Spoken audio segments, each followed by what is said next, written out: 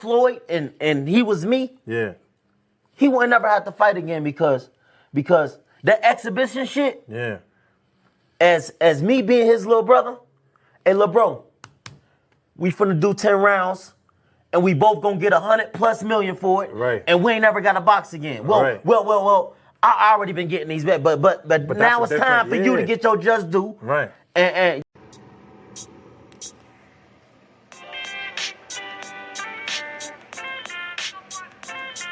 yo, you know the deal. We back again. We never slacking. Word 'em up.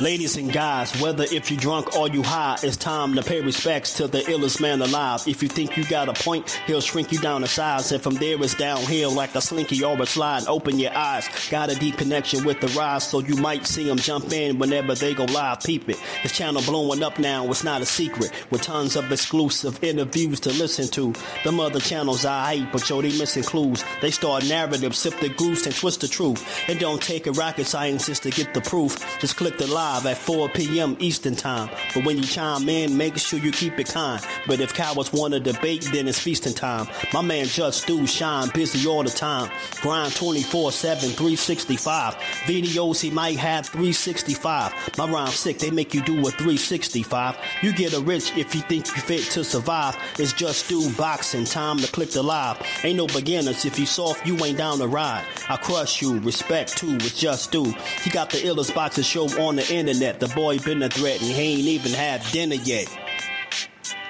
Word 'em up. Yeah. You know what time it is.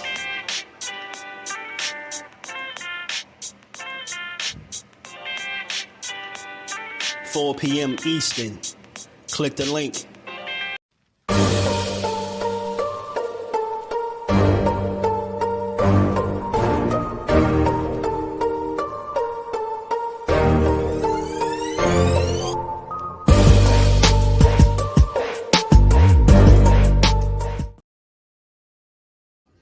JBT is doing it again.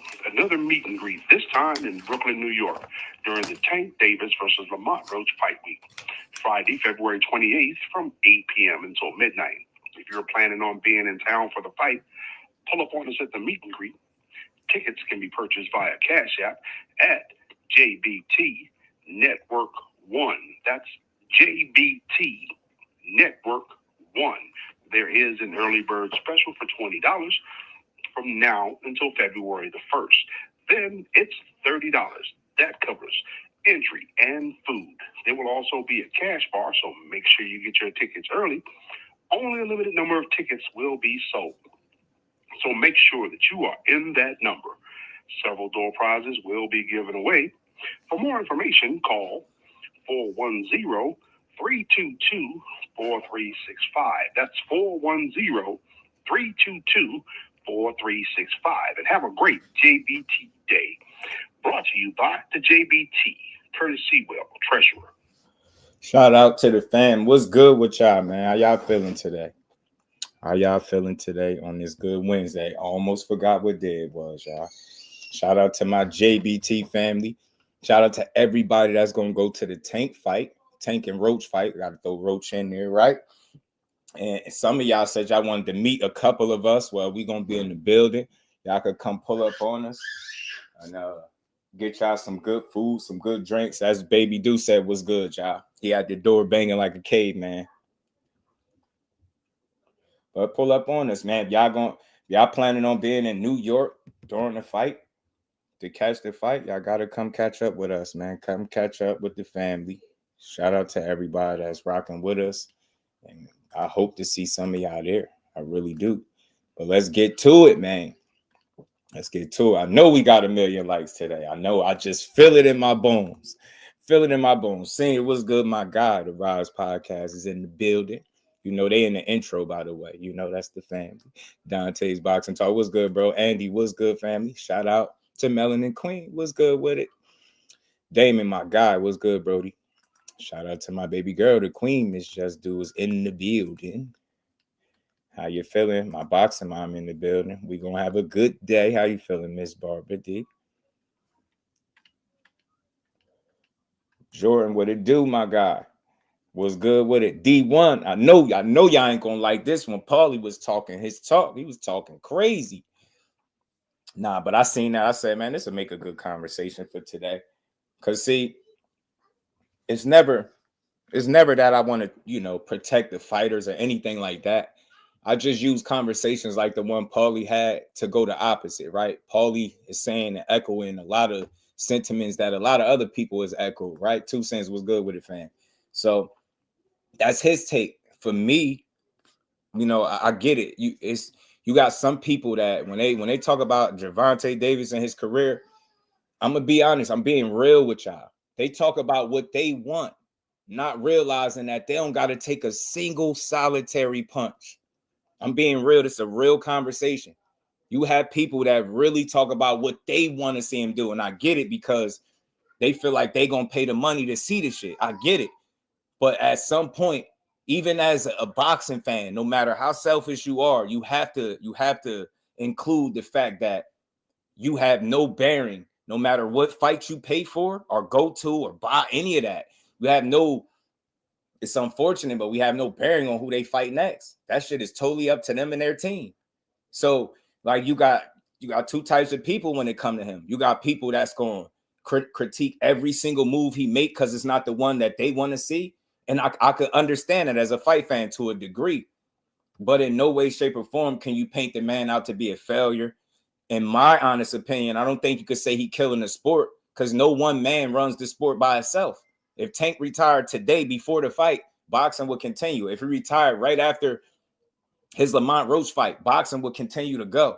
So, I respected Paulie. It's always respect because I come different than most people. It's not a personal. I'm not attacking his words. He can say what he want. But for me, they keep missing it. I'm going to keep saying it. Listen to the fighter, bro. Y'all keep talking about he never unified. He say he don't care about belts. Do y'all see the discrepancy? What people want for him, he might not want for himself because he don't care about it the way people do because he's the fighter. Listen to the shit he say. Like when coming from where he come from, he a winner. He a legend in his own right. With that kind of thinking, he's gonna move the way he see fit because he understand how fake the game is, and he the one that got to take them punches, bro. At least he will tell you. He will tell the fans, hey, look, I fight for y'all though. When I get in there, I'm gonna show out. I'm going to give y'all what y'all looking for. It might not be who you looking for, but I'm going to give you what you looking for. You get what I'm saying? It's what it is. It's what it is. But like I said, you just got 2 types of people.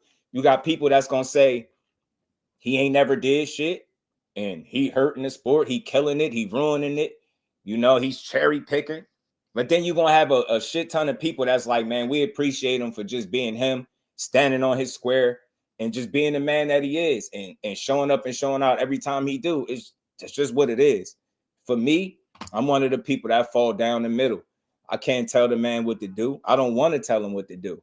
You get what I'm saying? Yeah, I want to see the fights, but I ain't about to stress because he ain't giving me what I said I want. It is what it is. I don't have to watch it, right? So, I don't know. We're going to get into this. I'm going to play the clip from Paulie, man. He had a lot to say, and look, I'm going to be honest. A lot of this shit that I heard him say, that's not the first time I heard him say it. You know what I mean? It's really not even no shock value. I'm not even surprised. You know what I'm saying? When you essentially wear one of the crowns in boxing and you looked at as one of the faces of the sport, you're going to get critiqued on a much higher level than everybody else. That needs to be understood as well. So it's just what it is, the unfortunate side of boxing. Uncle Rick is in the building. What's good, Uncle? How you feeling, Rick? Good to see you as always. Let's talk fashion. My brother Remo is in the building. Marcos was good. What's good? What it do? Cal Cooler, blessings, family. How you feeling, bro? Nick Ballin was good. So we're going to keep talking, man. We're going to keep talking, man. Again, I use these conversations like this to show y'all the difference between me and most people. I could get up here and say all of that shit that Paulie Malignaggi said, but I just think differently as it pertains to that man's career. I enjoy what I'm watching. I ain't tripping. I know how boxing go to a degree, and I know we don't always get everything we want. More times than not, we don't get what we want. So all I'm here to do is talk about how all the onus can't be on one fighter. All these dudes got to mix it up. Everybody, not just him. You get what I'm saying? Not just him. He wouldn't be the only guy to face underwhelming opposition, if that's what you want to call it, right? I mean, ain't nobody knocking down Jaime Munguia door. And this man, what is he, 40-something? Oh, he was 40-something. Oh, he just now stepped up and fought Canelo. I mean, if we talk about keeping the same energy and keeping it consistent, that man got more fights, got about over 40, and he just now fought Canelo, and we all know why. So that's all I'm saying. Don't just look at the lightweight division and complain about them and the guy that is essentially the money man, right? It's not just his responsibility to give us fights. It's every last one of these guys that say they're a top guy in any division, they got to fight, not just him. So again, you tell me, what's going to affect the sport more on the whole? Is it going to be one fighter not giving you the fights, or is it going to be the multitude of fighters in or around the same weight class not giving us the fights? How come we ain't get AJ and Wilder? People ain't pulling their hair out about that shit. You get what I'm saying? AJ just completely just ignored Wilder and went a whole separate way. Ain't nobody whining about that shit.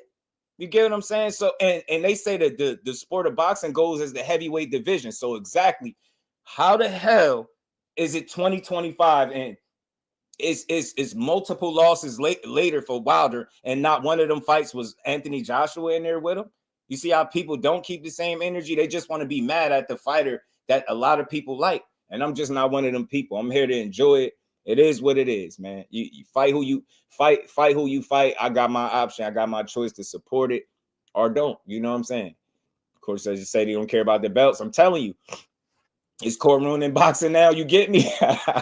You get me? And you heard why he said it. You heard he sounds similar to what Tank's saying. This shit, man, is fake, man. It's just so fake.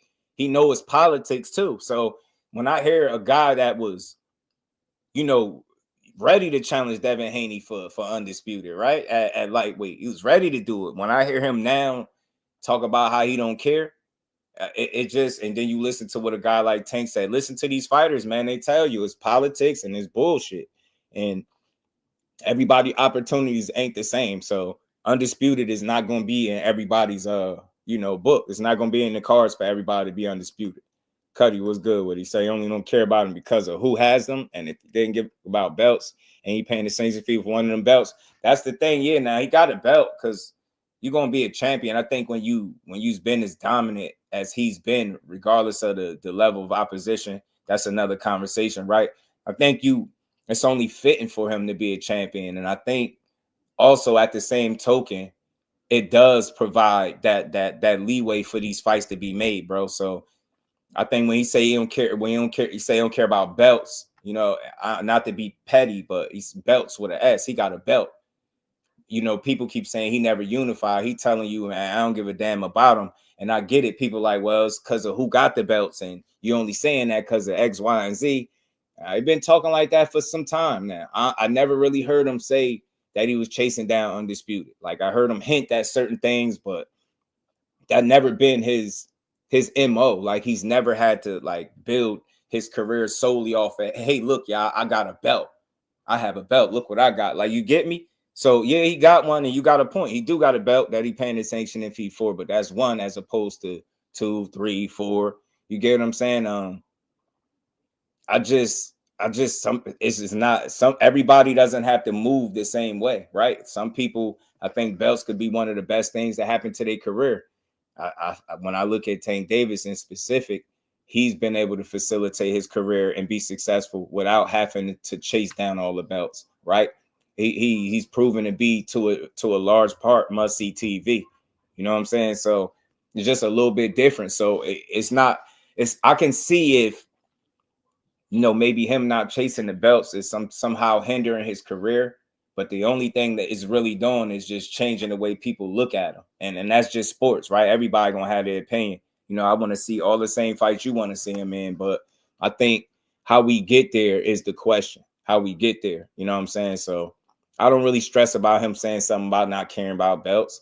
At the end of the day, as long as he care about fighting the people that it makes sense to fight, I care about that more than I do any damn belt. You get what I'm saying? And the belt is for them, not for me. The belts do nothing for me. I just want to see the fight. So with or without the belt, him and Shakur would be a dope fight. I will always think that him, Loma, Shakur, any of them guys mixing it up would be dope fights with or without belts. Belts just add a little extra, you know, a little extra on it. How busy would it do? What's good with it, bro? I wanted to see Kobe versus LeBron. Sports, can't pick and choose. Yeah. I think I get what you're saying for sure. Old school, what it do? Got to hold every fighter accountable the same way. That's what I'm saying. That's all I'm saying. Everybody got to get held accountable. You know what I mean? Everybody. So that's all I'm saying. Paulie just mad can't knock out the fish. Jay Grant, what it do, my guy? Man, trying to defend cowardice is nasty work. If you talking about me, if you calling see, this is the problem.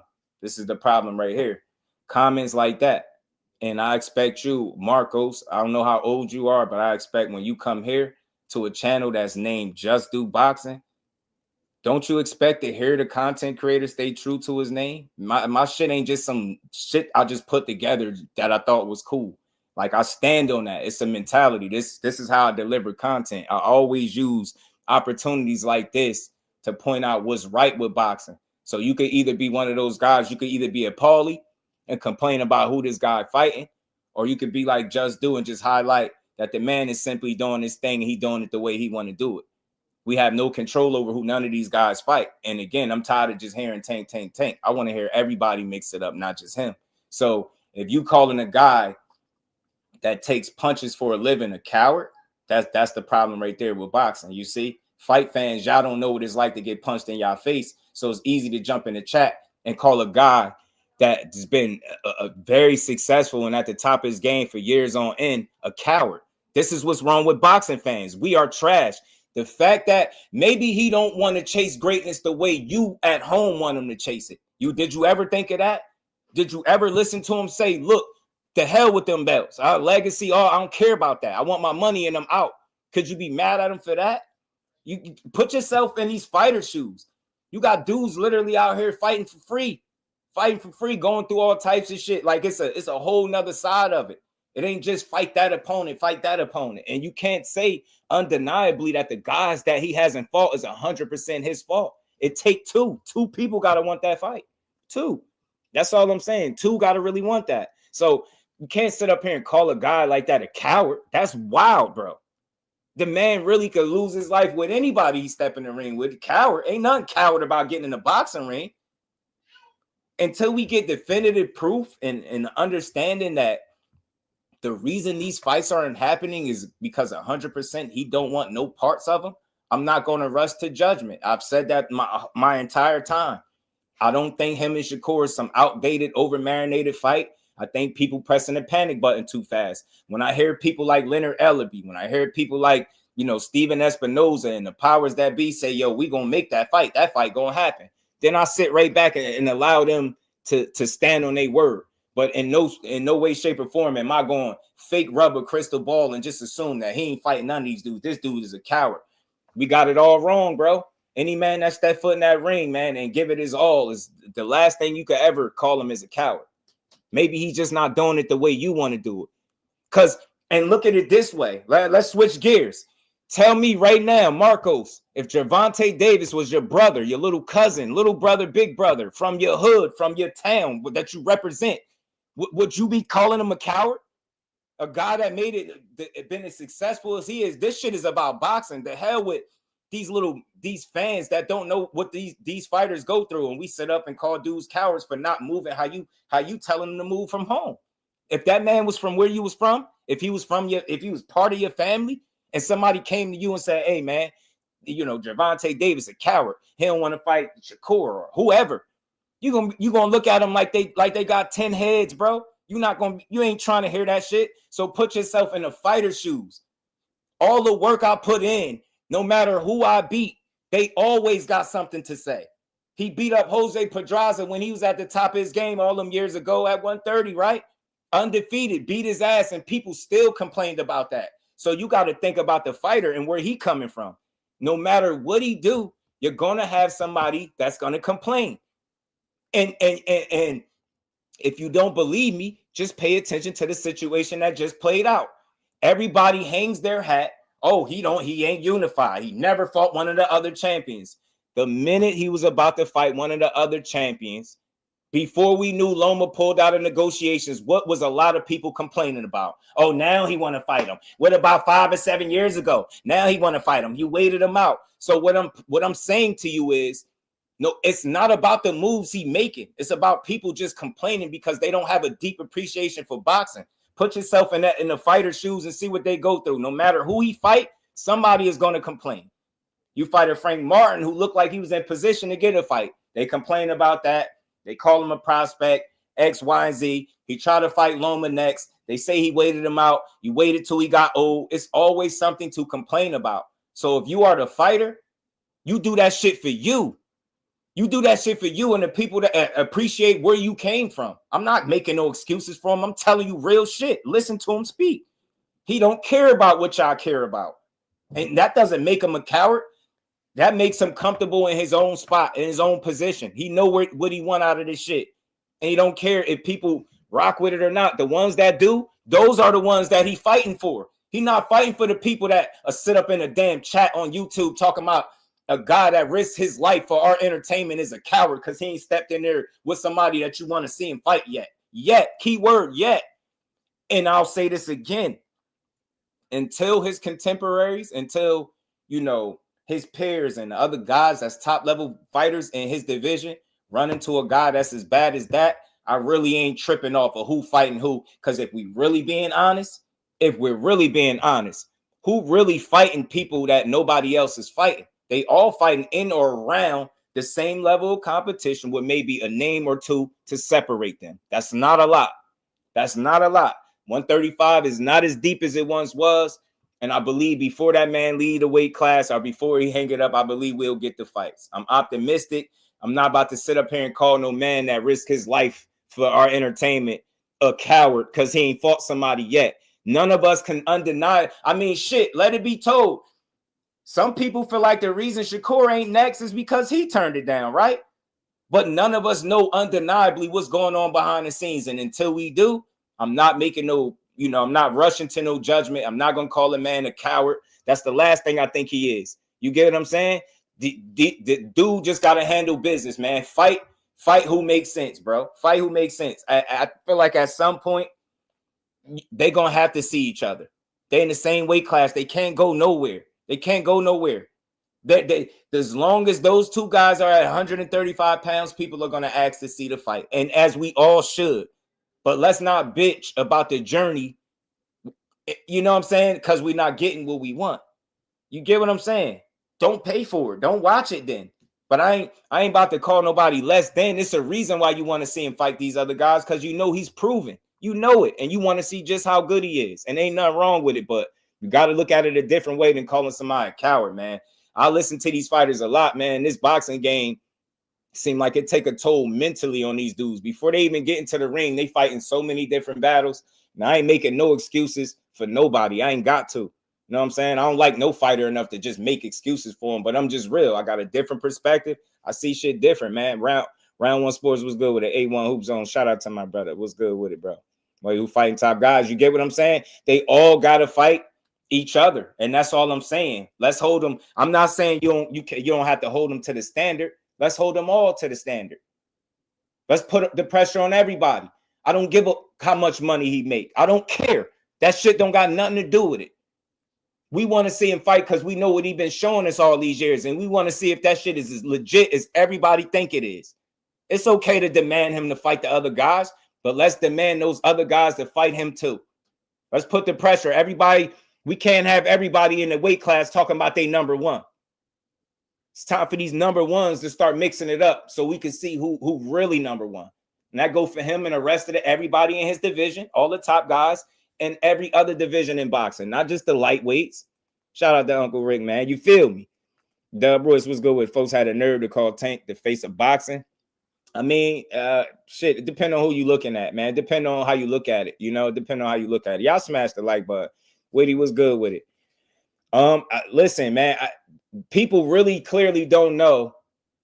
It's not all up to the fighters the way y'all think, man. Y'all think, can anybody in here tell me that he turned somebody down or he not fighting somebody or he avoiding somebody? That's just some shit you think because the fights ain't happened. That's what you think. I remember people told me him and Ryan Garcia was never gonna fight each other. This was the talk before. When they was lined up to fight, people kept saying, man, I gotta see him in the ring. Man, I'll believe it when they in the ring. And I know Ryan ain't a Shakur, but you get what I'm saying. They said that fight would never happen, and it did. Some shit just gotta happen. That fight had to happen. I believe Shakur and Tank gotta happen, or whoever else is a top guy. Those fights have to happen. That's all I'm saying. But we ain't got to shit on the man until you get what you want. You get what I'm saying? Until you get what you want. Shout out to everybody, man. Y'all smash that like button. From my view, what's good with it, fam? Claymore Rain, shout out to my guy. What's good, Brody? How you feeling? 35, we just figure out who he was until Floyd attached himself to his name. We was talking about Tank before Floyd, so if that's the case, I wasn't a household name. Who? I don't know where you're going with that one. DGO, what's good with it, fam? Shout out to everybody. Only reason we on his ass because he called all of them easy. Listen, I want to be clear. Hey, Cuddy, ain't nothing wrong with being on his ass about making the fights. They all say each other. Well, nah, they don't all say each other easy. But shit, that's what he supposed to say. What he supposed to say? Nah, I think this dude gonna be tough. And he talking shit. That's how fighters talk, bro. But I just feel like, you can't blame all of one side. If you don't believe me, I mean, what did it take? Errol Spence and Terrence Crawford almost didn't get made, right? Because they couldn't get on the same page, and it took for those two people to reach out to each other, establish an open line of communication, and they got it done. To be honest with y'all, Shakur Stevenson and Gervonta Davis give me Errol Spence and Terrence Crawford vibes all over again. From the sides, the streets that they represent or that they was on, to the back and forth, to the who's ducking who, it's Terrence Crawford and Errol Spence 2.0. The fact of the matter is nobody can say undeniably that anybody is being ducked. And I don't give a damn how you dress it up. If I ain't hear from the powers that be and the people that's responsible for making that fight a reality, I'm not about to push it. You get what I'm saying? So I think we just got to sit there and wait a little bit. I don't think the fight is over marinated. I don't think the fight is not about to happen. So we just got to wait and see. But in the meantime, let's enjoy the show, man. That's where I'm at. Because I enjoy boxing. Not going to be one of those guys bitching and moaning every day. You can't pick who these dudes fight. You know what I'm saying? You can't pick who these dudes fight. And after seeing how Jaime Munguia got upset and all the upsets I've seen in boxing, anything can happen. So it's not about the name, so to speak. It's not about the name, bro. It's how you perform on the night. And that's what made Tank who he is. You get what I'm saying? Maybe you ain't getting the craziest names you want to see, but those performances be second to none. It's a consistency within him as a fighter from fight to fight to fight to fight. And you just got to appreciate that. And again, it's nothing wrong with wanting to see him tested all the way with the absolute best that his division got to offer. That's never an issue. The issue is, why do you have to shit on the man and discredit everything he's done up until this point? That shit don't make sense to me. It's like you're missing it. It's like, so how did he get to where he at if he just wasn't shit the whole time? I'm trying to understand something. I don't get it. I mean, how are people complaining about a little ass guy that been in 4 different weight classes and they making it all about 135? He started at 26. I got so many questions for these people that complain, bro. That's all I'm saying, man. I ain't saying I don't want to see them fights too, but I ain't about to cry. I ain't about to cry and say he ain't doing shit. He ain't fighting nobody. This guy's a bum. This guy's a cherry pick. Man, boxing ain't like what y'all think. I'm telling you. You say, okay, Just, how about this? What makes a person the face of boxing? That's a great question, bro. That's a great question. Paulie got his nerve. Remember, don't duck me, son. Thurman was on his ass. He said talking without backing it up. That's fighters for you. That's boxing for you. A lot of shit gets said and don't get backed up right away. You know what I'm saying? But that's how you know all the decisions ain't just solely up to the fighter. These fights got to make sense. These fights got to make money. People got to get paid, right? You got to ask yourself, can you say undeniably everybody is ready to take that risk right now and making the most dangerous fight for themselves? You don't know that to be true. So we just got to sit back and watch this shit play out. And I think, like I always say, y'all, time reveals all. The problem is y'all rushing the judgment and y'all just assuming that none of this shit gonna happen. He said this. I don't give a damn. But a lot of fighters say stuff and it don't happen. He wouldn't be the first or the last. That shit ain't just start or stop. It ain't gonna start or stop with him. You get what I'm saying?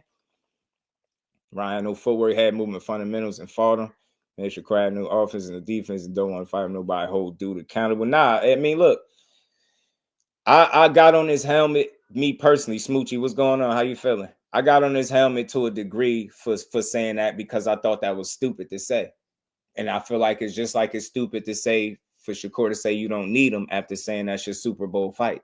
So I keep the same energy. Yeah, we could hold him accountable, but it's just words, bro. That who cares about? You get what I'm saying? Like that's just little shit talk, right? We all know he just talking. You get me? I'm real enough to call it out and say he sounded crazy when he said that about Shakur. But you can't then turn around like when they ask you about how you feel about Tank saying he retired, you say you feel like it's soft. Was it soft when you were talking about retiring? So I keep the same energy regardless of what fighter I'm talking about. But the shit just don't be that deep, right?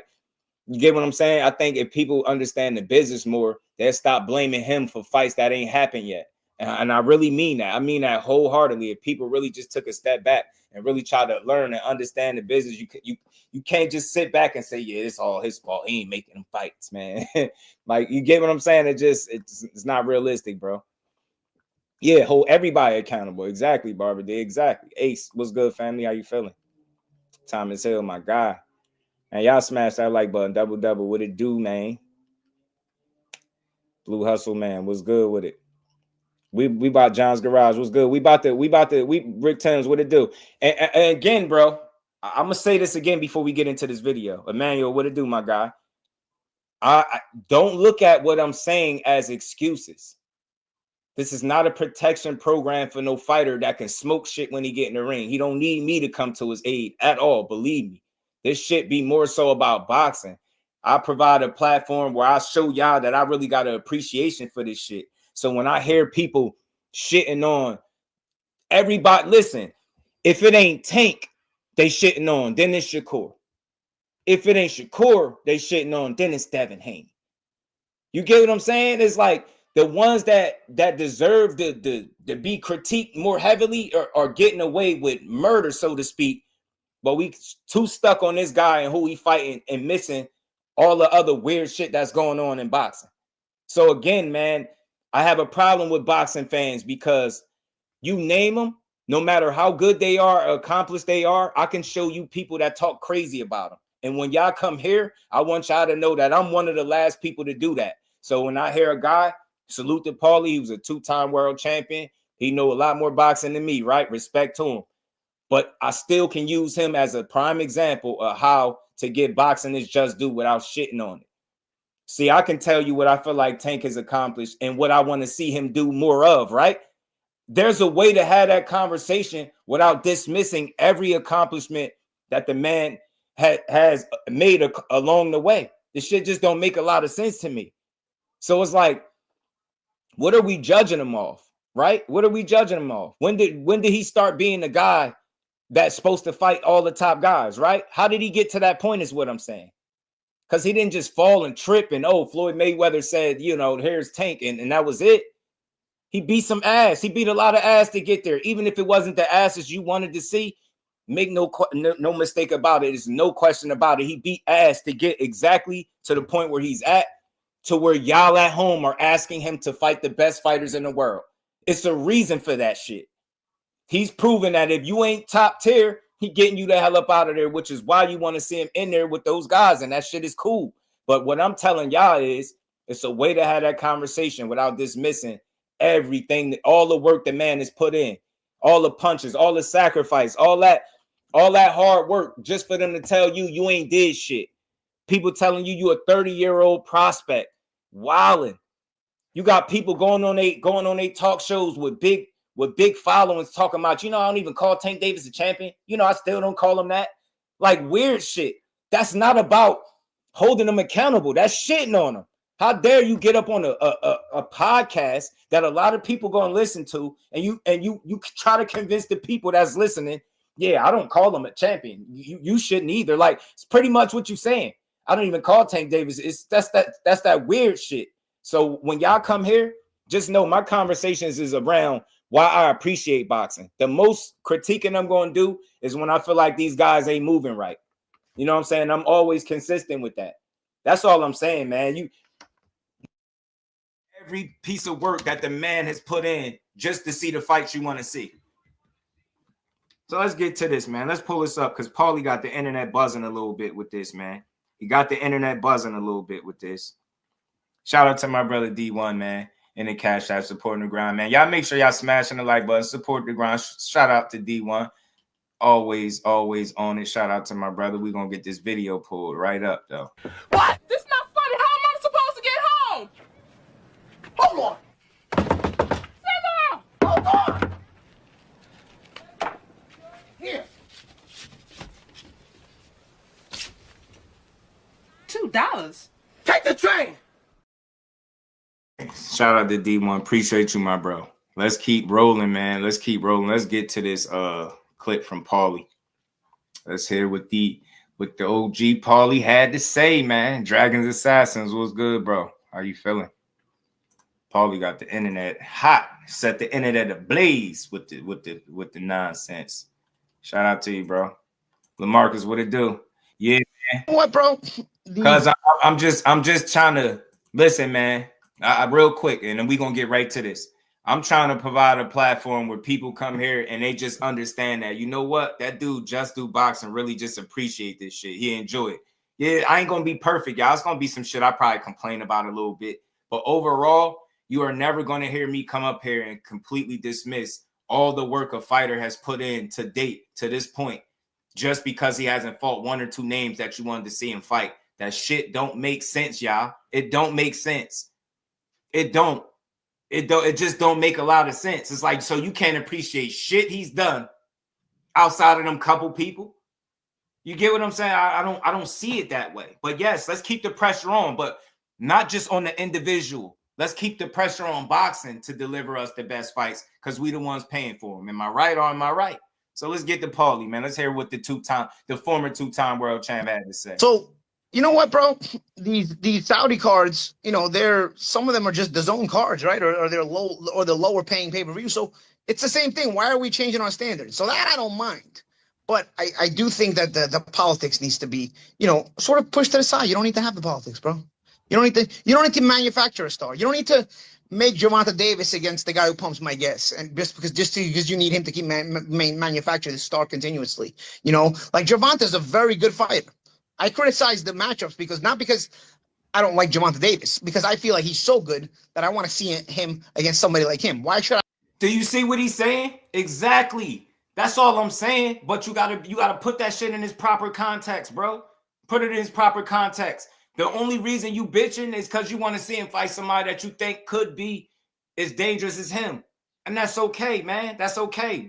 You hear what Paul, he's saying it. He telling y'all this is what it is, man. I get it.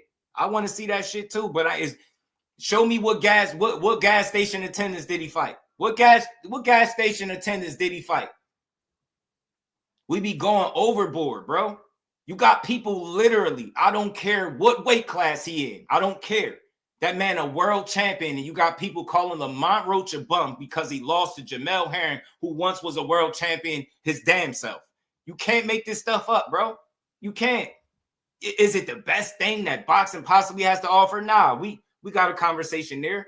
But he ain't fighting no damn gas station attendants, bro. That's a stretch. That's a stretch, bro. That's just diminishing everything the man is doing, bro. Just because you need him to keep manufacture the star continuously. You know, like Gervonta is a very good fighter.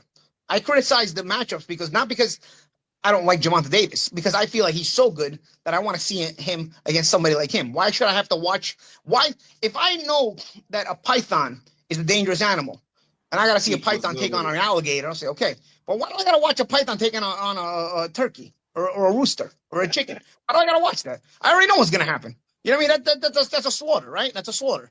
But you know what? You gotta give it a Nile River crocodile or alligator, and when I confuse alligators and crocodiles, but whatever. Give it a Nile River alligator and a python. All right, bro. You know, you got me interested. You're like, all right, bro. Let's see who wins this. You know what I mean? Hey, I want you to know, hey, Jordan. I want to be clear to everybody, not just you, everybody in here. Just do it. I don't have a problem with y'all holding him to his word.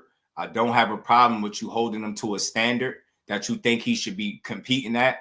I don't have a problem with that. My issue is when people dismiss everything he's done and undermine and downplay everything he's done all the way up until this point. That's the shit that I don't rock with. You get what I'm saying? Not that you're holding him to the standard, not that you holding him to his word about the list. None of that. That's all cool with Jusdu. But you don't have to shit on every single opponent that he's fought. You get what I'm saying? Without even putting it into no context. You got fighters running around here, bro. Because people, J-Boxing, what's good? You got people, talking about rehydration clauses so much. They treat it like he made the rehydration clause when it's the sanctioning bodies that did it. So you get what I'm saying? You got people running around saying, oh, he fight all his fighters on rehydration clauses. That you should have a problem with that. If you are a fan of the truth, the hell with boxing. If you're a fan of the truth, you should have a problem anytime somebody comes out their mouth and say everybody Tank Davis fought had a rehydration clause, when in reality it was only 2 people out of 30. And neither one of those guys fought him in the weight class where they should have fought him at. That's the shit that I got a problem with. All this just nitpicking and, yeah, let's try to diminish and not get a man his credit. Over here, I'm Jusdu for real. He gonna get his, man. He gonna get his. I ain't gonna praise him. But, man, you're not gonna tell me Tank Davis ain't never did shit. The reason why you want to see him in those fights is because he's been doing a whole lot of shit. You get what I'm saying? They fight, obviously we're not fighting to the death in boxing, but nonetheless, intrigue me. The Gervonta Davis fight with Lamont Roach. Lamont's a good fighter. He's a perennial contender. He's been a contender for his whole career. I think he's been pro for about a decade. I can remember him all the way back in his Golden Boy days. Was, solid perennial contender. Always came up just a little short, and then finally got over the hump and won his world championship. That's great for him. But that doesn't mean now you put him up in the next weight class against a bona fide star, of pay-per-view star, and you make him the opponent. A weight class where he already competed several times. Matter of fact, he had more fights at the weight class than Tank. Let that sink in. The weight class that they keep complaining about him fighting in, the one that he said he going to be more comfortable and healthy in, probably stronger and all that. Yeah, that weight class, he had more fights in that weight class than Tank did. That's for the people that don't do their homework. That's not how you're supposed to do that, bro. You know what I mean? So that's why when I hear guys like Davis talk about they want to retire because they're not motivated anymore, and bro, that's just because they overpaid you. You know what I mean? And again, I don't like to bring up money, account other people's money, but I'm bringing it up only because that's part of the reason he said that. Like, he's like, I made my money, this and that, and I won't. Bro, what did you accomplish though? Just because it's funny because people are so stupid. And see, that's the problem. Let me stop him right there, and I'm gonna try to keep it going. That's the problem right there. You asking him what did he accomplish? He's an underprivileged kid from Baltimore that just came from nothing. So again, I really want y'all to understand me. This is not about defending. This is trying to really help people understand the difference. What y'all want out of him, or what y'all expectations of him, his mind ain't there. He looking at it like, yo, I came from nothing. How dare you tell me what did I accomplish? Think about it. He's been a part of, a system that lost kids regularly. You get what I'm saying? He beat the odds so many times over. So when you say, what did he accomplish? That's what he accomplished. He beat the odds, bro. You might not like it. That might not mean nothing for you. When you're talking about an all-time great, maybe his name don't come up, but I don't think he gives a damn. I don't think he cares. It's just time for people to accept it. I don't think he cared. He told y'all the shit that Paulie is talking about. He's like, yo, I don't care about that. Where I'm from, I'm going to always be that guy. I'm going to always be a legend where I'm from. I beat the odds, bro. It don't matter who I fight. So if they overpaid him, that's a different conversation. But you can't dismiss everything that he's done up until this point. Especially if you step back and you just look at how he looks at himself. He don't think he's a failure. He feel like he's accomplished. He beat the odds. He thinking totally different. Y'all just thinking in terms of boxing, legacy, greatness. To him, he already proved to so many people so many times over that he great. Just tell me that I'm lying. So that's all. What y'all want out of him and maybe what he want for himself might be different. That don't make you wrong, but that's where the problem is at. People don't understand what you want for a guy. They got to want that for themselves. Like, why we telling him he ain't great because he ain't fought this one? and he telling you he really fought the odds and beat them. He done escaped death and, you know, beat like so many others, trials and tribulations along the way. You gonna tell me that I ain't did shit because I ain't fought somebody? That's all I'm doing. All I'm doing is having a conversation that's speaking to the other side of it, because there's always another side. And that's just how we see it, bro. I don't think I'm all point with this one. Shout out to my brother. And we ain't never got to box again. Well, well. I already been getting these bets, but now it's time for you to get your just due. Boxing mom for the super sticker, much love. And we ain't never got to box again. Well. I already been getting these bets, but now it's time for you to get your just due. Shout out to my brother, man, behind the hands TV. After a long day of spending this old woman's SSI check, I stopped to tune in to Just Do Boxing, man. That's my brother. Boxing knowledge, what's good? We gonna keep building. Ann McQueen, what it do? Just laid out. I'm going to borrow a quote from the greatest senior Cobbs. It's bigger than boxing. They think what they think is an excuse is really the reality. Y'all just don't want to accept it. Put yourself in his shoes. Any of y'all that's being overly critical or thinking he ain't did shit in the sport, just put yourself in his shoes. I know it might be hard to do that, but just say, hypothetically speaking, you are an undefeated fighter at 30-0 that came from the same circumstances that he came from, and somebody dare question what you doing in the sport and say you ain't did shit. You ain't trying to hear it. You ain't trying to hear that shit neither. That was your little brother or your big brother or your cousin or a relative of some sort, and his name was Tank Davis. You will be bragging about him everywhere you go. I don't want to hear that shit. You'll be bragging about him everywhere you go with anybody that'll listen. You'll be proud of what he did. So that's all I'm saying. I ain't saying we can't demand that he fight the absolute best, but you don't got to diminish everything he's done up until this point just because he hasn't given you a couple fights. That's all I'm saying, bro. That's all I'm saying. Let's keep going. That they think just because somebody makes money, it automatically merits that they're successful now. That's it. You're a success. And I get it. You can't be poor and be successful because then it's not a good look. But money is not the be-all, end-all for success, even though people are brainwashed to think so. So they throw you a bunch of money, but you don't have a single Hall of Famer on your resume. Not one. And you're talking about your retirement. Hey, no, I'm not arguing Paulie's point. I'm just speaking for the other side. What he's saying making a lot of sense. But can you eat the Hall of Fame? Can you eat belts? Can you eat legacy? Can your kids eat legacy and belts? Seriously. So you can't say because the problem is he got the money without having to do what a lot of people had to do, maybe. And maybe that's why they envy him. They like, how is this guy able to make all of this money and not take the most dangerous risk and the biggest challenges out there? How is he able to not chase legacy and still be the guy? Maybe that's the issue. But like I keep saying, and I'm going to keep saying it till I feel like y'all get me, in his mind, you can't tell him he ain't made it. You can't tell him he ain't made it.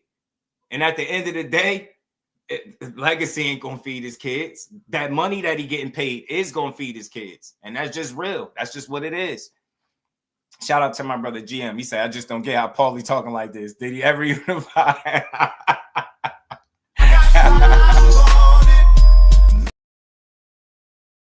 And I rock with Paulie. I'm not like arguing against him. I'm just speaking for the other side. He's speaking for a lot of fight fans that echo some of these same sentiments when it comes to Tank Davis. But the money is the driving force for that man. He just told you he won his money. He don't care about the legacy and belts. So y'all gonna keep arguing to the day he retire about the same moot points after a while, because it ain't moving none. Big Dre, what it do? Money is not the end of all measure of success. Then I don't want to just take the money. Double. Bro, Santa Cruz will be a Hall of Famer. I think so too. Everything about John, I think so too. Shout out to Paulie. Mr. Tyler, because you just accomplished it all. Dude, that's crazy to me. Wild to me. That's wild to me.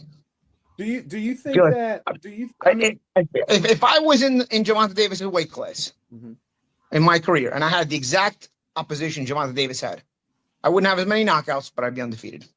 I wouldn't have as many knockouts, but and that's the resume we're talking about. We've just turned into a pay-per-view star. Now, and look, respect to Paulie. That I get it, but I don't know. I don't know about that. I can't say that 100%. I don't. That's so subjective. That's like hypothetical. I don't know about that. I don't know if you would have beat everybody on his resume and been undefeated. And the problem is, y'all, when people say that, they make it seem like he had all his fights at one weight class. He been through 4. He been in as many as 4. He started at 26, so I don't know. I don't know if you would have just beat everybody. I don't know about that. Let's keep going, man. Could it be the knockouts? Possibly. I'm not hating on that. Can legitimately punch. But he's got so much ability. Why can't I see him against somebody like him so that I can see, does he have character behind the ability? Or is he spineless? Does he quit? You know, why can't I see him? Because he's at the level now where I should be able to know that. Right. You know, that's what makes them. Respectfully, is in my opinion, it's only one Gervonta Davis in the sport of boxing. That's just him. Whether that's good, bad, or indifferent, I don't think it's another him. But I get what Paulie is saying. That level, you know what I'm saying? Not necessarily exactly built like Tank, but that level. Special. That's what made Ray Leonard special. He went through the difficulty of fighting at Tommy Hearns. Even Floyd Mayweather. Listen, he's dominant. He took on the guy that everybody thought he was going to beat him, Diego Corrales. But then I remember he struggled against Castillo. And what did he do? He went right back after him again. You know what? And beat him in a second fight that if you watch that fight closely, it's not easy even in the second fight, but he made sure he spreads the gap enough for you to know, you know what, I'm better than this guy. You know what I mean? But we got to see the character. You showed it to me. Right. And I got to see you, struggle in the fight. I don't care what you say. A 6-foot barrier is going to give Paulie the Magic Man some problems. I don't care what you say. That 6-foot barrier is going to give you some damn problems. Stress in the fight. But I saw you overcome it and look good doing it. Now it makes me more of a fan. I'm gonna reach out. I know somebody that knows. I can't get into this goofy fanboy thing today where you just want to watch, to go back to the example I use, you just want to watch the python kill the chicken. And not to say that the other professional fighters should be called a chicken, but it's just like they don't belong in the same ring yet. You know, Lamont Roach, if he would have made 4 or 5 title defenses at 130 pounds, okay, you know what? Now you're selling me a little bit. Okay, we got 4 or 5 title defenses at 130 pounds, and he's going to go up to the lightweight division, and Gervonta's going to fight him. You know what? And he looked good in those 4 or 5 title defenses at the same time before he fights Gervonta. Now you're like, you know what? Oh man, now I'm curious. But no, what are you doing? You're doing the same thing you did against Alex Garcia. You're just recycling the same thing. As a matter of fact, it's the same champion, WBA 130-pound champion. You did it all over again. As a matter of fact, who did Lamont beat for the titles? Alex Garcia, because Alex Garcia went back to 130, still had the same belt. So you're just recycling the same move over and over again. We're not even progressing. So you're killing the sport for lining your pockets. And the people that run your business are killing the sport to line your pockets. I defend the sport, guys. I defend the sport, and so I want the best matchups possible. You're not going to entertain me with these kind of B-level matchups just because they're called pay-per-views and you say you masquerade them as something special, you know? Do you think getting to the point where somebody's undercards are better than the main events? Right. You know? I think, though, in his defense, I think, him showing up makes it an event, and it just adds a certain layer of special to it, right? I get what he's saying about the level of opposition. A lot of people say that, and there's nothing wrong, again, with demanding that. But I think people should take a step back, especially the civilians like of the boxing world. We out here calling world champions bums. We out here calling world champions cowards. We out here calling world champions scary. Like, you just don't get to the level that any of these guys got to, being spineless, being scary, and none of that. And none of that. And Paulie know the game. It's a side of it that he ain't speaking on, bro. It's a side that he's not speaking on. You get what I'm saying? But shout out to Paulie. They used to line up to fight Paulie.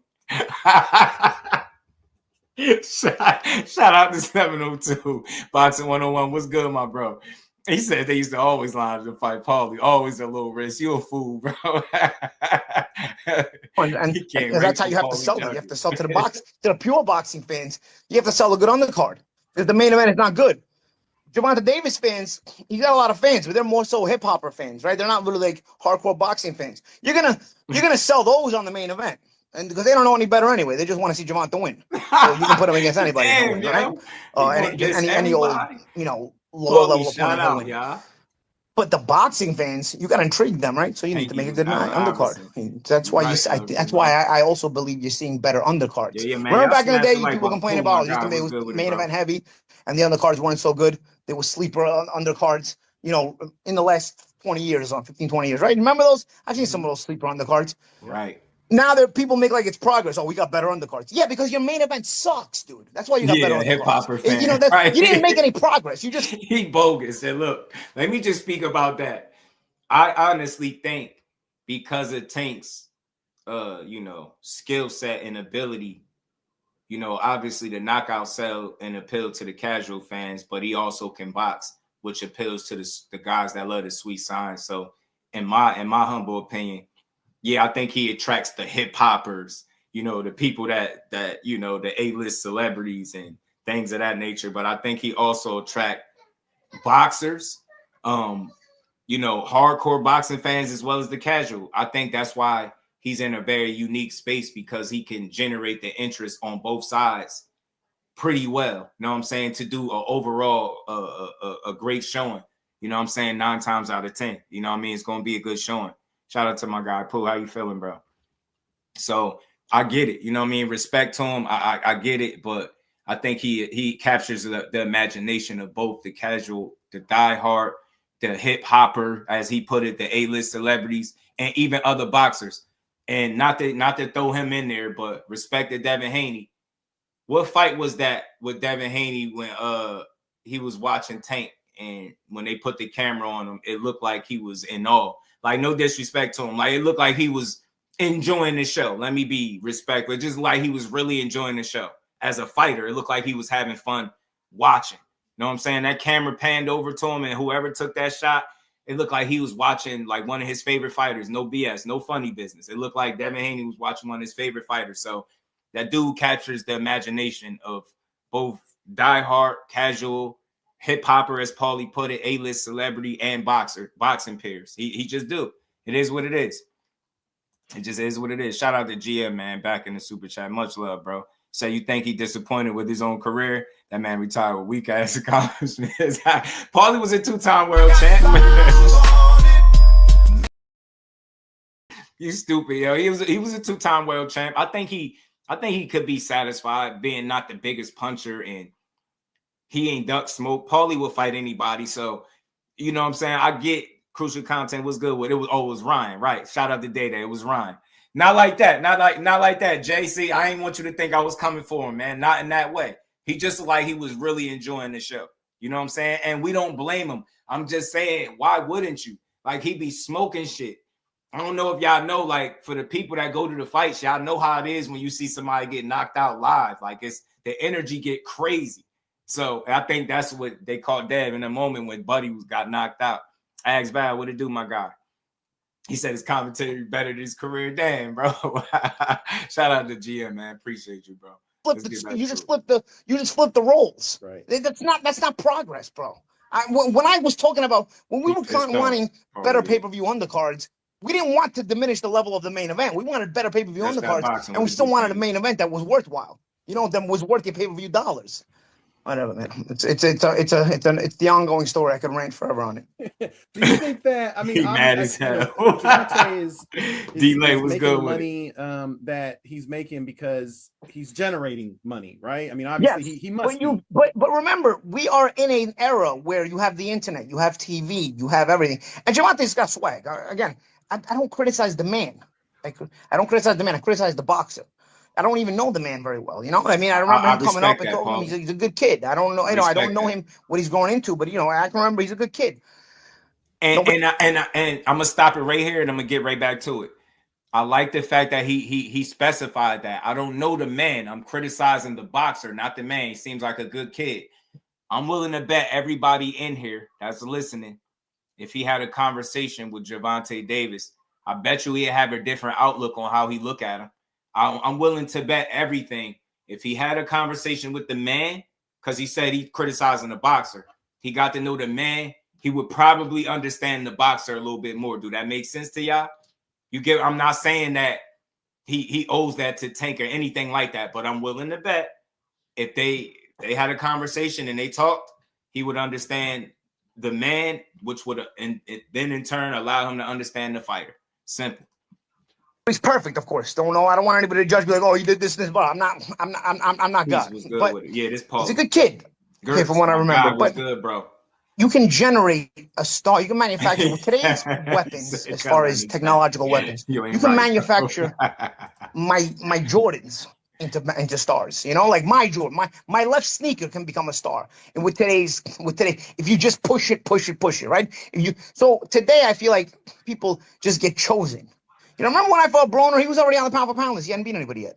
I mean, you were choosing him to be a star. Now, Broner was too brave for his own good. He actually took on too many top fighters. Broner could have played the Gervonta role, the Canelo role, where you just pick and choose, because they were making him a star. But Broner was too hungry for his own good, as far as he actually wanted to be great. People got to see. That's the thing about AB, man. People are gonna criticize. Yeah, he was a bit fractured as far as some of the things he did, and he was taboo as far as, you know, you don't want to see guys do certain things or say certain things. I get all that, but bro, look back at Broner, the choices he made for opposition, and compare them to the oppositional choices these manufactured stars make today. Because they were trying to manufacture Broner back in the day, and he refused to be manufactured. He wanted to earn it. He wanted to be Floyd. Think about it. Floyd was not manufactured. Floyd earned it. He actually fought a lot of top fighters. People talk about late career. Oh, Floyd didn't fight Margarita. He didn't fight this. He didn't fight that. Bro, Floyd fought them all getting to that point. That's why he was a pay-per-view star by the time he got to that point. Do that. Now they just manufacture a pay-per-view star. They just decide this guy's a pay-per-view star. Based on what? Like, Gervonta became a pay-per-view star based on what? You manufactured it. You created a demand for him. You manufactured him. He can fight. But he actually never took on somebody that you're like, whoa, he got over the hump. That's a pay-per-view star. Remember, Floyd had to beat Oscar. Floyd was a super good fighter already. But he was. I mean, to his credit, he was the underdog against Pedraza. I know that was so long ago, but I don't think they manufactured a star. I think they built one. And I think that people accepted him. Like, Floyd started him out, gave him the platform, the blessing. He took the torch and he ran with it. And I think people grown to have a respect and love for the young man, and that's just where we at. And I think the knockouts did it right. Now, you know, maybe Floyd. We know there's no doubt in our mind that Floyd fought the who's. Mr. Empire, what it do? He fought the who's, no denying it. But I think Tank was able to do it with the blessing of Floyd, right? With the shining the light on him, and he took it and ran with it. I think him constantly producing the knockouts, knocking people out, and just becoming like an interesting figure as far as a fighter to people, right? And then he grown it.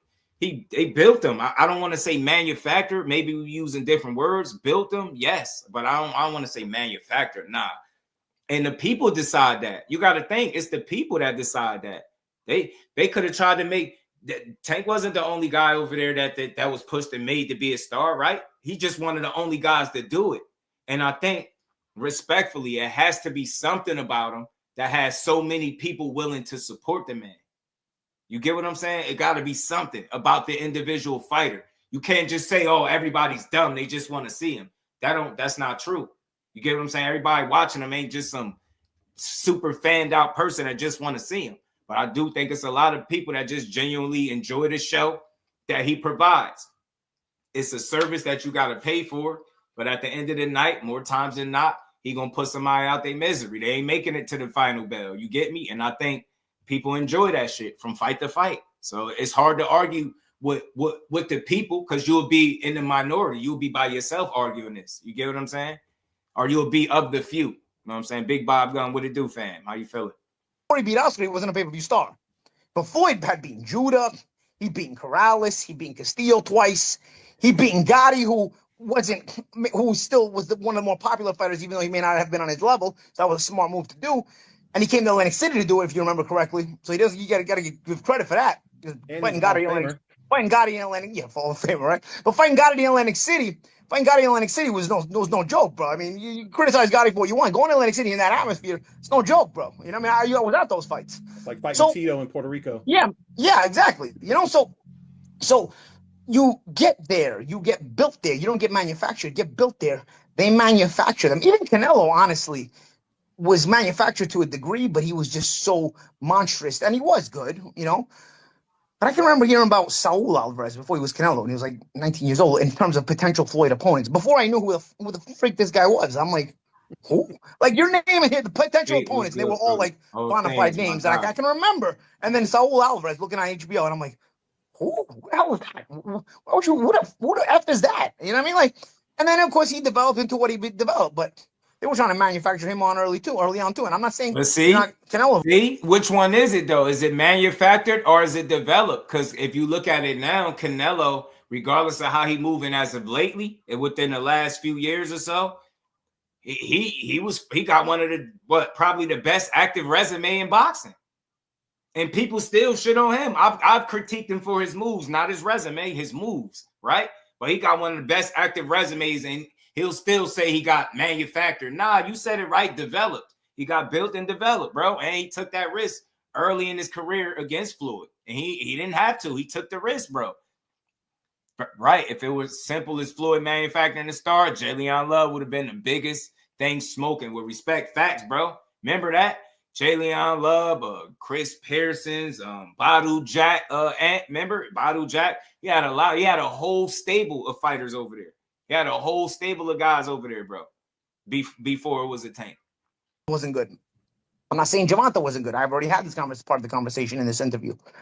But to become the star, there's a lot of good fighters. To become the star, that push. Why do certain guys get it and certain guys don't?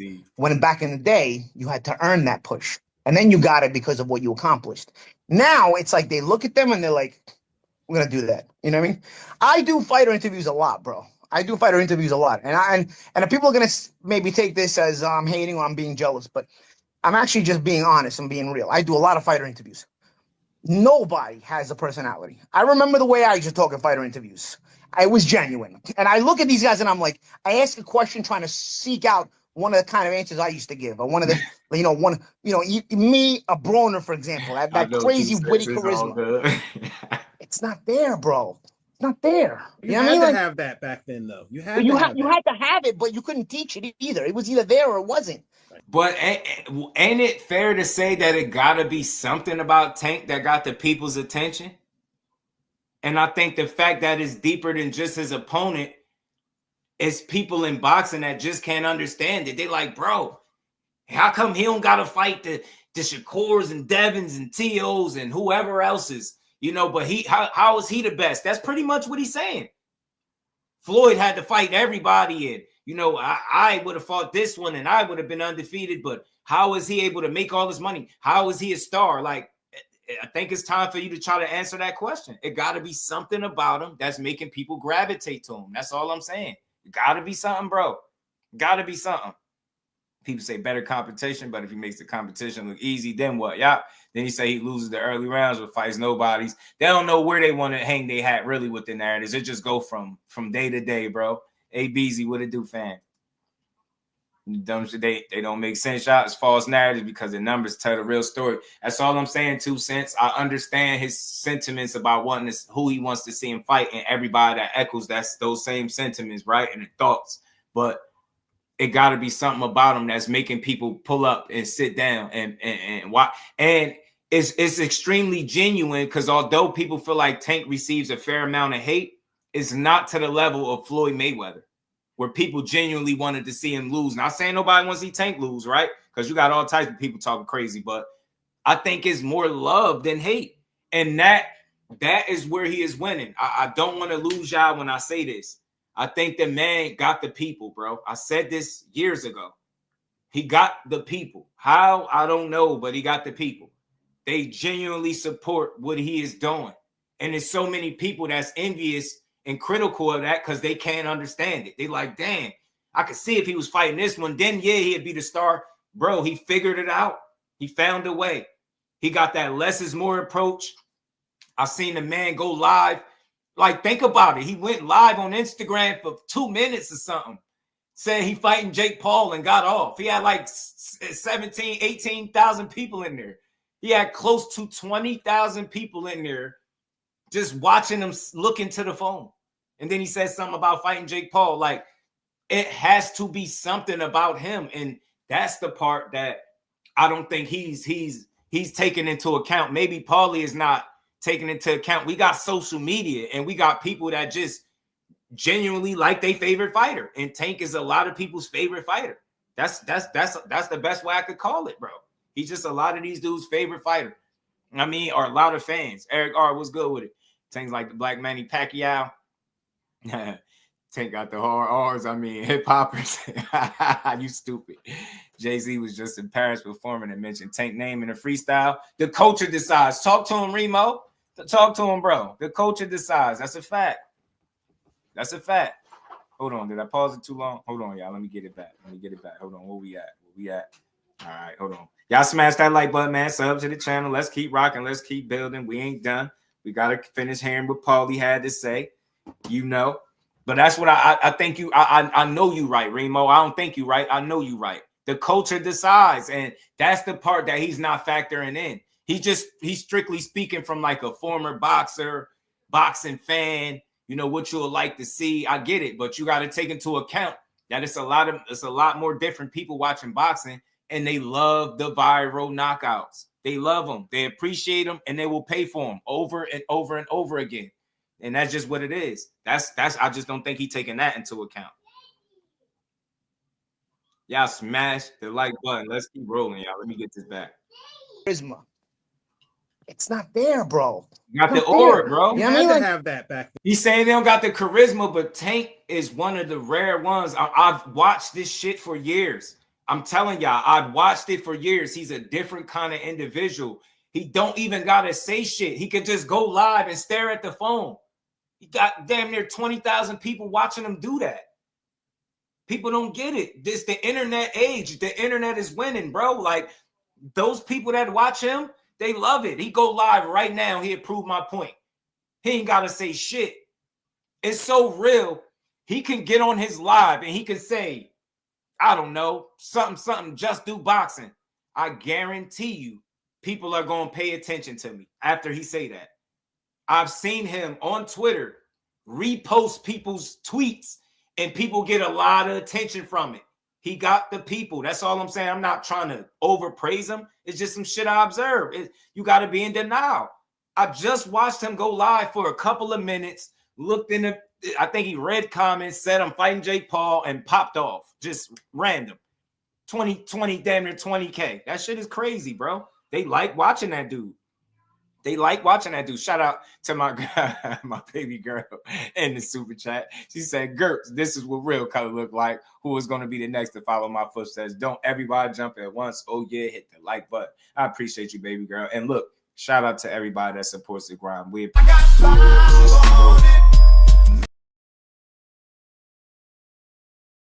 done. Let's keep rolling. Akello, my guy, said, dude came from sleeping on gym steps to a multi-millionaire. Facts. He goes back and helps his hood, help the other boxers coming up, loyal.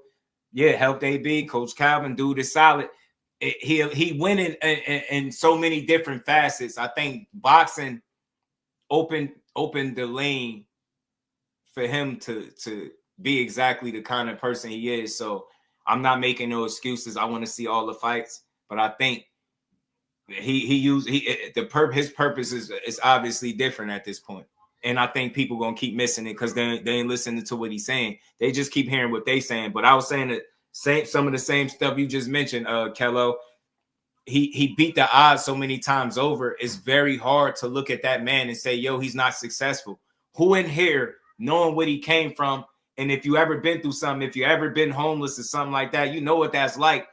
And say you make it to where you are at now, you ain't even got to be a multimillionaire, and you successful in your own right. So for him to beat all them odds, for him to avoid the pitfalls of the street and shit like that, it's just a different type of win for him. That's all I'm saying. It's just a different type of win. And maybe it ain't good. Maybe his greatest wins is not going to be provided or showcased in the boxing ring. Maybe it's going to be with the shit that he's able to do with the money that he's made in boxing, with the connections that he made in boxing. Who knows? You know what I'm saying? Maybe it'll be a lot of people that could look back and say, hey, because Tank Davis was in position, winning these fights, making his money, he helped me out. I don't know. I'm just looking at a different side of it. That's all. And that still don't mean I don't want to see the fights. Yes, I do. I want to see them all. Shout out to Free Smoke. Maybe less people would like him if he started giving what these Paulie Malignaggi say. Right. Shout out to Free Smoke.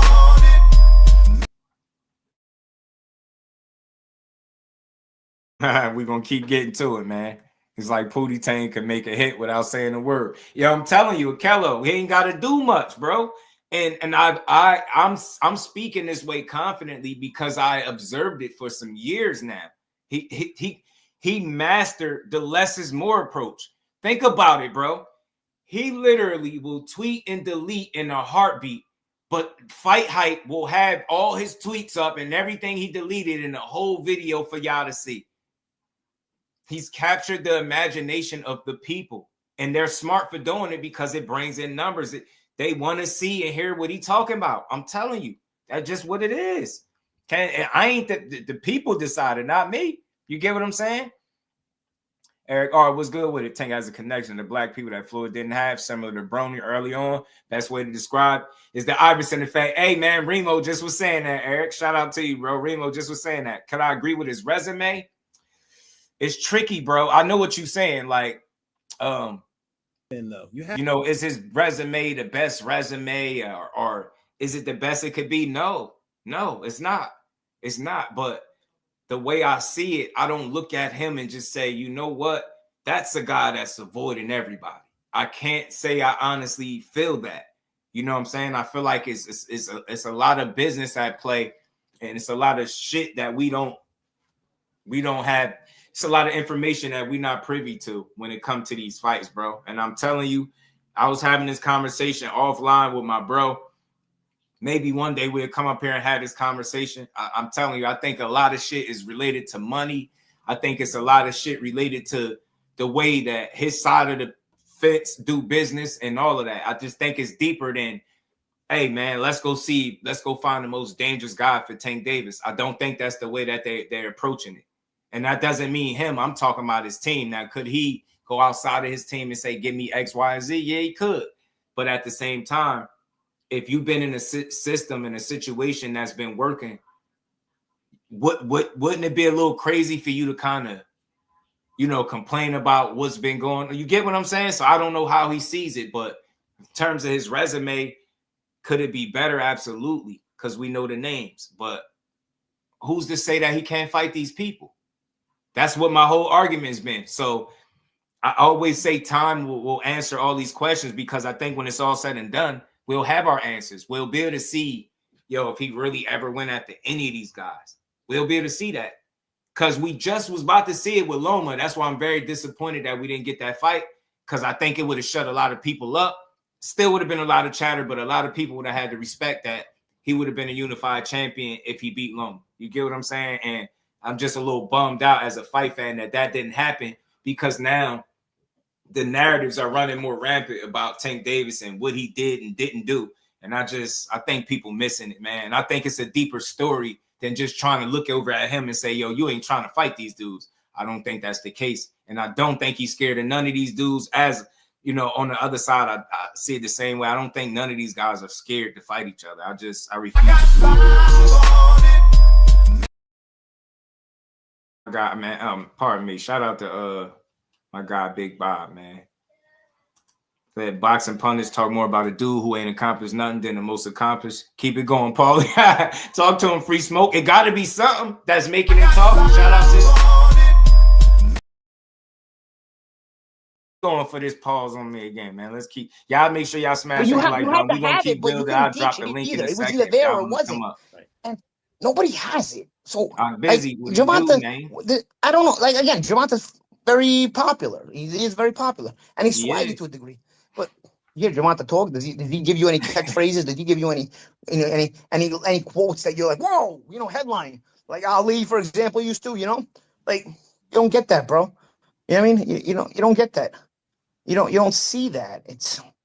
But isn't that more of an issue with the consumer? Right? Like if you're Canelo, if you're Gervonta, like if you can, have a fight and still make and generate X amount of dollars, because perfect example, Mike Tyson, Jake Paul.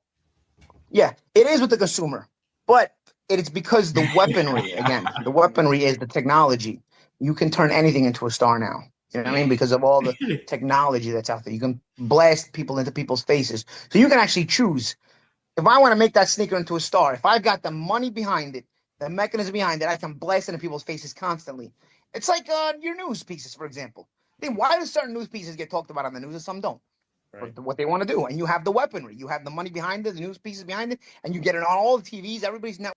Listen, I really get what he's saying, but the thing that he's leaving out is I don't give a damn. In boxing, I don't care how much money is behind you. You have to perform on the night. You have to. We can name a ton of people that was getting pushed before Tank. The difference is he continued to win. So whatever position that he was put in, he made the most of it. If it wasn't the most dangerous guy, he still made the most of it, regardless of what, right?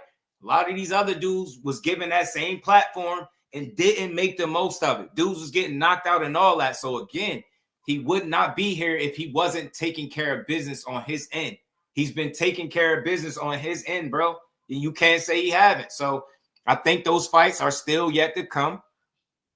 If they don't get made, then we'll revisit that. We're gonna have a real conversation. But until then, I'm gonna be optimistic that I think these fights can happen, bro. Canelo just learned English and he got mad quotable facts. He did. Shout out to my brother Akello, man, being a member for 19 months, man. Y'all join the channel as a member as well, man. Get you a membership like my guy Akello. Appreciate you. Said people mad. Is Paulie mad because his girl a hip hopper? And we ain't never got a box again. Well, I already been getting these back, but now it's time for you to get your Just Do. Just Do Before I Find For 9 page. I've seen little to nothing about boxing. Yo, I'm telling you, that's how I used to be, bro. Shout out to the OG for 9. That's my guy, too. Mr. Empire say, remember TMZ had Trump's Twitter feed live in the office? That's how Tank got the culture. They hang on his every deleted tweet. Bro, every tweet, they still be getting it, bro. They be screenshotting it, be videos up before he even could delete it. That's all I'm saying. He just got the people. Dragon, shout out to my guy, Dragon Assassin. He just got the people. That's all. Tried to make that fight. Yeah, they are. They overlooking that he tried to give you a unification. That's why I say you got to really put it in context when you can't just keep complaining about the same shit over and over. Channel, and all of a sudden, before you know it, everybody's talking about this because it's all over TV, right? So promoting is the same thing today. You know what I mean? You can choose who you want to put out there. They're not that special though, dude. They're not like the back in the day where these guys were earning it. It's not like that. They're actually getting chosen. Which is, again, why the whole great white hype thing aggravates me. You know what I mean? Because I was that white guy. I mean, I was actually told coming up the ladder, oh, Paul, you're so promotable. I'm talking about as an amateur, dude. Like, you're so promotable. You can fight. You're witty. You're good looking. You're this, that. And you just got to win a championship and forget about it. And then I got there, and I was constantly fighting other people's stars, and I was a B-side. You know what I mean? So don't tell me, like, that it's this or this. People get chosen for certain reasons, whatever it is, and I'm not hating on that. Eric R, man, that's been the whole basis of my conversation today, bro. That's been the theme of everything that I've been trying to get anybody to understand that's listening to me, bro. Don't take anything I've said as me defending Tank not fighting those guys. That's not my argument. My argument is exactly what you're saying. You know what I mean? You can encourage and demand better competition, but disrespecting and downplaying a whole fighter's resume, that's just not the way. Dudes putting their life on the line just for guys that tell them they ain't did shit at all. You ain't did nothing outside of those two guys we want to see you fight. Yeah, after you fight those two guys, who knows who you're going to fight after that. But yeah, at least fight those two guys. Then we can say you did something. I ain't trying to hear that shit. He was trying to smoke Loma ass. I blame Cal. I blame all this shit on Loma. Loma, somebody get Loma on the line, bro. It's your fault, bro. You should have took the fight. You should have took the fight, man. You should have took the fight, Loma. Damn it. Carmen Serene, what's good with it, Queen? How you feeling? This is the most salty round I've ever heard. If you ain't heard, you got to hear the whole thing. If you ain't heard it all, the whole thing, Carmen, he been going. But your boy Just been giving Tank his just due, even to the point where a couple of the family think that I'm taking up for him. It's not that. I'm just not shitting on him. That's all I'm telling. Tell me where I'm overpraising him. Tell me when I said something about Tank Davis that wasn't true, and then you can call me a fanboy. Show me, or a tanker. You can even call me a tanker maniac. Show me where I'm doing that. I'm just staying consistent with how I do me. I give people they just do. Paulie is speaking for a lot of people that don't have a platform. I heard a lot of these same things that he said, bro. I heard it before. But again, you have to put that shit in context, man, and you don't have to dismiss everything he's done up until this point. That's crazy work to me. Peace to the Queen Aisha. How you feeling today? Good to see you. It's always said on my soul. You give me his Loma fault, man. Not motivated. He pissed me off. And look, I respect Loma's decision, but I'm just mad as a fight fan that we didn't get it, because had we got that fight, we wouldn't have to hear conversations like this. Respect to Paulie, but we wouldn't have to hear this. Celestial Being, what's good with it? What if he faced Mikey Garcia? Somebody, hey yo, somebody asked Mikey that on live today. Mikey was he was on Ellie Sackback live, and somebody said it. Mikey versus Tank comeback fight. I'm like, he better not do no shit like that. But then go earn it too. Going back to the Floyd thing, right? Because we're both very familiar with Floyd. Lamont Roach is being fought against by Gervonta Davis, right? And again, I don't want to keep picking on Lamont because he's a good little fighter. World championship, he earned it. Remember when Floyd Mayweather beat Genaro Hernandez for his first world crazy, championship? bro. Okay. Lamont Roach beat Alex Garcia, okay, who had already been knocked out by Gervonta Davis, right? Okay. 2 months later, he beat him in October 1998. 2 months later, if you look at your box strike, 2 months later, and I'm not looking at box strike, I'm looking right at the screen. I remember this in my own head. December, he's in the ring 2 months later on HBO against who? Angel Manfredi. Yep. Okay. Manfredi was a beast at the time. Yeah, Manfredi. Right, not only that, but he had resume wins, so you could sell him to you. He had resume wins. Lamont doesn't have a resume win yet. He beat Garcia for the title, but it's nobody special. Manfredi had beaten Arturo Gatti. Yep. He beaten Wilson Rodriguez, who had fought Arturo Gatti in the fight of the year. Is the problem Tank not fighting nobody, or is it the problem that the fighters of yesteryear are not the same fighters of today? Or the fighters of today are not the same fighters of yesteryear, should I say it that way? Because that's what it sounds like in a nutshell. Sound like dudes had different competition back in the day. Because, again, 135, thin as hell. I don't know if y'all been looking at 135, but look at the top of 135 and tell me that shit thin. Top of 135 is thin like Paulie upper lip, man. I'm telling you, 135 thin. Here, I think he lost to a couple of good fighters already, but still you could sell him as the opponent. He had a resume. Yeah, there's no resume here, bro. You're fighting this guy on pay-per-view. It could be argued that Floyd, in the first title defense of his life, was fighting a better opponent than Gervonta Davis is at a point in his career where he's made so much money. They talk about retirement, the kind of guys he's fighting. Am I talking in reality here, dude? Like, I feel like I gotta slap myself. Like, there's no way this is real, but it's real. But it's real. And then people wonder what's wrong with boxing. So, he mad as hell. I don't know, man. You know, it's if you're gonna try to stage this on me, bro, I'll go watch WWE. I don't need to watch boxing where you're gonna tell me it's not staged and it's and I'm watching you trying to stage it in front of me. All right, that's my issue. You know what I mean? You have guys fighting in the same weight classes, staying all in their lanes. It was at lightweight. You had for a time you had Gervonta. Shakur was on the way up to lightweight. He wasn't quite there, and Haney, and they had no problem just going in individual lanes, not fighting each other. Then you're gonna criticize Lomachenko, who's trying to fight everybody at the time, not because Lomachenko doesn't want to be the opponent you picked, but Gervonta. You see, Gervonta. Bullshit. Nah, bullshit. Cause the same guy that you criticizing, the same guy that you've been criticizing this whole video, and the guy that you about to give credit, didn't want to fight him when it was time to. I don't want to hear about 5 to 7 years ago. They never negotiated 5 to 7 years ago. They negotiated this period of last year, and he walked away. So you about to praise him, and then Loma, who already said no to Shakur, turned around, spent the block after he beat up Kambosos and said no to Tank. So again, the guys that you critiquing the most, Loma ain't want to fight neither one of them. I don't care. Never mentioned Lomachenko's name ever. Lomachenko's name was swirling around in the 130-pound days. Okay, so Lomachenko was dominating 130. So and Gervonta was world champion at 130.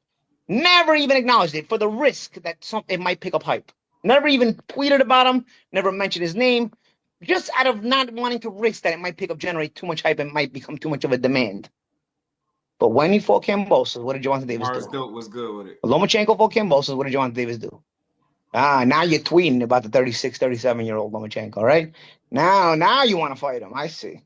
Lomachenko's, in my opinion, was a little too smart for that. I think he's like, all right, after everything I did, trying to fight the best fighters possible, now you're gonna try to use me as the opponent when I should have got this kind of guy years ago. I can't give Loma that out because he already like you had an opportunity to fight Shakur. You didn't. You fought Kambosos and then turned around and had an opportunity to fight Tank. You said no to both of them. So I'm not giving you that shit. Shakur been wanting to beat Loma's ass. He ain't never, ever since they spar, he ain't never want nothing to do with him. Never. Then he disappointed us the second time around, said no to Tank. So respect to Loma, his career, his accomplishments, but two of the baddest fighters. He had opportunities to fight them both, and he said no to both of them, bro. Both of them. So how much credit could we really give him for who he beat? Because ain't nobody he beat better than neither one of Tank or Shakur, in my opinion. Nobody Loma beat. None of them. Go because he was around? Nah, you're not gonna get that. I don't blame Lomachenko for that. Lomachenko chased the best fighters he could at 126 and 130. Even at 135, that guy's on a 135 pounder. That's crazy. Lomachenko's on a 135 pounder. You look at him, he's still built like a featherweight. You know what I mean? I don't know if he can make featherweight, but he could definitely make 130. But he wasn't, he was clearly smaller than all the lightweights he fought. Teofimo, Haney, Luke Campbell, if you remember, they're all Linares, all way bigger than him. And Linares is actually an ex-featherweight too. I gotta say Linares, he's big, but at least he's an ex-featherweight. The other guys, they're just big guys, man. But he wanted to fight Gervonta at 130. Gervonta never mentioned his name. So again, you're creating situations where you want to manufacture stars and then you got to let it build. And then when they're both 35, we played the videos. Do you even get a good fight out of that? You want guys to fight when they're in their prime so that they're hungry. If they're both, but he got a belt though. What are we going off to suggest that Loma not in his prime? Because she beat the hell out of Kambosos. He gave Devin Haney this toughest fight to date. The one out of the ones that counted. You get me? Before the Ryan shit. So I don't what do we have to go off to say he still can't give you a world-class performance? That's all I'm saying, man. Don't give him no out because he's 36. Terrence Crawford, 36, 37, about to try to fight Canelo. Ain't nobody about to give him no out. Ain't nobody gonna try to say he old if he gets smoked. Nobody. But we about to do that with Loma. He's so old, y'all, that he went out there and stopped George Kambosos, a guy that never been stopped, and beat him every round while he was doing it. He's so old that he decided to not fight Shakur, turn around and fight for the IBF strap against a Kambosos who he stopped and beat down, right? Yeah, we can't keep doing this, bro. He had opportunities to fight them two bad boys. He ain't want nothing to do with it. He could have fought Shakur for the vacant title. He didn't do it. He went and fought Kambosos. That shit crazy, man. Filthy rich. They're both filthy rich. Are they really gonna fight that hard? You know what I mean? Is the fight even gonna live up to it?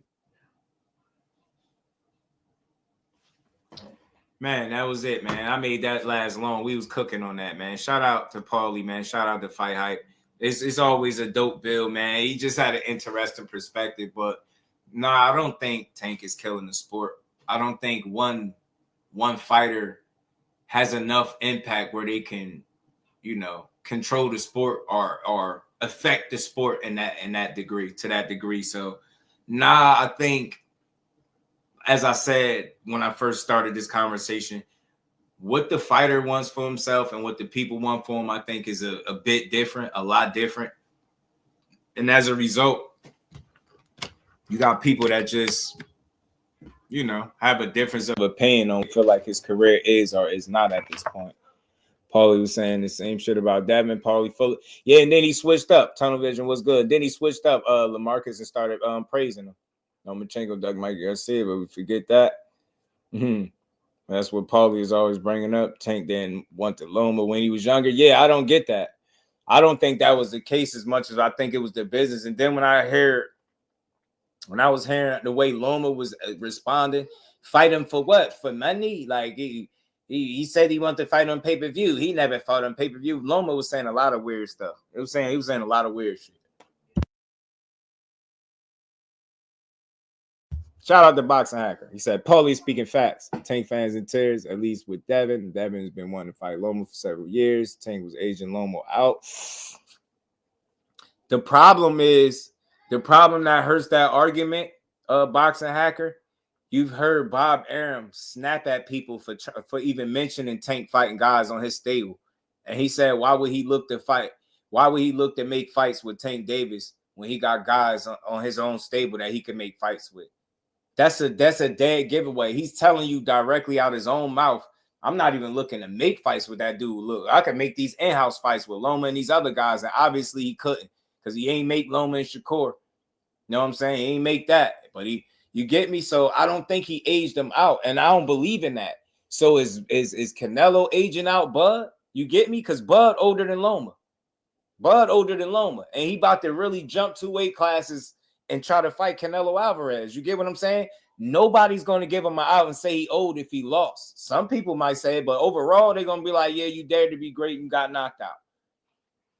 You get me? They're not going to give him that out saying somebody aged him out. Nah, the thing is, and then we giving Loma the benefit of the doubt. Why are we giving Loma an out when he just competed for a whole world title? This is not no little kid. I'm not trying to buy this. He old shit. Show me the performance in Loma's career that I, as a fight fan, should go back and look at that would indicate to me that he needs to retire and he's old. It's not the age that makes you old. It's the performances. When you're not able to do what you used to once do, then you are old. To me, Loma still looks like he's operating at a very high level. Is he maybe the same exact fighter he was 3 to 4 years ago? Probably not, but he ain't far from it. Lomachenko is still an elite level fighter. If he wasn't, how the hell did he give Devin Haney that tough a fight? Why the hell did he beat Kambosos down? Devin Haney spent 24 rounds with Kambosos. Loma took 10 and got him out of there. This is the same Loma that we complaining about. No, man, we don't get to do. His ass shouldn't have fought for that title if he ain't want nobody to expect him to fight other champions. Now we about to give him an out. So look, we giving Loma 2 outs because he had an opportunity to fight Shakur for a vacant title. Said no, went fought Kambosos for his title. Then he had an opportunity to fight Tank and said no. You get what I'm saying? Let's be real with it. You had the cream of the crop in between that Kambosos situation, and you ain't go left or right. That man stayed home. You get me? That's the only issue. He already started it off that he wasn't gonna fight nobody. So is he cherry picking? Why is Loma not getting accused of cherry picking Kambosos when he said no to Shakur? How is we letting that ride? So we just gonna let that ride, huh? It's just we see what Tank doing. Oh, he's fighting Lamont Roach, even though he not the one that pulled out of negotiations. We really about to allow Loma out to not only turn down a vacant title shot to fight one of the top guys, but then he went and fought a lesser guy for a title, won it, and now don't want to defend it. And we about to make arguments that, people aging him out. Why did he go out there and beat Kambosos then? You get me? It still seemed like he hungry. Why is he still competing for titles at a high level? He made that shit look easy, bro. He really beat Kambosos up. Kambosos' best shots was body shots. Outside of that, he got beat down. Can't give Loma that out, bro. We can't give Loma that out. You see how we see it when Tank do it, but we don't see it when Loma literally said no to both of them. And we'll shit on Tank and we'll critique Shakur for who he fight. He's fighting Kid Austin. He fight Lamont Roach. They both tried to fight Loma, bro. They both tried to fight Loma. You get me? You sound like Tim Bradley. Loma fought Kambosos 1 year older than Tank, but Loma too old right now. Boxing knowledge. That's all I'm saying, bro. He said Tank's team even said they were aging Loma out. Yeah, right. Where that's at? Boxing hacker funny as hell. Wait, who said that, yo? You are in the closet, admit it. All you do is go, you stupid. Loma has also said, who has he beat in the past? That's a fact too, Remo. He said that. I being a fan of one boxer mean you gotta be anti his rival. Fans do more fighting than the boxers now. You know it, CJ. You know how I go. They about to be on your helmet, boxing hack. You say, like, are you citizen? Capone was good with it, man. Nah, it ain't no excuse, bro. It ain't no excuse. We just trying to get some understanding. Because my problem with everybody that thinks they know everything about Tank, y'all think y'all got all the answers, but y'all don't. Canelo 40 in boxing years. Yeah, he about 40. Young Simba, he about 40 for sure. About where that's at. Boxing hacker, you gotta show me that. I gotta drop the link just in case, man. Y'all make sure y'all smash the like button. We gonna keep building because we ain't done. We ain't done. We gonna keep building. Again, shout out to Paulie. Shout out to Fight Hype. Interesting conversation from Paulie Malignaggi.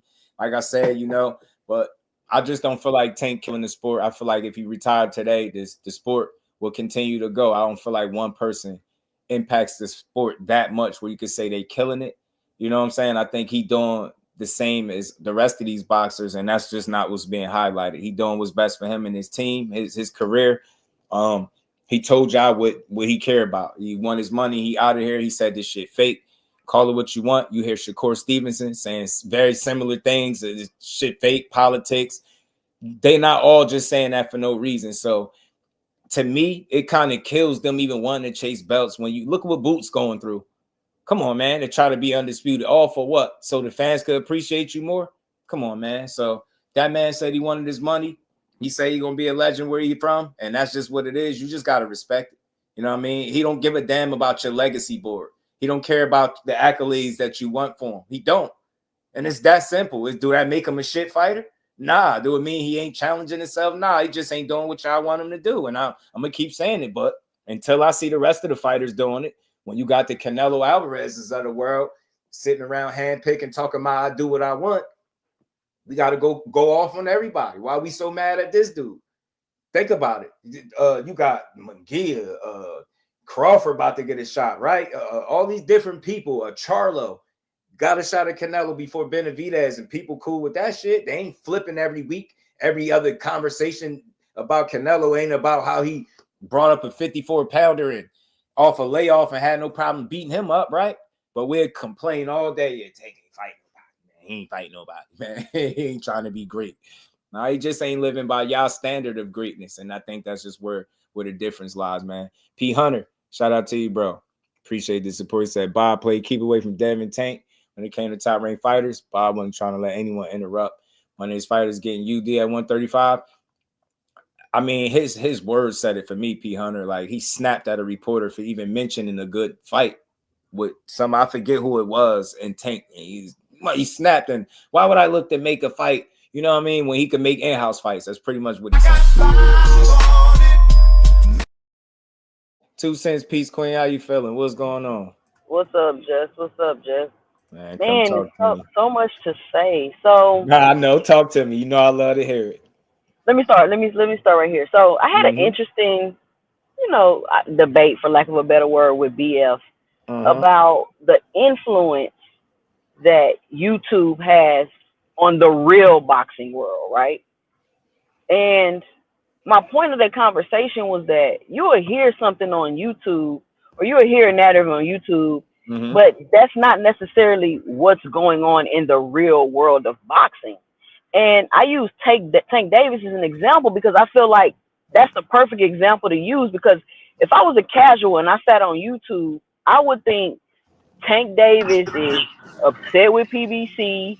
He want to retire. He not making the money they promised with his contract that he was supposed to make. PBC about to get dropped by Amazon Prime. Tank is broke. He ain't paying his. He ain't paying his taxes. One more real quick too. Nobody. The reason he want to retire because they overpaying him. I just wanted to throw that out there. That's the new one. That's what Paulie threw out there. That's why he talking retirement, because they overpaying him. Just think about how silly that sound. And that's my point. And so you hearing all these narratives. Nobody, his fans is getting tired of him fighting nobody and all of that stuff. And I'm like, okay, but when you go on the outside world, you see his tickets sold out. He doing great pay-per-view numbers. The kids love Tank. You go on the so, you know what I'm saying? And so this little bubble we in, this little YouTube bubble we in, you kind of got to take these narratives with a grain of salt, because it don't reflect the real world. Cause I know that's where you're going. It don't. Yeah, that's all I'm saying. Like, for instance, real quick, a little example, right? The heat that Shakur face online, it's not a reflection of real life. How do I know this? I was at a fight in Philly where he's not from. I know it's close. You could say it's close all you want. He ain't from there. Boots was showing up there, right? This dude sitting a few rows. I could see right where he's sitting at. I could see Eddie Hearn. This dude got up from his seat. Yo, how long it took him to get back from his seat, and he only was a few feet away. How many people was approaching him? You would think if it was anything like what YouTube say, man, they'd be dissing them, cursing, man. People giving them their phone, taking pictures, hugging, doing all types of shit. I'm like, yo, if y'all think that YouTube is just the end all be all. You just go to a fight. That's all I say. Just go to a fight. Go to a fight. Go to the one on March 1st, preferably, and see the difference.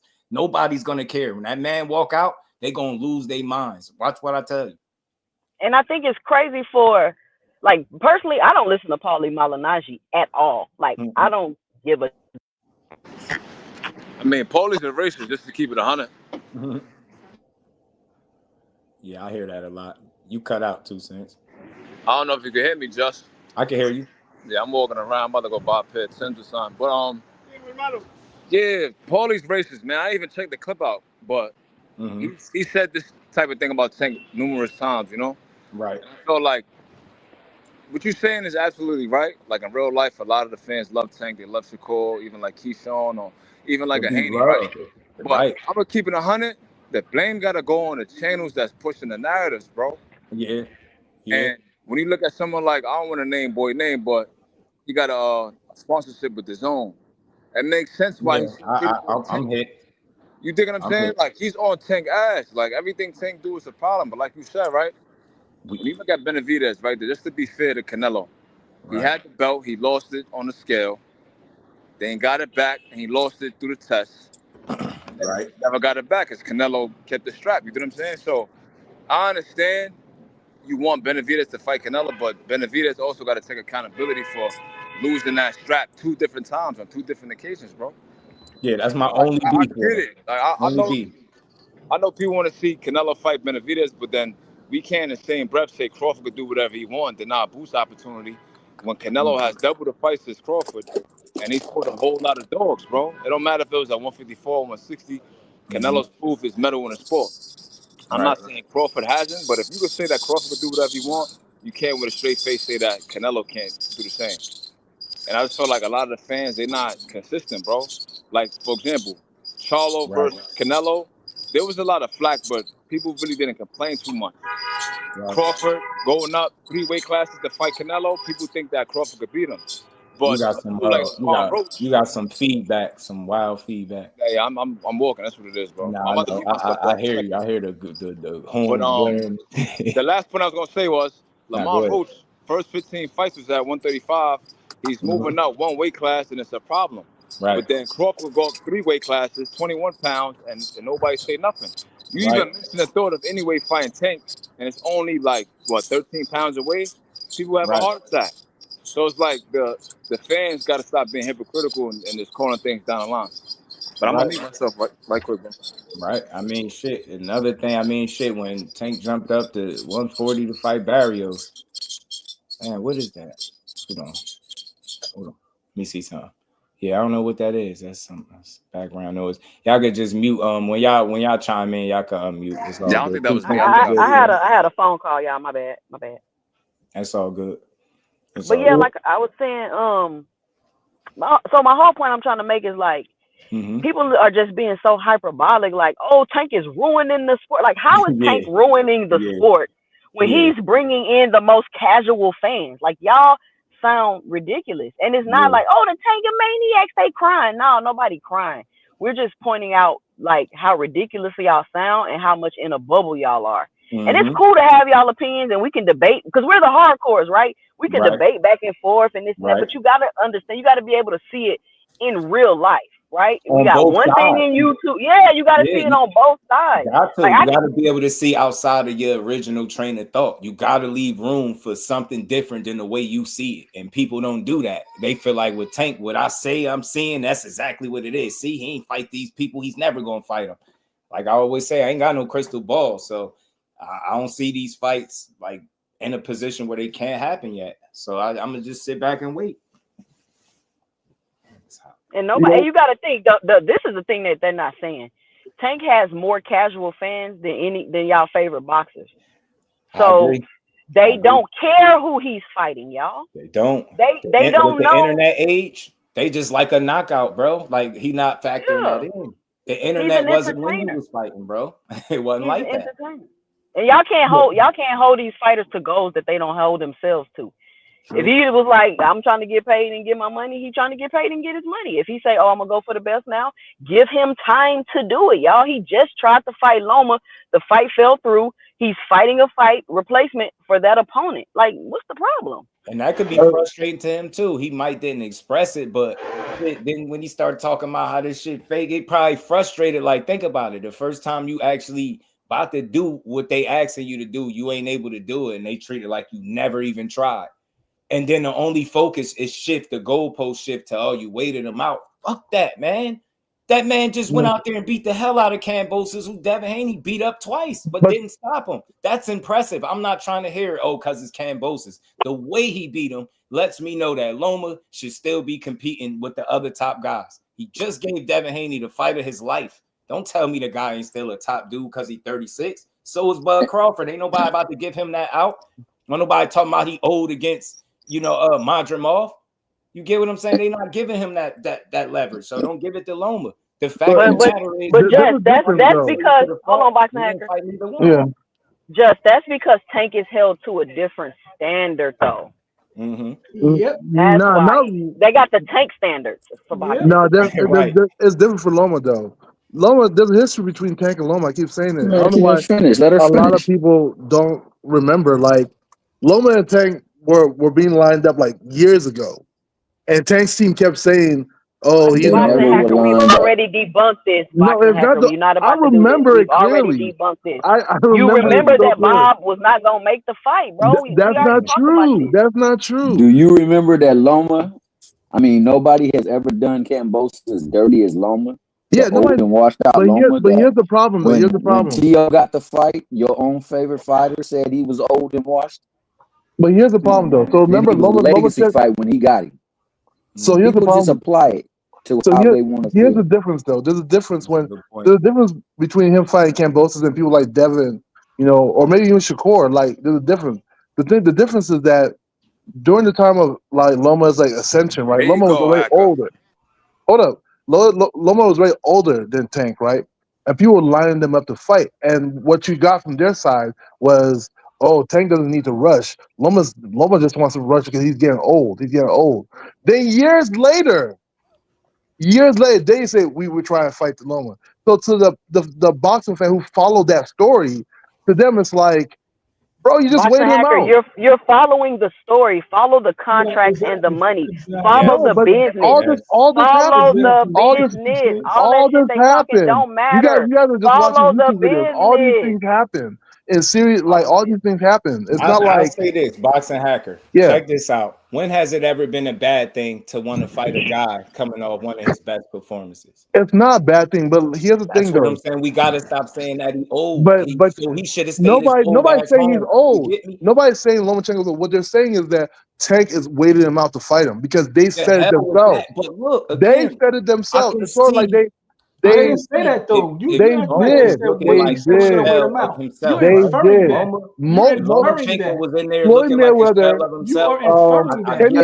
Let Just talk. Just trying to talk, man. Hold on, that's not the case. You get me? He's not looking like a shell of himself. He's still looking like Loma. They was literally calling him Matrix in that fight again. They was talking that shit again. Yeah, that's when I want to fight him. When the last time they called him the Matrix before that? Name the fight. Yeah, I'm not saying Loma's old. I'm not saying Loma's old or he's not skilled. It's boxing. You get what I'm saying? Like Floyd was old when he fought Canelo, right? It shit don't matter. It's like you still showed me that you are a world-class athlete. If you're not impressed with Kambosos, you gotta be impressed with how he fought Devin Haney. I ain't trying to hear that shit. I am. Like, so, why is he not good enough to get in there with Tank now? It's not that he's not. It was never negotiating before. It was just hearsay, back and forth. You heard Floyd make the comment he made. I heard him make it, but I also heard what Bob Arum was saying on his side. But if people remember what Loma was saying out his own mouth. Like, fight him for what? For money? We literally went through this step by step. For what? Money? For what? But here's the problem. None of that shit sounded like he wanted that fight. Yes, here's the problem. Fight him for what? For money? Like, why else wouldn't you fight him? For what? Money? Here's the problem. Here's the problem. Nobody's saying that Lomachenko is no longer good. That was always the problem. No, that performance was so good. Yeah, they had about casting Loma and Neo and the Matrix 6. I'm telling you. Nobody said Loma wasn't good. But the people that remember how this saga was going on are always going to say they waited him out because their team literally said back in the day, Loma's getting old. He's rushing because he's getting old. Yo, bro, We they just said that had one time to time in wait. one interview, bro. It Like, wasn't just dragging one it. time. It was multiple times. Every time you act, in fact, Hold it came on, to a hold point. on, It came to hold a on. point. They were saying, people were saying that Lomachenko was picking on Tank. Do y'all remember that? Does anybody remember? There was a time in history. Boxing Hacker, The people were saying this is the Lomachenko real was world picking and on Tank. YouTube stuff I'm talking about. This is the real world and the YouTube world that I'm talking about. In the real world, it was contractual obligations, which is the main reason why that fight didn't happen. On YouTube, we talking about what Floyd Mayweather said in the interview. You see what I'm saying? So it's the Follow problem the that business. This time around, they literally negotiated and he pulled out. Why would you get some hearsay more credit than what but the actually people who happened? remember, You get the me? people who remember boxing back they then put out a aren't gonna statement blame that told Lomachenko. you this man is not in the mood, bro. And But you're look, talking about this the is why it business don't look history. good for Loma. This is why. He had an opportunity to fight who first? He said Shakur. no. Then he went for a lesser guy. Then beat him down. I had an opportunity to fight another dangerous guy, probably the most dangerous guy there. And then again, you found your way out of that. So to me, it don't look good. It just don't look good. Loma just wanted an easy win. That's what it looked like to me. Like, that's what I'm saying. If you think about this story now, why we not shitting on him for cherry picking? Because we legit saying Lamont Roach is a bum. People done type that in my chat. He's a bum. He pulling him up from 130. Another little guy. Why we ain't just say Loma picked on Kambosos? Because he clearly said no to Shakur, who was definitely a better matchup. But there's a reason though. But there's actually a reason. Oh, so look at this, right? Lomachenko's been fighting champions since his second fight. Remember that. So like people are gonna look at that and be like, this guy's been fighting champions since his second fight, his third fight. Every division fighting champions. No, this is Lomachenko. No, this is truth though. So people, when people a lot right now. Come on, bro. When people are critical about Lomachenko, they're gonna look at that and be like, he's always been fighting champions. So right now he's only doing what he wants. No, they're not. No, yes, he is. No, they're yes, not. Man, boxing hacker, you deluded it's and the truth. It's literally Loma is a flash. Loma's not charismatic enough, or no one cares about Loma enough to really give that thought into Loma. You guys don't. This is I feel like people may have just started watching boxing. That's not how it was. People who remember, like, that's why Paulie's saying what he's saying, because he remembers what happened. Lomachenko wanted to be undisputed. Give a about what Paulie's saying. Look, Loma always wanted to be undisputed. Never wanted to fight Tank. Bottom line. That is a lie. Tank had a title at 130. Hacker, what you don't realize? Hold on, Thomas. If Tank had a title, if Loma had a title at 130, Tank had a title at 130. None of them unified at 130. Loma didn't fight anyone else at 130. So okay, so remember that video I sent? Remember that video I sent you with Floyd, right? Saying that they tried to make the Lomachenko fight before, right? Remember that video I sent you? So during that time when Floyd said that, Tank made social media comments say he's not going to do what Floyd said. That was actually the first time people saw that Floyd and Lomachenko and Tank weren't on the same page. You know the problem was, bro, that actually happened. I hear you, and I remember all of that back and forth shit. Thank you. I mean, the problem is, like, look at the difference, boxing hacker. With that back then, that was just a bunch of talk, no paperwork involved, and nothing of the sorts. But from the this boxing particular time, they actually was in negotiations. Yeah, I hear you. He walked away. But I don't want to hear about 5 years ago. Here's the problem. Time for you to put ink to paper. Right. But the boxing critics are going to keep that context. I was in the mood for a Kambosos. This shit pisses me off. That was some of the best work that I've seen from Lomachenko at 135 pounds. I was thinking like, yeah, he gotta want to fight one of them other champions after this. It ain't no way in hell he just looked that good. And I don't care who it was against. He looked phenomenal. It's the way it looked. Like Devin Haney beat him up, right? But he ain't do it like that. Should have told you something. So look, man. But he found his way out of 2 top tier fights, and we here making an argument for about 5 years ago. That's but just you know what I'm saying? Like, but wait, it's on the now. We can't do nothing about that. Let's say, okay, they didn't want to fight back then. Yeah. Actually, when it was time to really put ink to paper, walked away. Tank ain't never did that shit. That's the difference. That's because why they never came to the table. There's a big difference. Don't hold no weight to me because it wasn't no paperwork involved. It was a bunch of hearsay. Oh, he's talking this, talking about how old he is. That's not true. You guys don't remember what happened in the past. That's not true. That's not true at all. 130 they was a were wash. lying. 130 was a wash. Loma and Tank. Right, Okay, what maybe, maybe So they two could things. afford 130. Maybe they could afford that 130. But like Just said, it wasn't no pens and papers and no negotiations going on. At 135, Loma was not interested in fighting Tank because he was trying to go for undisputed. Tank didn't have not one belt Loma ever cared for. So when it came to them actually trying to make the fight, which is right now, who backed out? So here's what you guys are missing, though. So people blame No, we Floyd not missing Mayweather. nothing. No, That's wait, the- no, that's no, the Nobody only you're missing not, thing. Jess. nothing. No, Jess, Boxing you're not. hacker. But they are. They are. Kurt Listen, was He good. dug. no, Floyd. We Everybody don't blames Floyd. care. Everybody blames Floyd for not taking big fights, right? But there was a point where Tank was like, "Yo, Floyd's trying to set me up. He tried to set me up with Pedraza, right? And he tried to set him up with Lomachenko. He said Do Floyd was you know trying why to he said that? because he was putting him in hard fights. Nah, did you hear what he said? What he spoke on? If you got plans on putting me in a fight, especially if it's a quote unquote dangerous fight, why would I just find out on social media? Why would I be the last person to be informed? That don't feel underhanded. But at no other point in my career have you done me this way, where you made the fight in the public without even talking about me. The Pedraza fight wasn't like that. The Pedraza fight wasn't like that. The Pedraza fight. Yeah, the That's Pedraza. exactly what he said. He had to he sign had for no that knowledge fight. of none of this. I ain't making this up. You think I'm gonna make this up for him? This is why when you get to social media and find out a fight is being talked about with you in it, and your man ain't talk to you, think about it. You like, yo, what is he on? The Pedraza I fight be the wasn't last like one to that. know this shit? So The- I kind of felt him and I just thought it was a lot of bullshit. I don't And know, we but see from a what type critic of standpoint, be on when it comes Why to wasn't the Pedraza fight like that? it wasn't like that because he knew about that fight in advance and he was talking in retrospect. Yeah, he said he was talking about in retrospect. He was saying that he said he literally said this. He was like, hear what I just said. He literally said that Hacker, you be having some amazing inside I was just on my shit that day. right, bro? That's literally what he said. Yeah, So hey, for a boxing okay, critic, cool. no, but think about it. No, just tell me if I'm lying. If I'm a critic of You're boxing, lying. right? If I'm a critic of boxing, Look, just Ben said you was I hear lying. you. I want you to know I understand where you're going, but for us, right? So just so we don't keep like chasing our tail, I get you. For you, all of that stuff holds merit in your mind. Like, see, he could have made the fight and he didn't. So in your mind, you like he didn't want it, and that's cool. But for us, we following the business, like 2 Cent said, and I appreciate her putting that out there. We could follow the paper trail this time. They negotiated this time. Why would we be talking about? To me, it just seemed like something that could have happened back then, and that's not enough.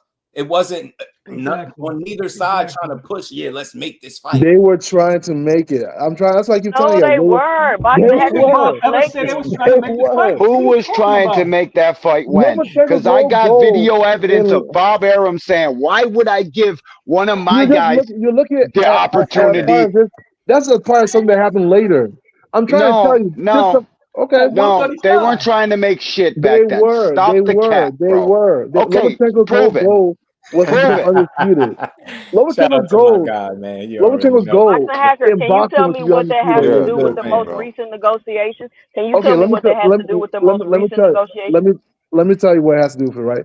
So when it comes to like the context of like somebody like a Paulie Malignaggi or another boxer, somebody who's really like a critic of boxing, Paulie Malignaggi has no credibility talking about black fighters. Man, Paulie Malignaggi mad because Gervonta Davis was the wingman to Bruner taking his side piece. He still got when it comes to like mad as shit, bro. When it comes to the context of anybody who's really critical about boxing and remembers the past and the present, they're gonna look at it like, well, Tank said he didn't want the big factor back in the day, and he also said that, hey, this guy, we can wait until this guy gets older. Never and said now that. Continue. Tank never said that. did say that. Never said that. Never ever said that. You're trying to get that off with a bunch of Tank fans up here. You're fucking wild, bro. Dude, it's the truth.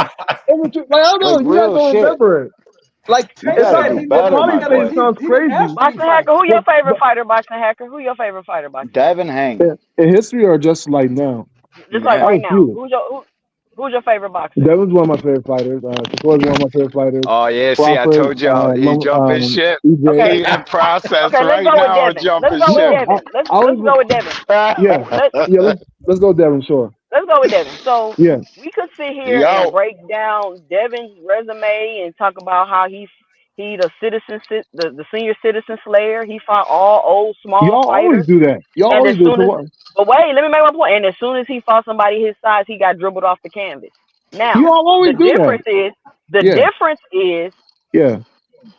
Tank is where Like he is. Spartan. He's had the financial success he has. He has the recognition that he has. He has the popularity that he has. Sure.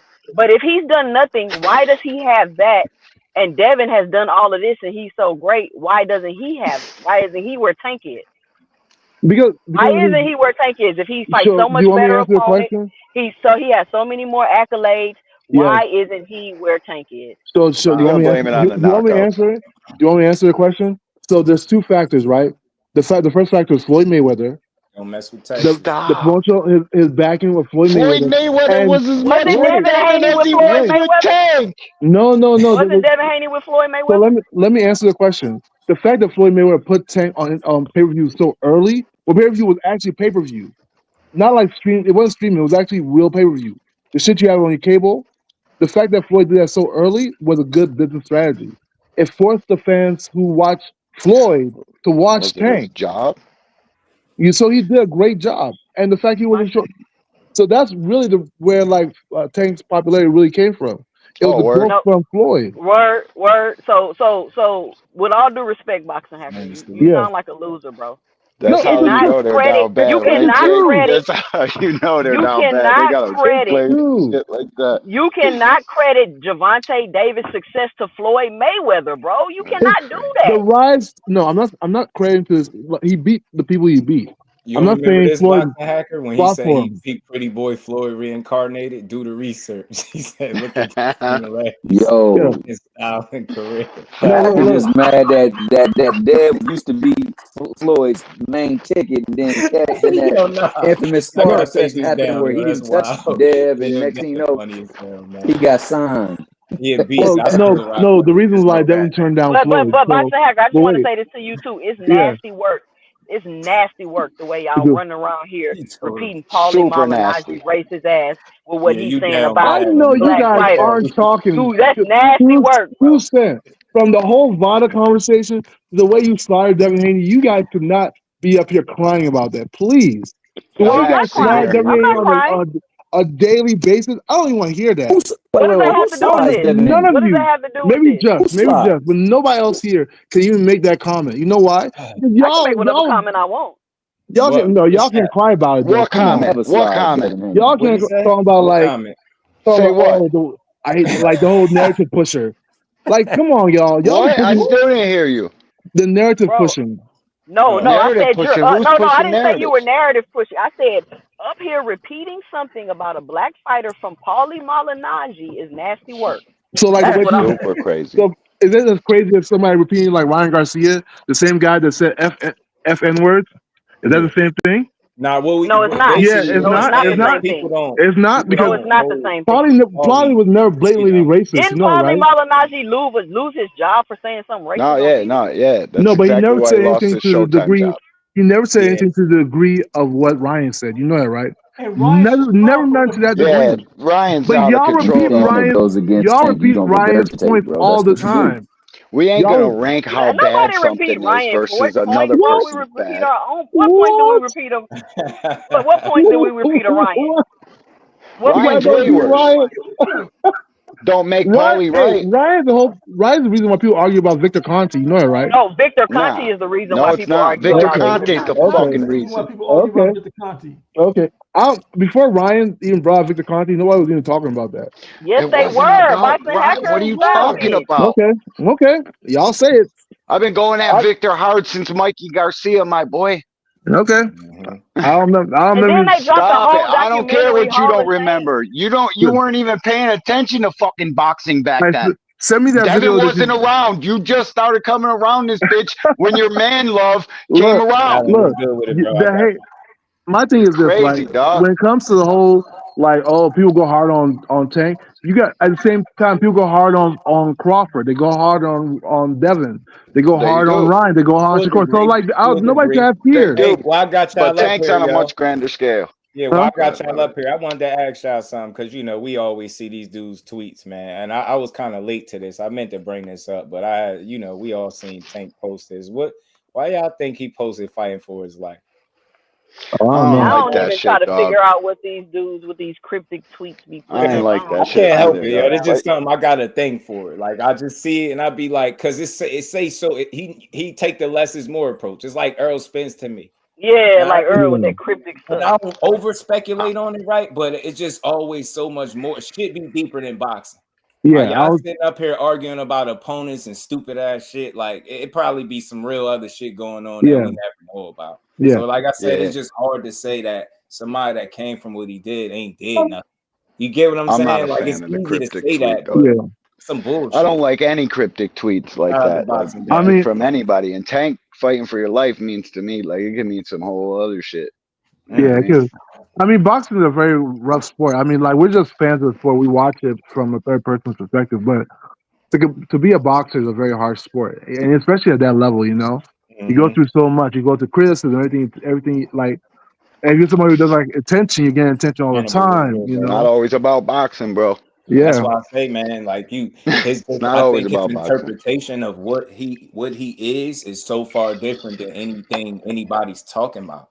And I just wish people would understand that. Like, it ain't nothing wrong with wanting to see somebody be the absolute best version of themselves by testing themselves right, but just to keep saying how somebody ain't shit don't make sense, and I'm gonna keep saying it don't. It's I like, agree. Only thing that I know that he no other way besides just shitting on everything he did and then expecting him to do more. It's like if everything he did ain't shit, who's to say that those couple wins out there is really gonna satisfy you? The thing, I know I heard Imagine somebody what say the on the shit's panel. gonna be once he gets it. You're great. Floyd did it. Look, Yeah, go to 47. Like that's I what they swear to did. God, I'm pretty sure. I swear to They're gonna God, move I his heard number somebody up. say. I heard somebody say on the panel, we not gonna know. Tank gonna have to move up so we can know how good he really is. He gonna have to fight Boots. What? that would be nasty work, man. Hey, but the talk. Oh, go ahead. My bad. So Tank has to move. The fact that you saying Tank has to move up so we can know how good he really is should let you know how good he really is. Like, what are we talking about? No, he needs to fight like a Shakur. He needs to fight. He doesn't need to fight. He doesn't have to fight current champion 135. He needs to fight one of them He dudes. is the current champion at 135. He They gotta need to fight fight another. him. Well, the fuck yeah, are of you course. talking about? Thanks to Devin He's Haney, the he's the champion. Yeah, thanks to We Devin don't Haney. need all Yes. them trinkets to know that. You don't need to have him have all them trinkets. There are multiple He's the champions. man. There are multiple Stop. the men at The reason 135. why Shakur's the man too. they even pull that tweet up is because it's like it just highlights how shit be deeper than boxing. I ain't gotta overstimulate what's going on with them, but somebody made a good point, like brought up the situation with probation, and yeah, it could be that too. Being at that level, having your full freedom, and you still have to be disciplined and locked into this sport. Think about how many. He's still on probation? I don't know what it is with that, but I also know he said his world is his girls, his family, and everything like that. He could be fighting for them, man. We don't know what it is, but I'm pretty sure it's outside the ring, whatever it is. Yeah, I mean, when it comes to who he is as a person, I mean, I don't want to comment on that or anything like that, but it becomes Tell your boy Devin questionable. Haney not too then, and Bill Haney, because they love coming. When it comes to who as a person, boxing hacker, what are you talking about? So, like, when it comes to like fighters, that's like what they do in their personal life or personal situations. I mean, I try to stay a little bit away from that, Yeah, but like Devin Haney punching that carnival worker. Listen, bro, just because we want to, just because I say Tank is the man, Hannibal, doesn't mean that I don't want him to challenge himself against other dudes, the other top guys. I'm just simply telling this fucking guy up here that he is the champ. He don't need to go around fighting fucking for them trinkets. Y'all all know it. We don't know. I don't know it, brother, because there's multiple champions. Like, there's two guys. Well, one thing there's I will two say, four guys. There's four guys actually. Who's the other? Who's the other two? In the ring with the name. Who's the other two? The one that Keyshawn's about to fight, and Lomachenko. So Denis Baranchek is one of those guys. Yeah. Yeah. Stop the cap, bro. Stop the fucking cap. Stop the cap. I don't care about that WBO strap, and neither does 90% of the people in the fucking comment section. They just use it because Tank ain't do it yet. That's all you fucking got. You gotta be one current champion. You have to be at least one at your own division, bro. I don't know. I Where's ain't never Tank? seen man. Come on. and nobody else do that either. I think people keep Why? putting that He on. obviously doesn't have to. That's what y'all No, but failing to realize. why Yeah, He does don't okay, got to yeah. do these shit y'all talking about. He doesn't. You're right. Off the Listen, muscle. you're so why right. I But seen here's the thing. Canelo intoxicated dancing with his daughter, making her uncomfortable. I seen that. Sickening. People don't talk about that. I Sickening. seen him drunk, singing and going off, counter weaves, doing karaoke. Like everybody, none of these dudes perfect. Don't believe that, not man. near one of them. But Facts. all Not that one when of they us. put that on Tank with that beating on stuff, I'm like, show me where. Because I've been trying to figure that out for the longest. I remember Clarissa Shields was on that He the talked time. I about thought it. that was nasty work. I'm like, where y'all getting this from? Y'all can't Yeah, pull bro. up She didn't like the the same Joanna Man video that comment. we've all seen, and you telling me that it's a difference between beating. When you say beating somebody up, They like stop the grabbing cat, bro. somebody and beat, none of it is cool. But that's a big difference, bro. When people be Huge like beating difference. up and hitting civilians, I know y'all talking about Shakur incident, like.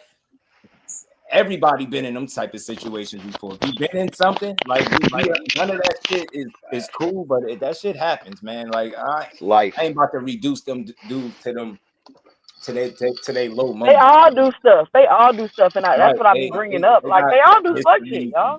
past. They all guilty of the same stuff they try to nail to the cross on Tank. Hey, Like, shout out yo, to Canelo, man. I rock with all All these the dudes, man. time. We gonna try to keep it boxing. But look, while I got y'all here, we gonna keep rolling because something else I did want to bring up. Y'all know it's a fight coming up, and I thought this was an interesting move by my boy. I like to see this. I think he pissed the Schofields off with this one. Seemed like he brought the real Shawn Porter in camp. Let me ask you a question, Jess. Yo, he looks big If to Porter me. is cool with Auntie Sko and Kid Austin, is Shawn Porter not supposed to spar with Shakur? Like, is that a rule in boxing? Like, how does that work? What? He see if he knew better, right? He would know that Shawn Porter has been sparring with Marquise Taylor, right? And Marquise Taylor, I mean, well, not sparring, training with Marquise, Small world. Marquise Taylor. So if you know where Marquise Taylor trained at, that's where, right? Where Shakur trained at, that's an easy. You get me? That's like 1, 2, 3. Porter coaches Marquise Taylor, facts, and my bro be in the gym, so he know for sure. I mean, but But yeah, you know, I heard Auntie Sko say they was calling around telling people not to spar with Kid Austin. Which you think that got some validity to it? Shit, it could be anything to gain an edge. It's possible, Right.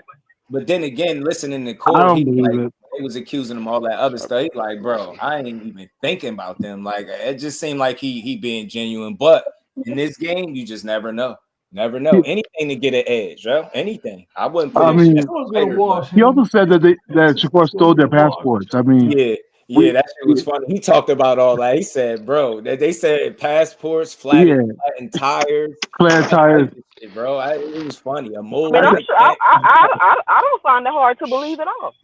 Nah, ripping out a page no, in your man. passport, something that's real close to you. Somebody that loves you ripped out the page in your passport. Yeah, like he said, not no broke fucking in the Shakur house Stevenson. and like didn't steal Come on, no dog. jewelry, no nothing, just the passports. I was It's a like, mole bro, in the what? count. I don't know, bro. And then to me, it sounded like somebody ain't had their paperwork.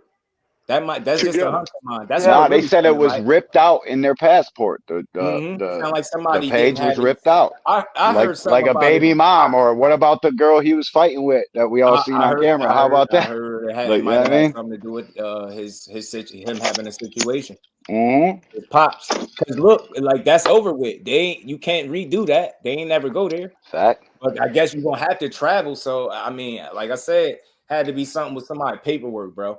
Because I'm telling you that I got a still little small part of me feel like something could happen. A little part of me, y'all.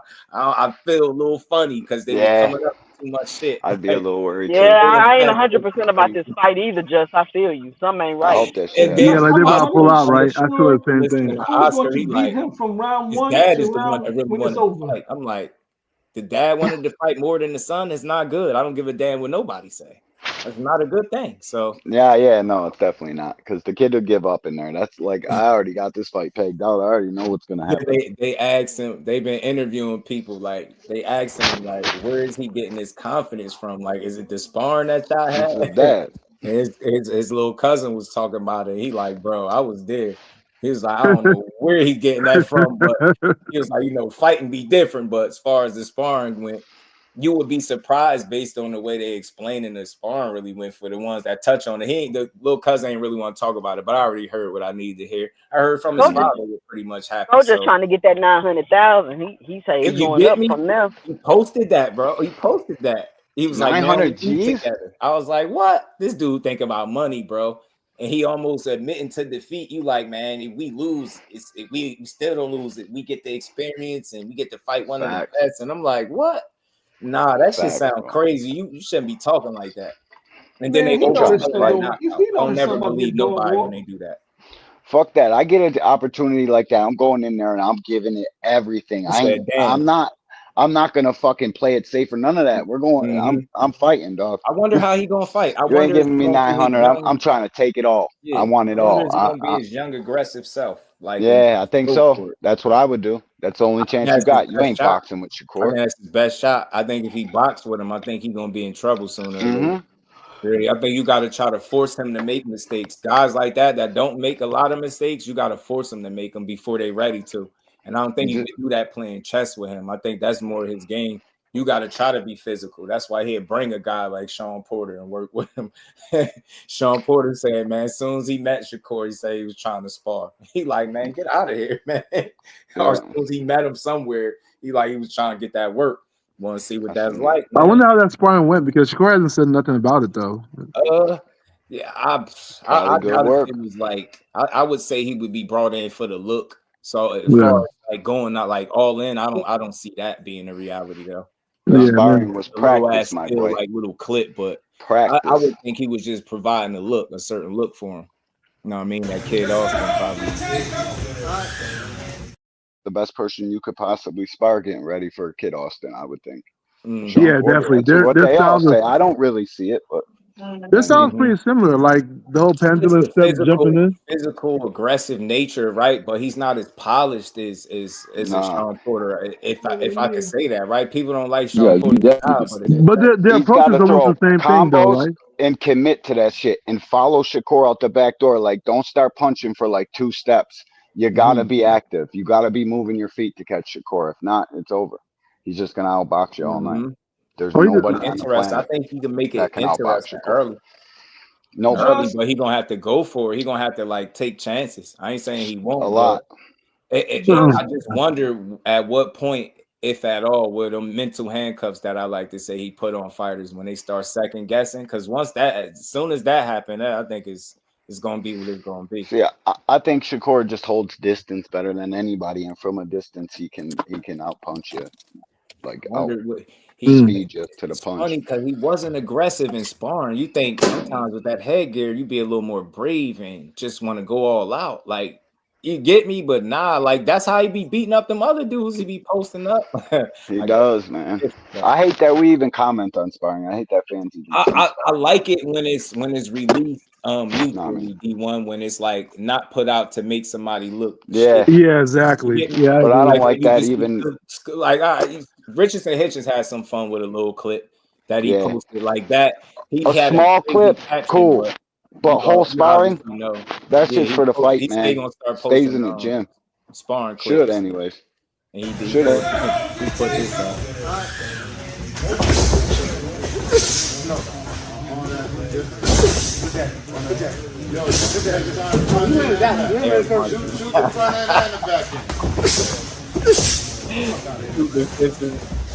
Yo, who this just do? Who is that? Richardson Hitchens. Just missing each other. Yo, Richardson Hitchens jumped in the air to hit him, bro. He must have been so frustrated.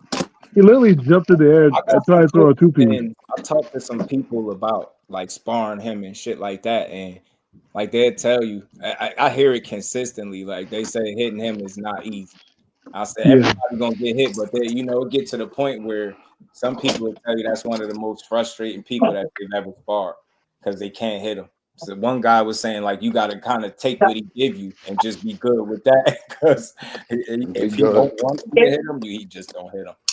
I hear it so much, so often. So I mean, you see it in the fights, man. Richie, what's good with the fan? I just think he's so good at keeping distance, bro. Down to be a dog with Hey, you middle. dang sure saw it up in that De Los I'm trying to Santos tell him, fight. bro, without trying to tell all the sauce, man, that you firsthand experience. He wasn't a believer at first either till you seen him work in person. And I don't give a damn with nobody on YouTube saying that you tell me your favorite lightweight that's jumping in there with that specific middleweight that he got in there with, and I'll shut right up. Especially when I'm saying world champion middleweights turn down sparring with him. Like, yeah, he all for it. Nah, that shit just different. Africa. I wonder why though. Like, can't be. They're not scared of him. I wonder why they're turning it down. So here's the thing about sparring people like Shakur. It's like an annoyance. It's different. Yeah, like, his style. The dude that I'm talking about. Well, shit, we talking about Marquise Taylor. I'm telling y'all. Remember, I had to get people sold on him when he was fighting Yo Elvis. I had people in here like, man, I don't like the way he fight. I'm like, just keep watching.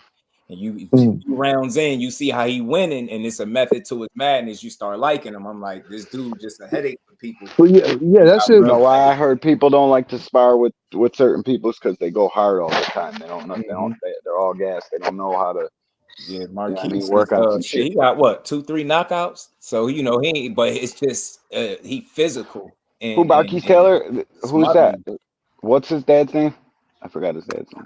He was 147. Shakur was 140, 130. Then who you talking? Oh, you talking about Hitchens? Marquise Taylor. You talking about Hitchens? Wow, that was Hitchens. No damn 47. Yeah, let me see that shit again. Shakur's sparring Hitchens, yeah. Because I couldn't even see it, bro. By the time I got the thing. Oh nah, I'll run it back real quick. It was short.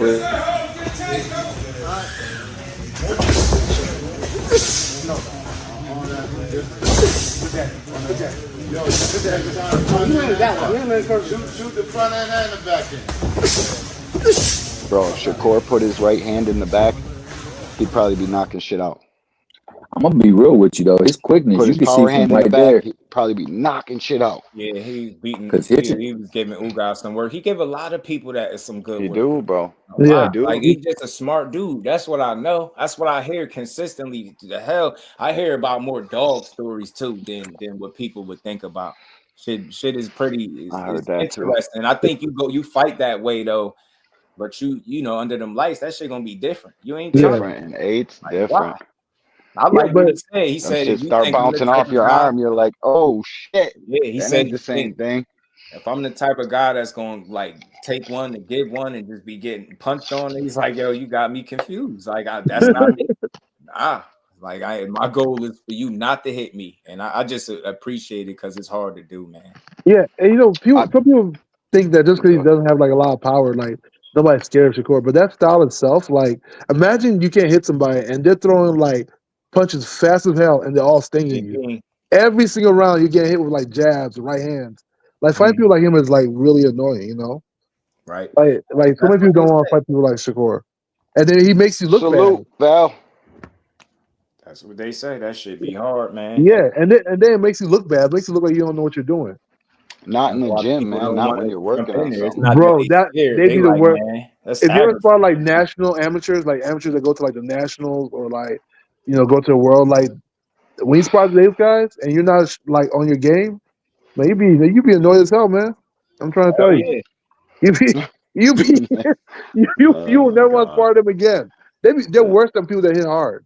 Because people that hit hard, at least you can hit them back, Like you can sort of like tough man out. But imagine a dude that is just scoring on you. Have you sparred with anybody ever in your life? Have you ever sparred, period? Like, y'all smash that like button, man. I don't know. Shout out to my guy behind the hands, man. He said Shakur made people steal game off him in sparring. I synced it. Yeah, man. Shit different. Nice. Can hurt your confidence. That's what I call the mental handcuffs, Mr. In Pride. Like of course he don't do it the same way somebody that got that fight changing power do it. You don't want to throw.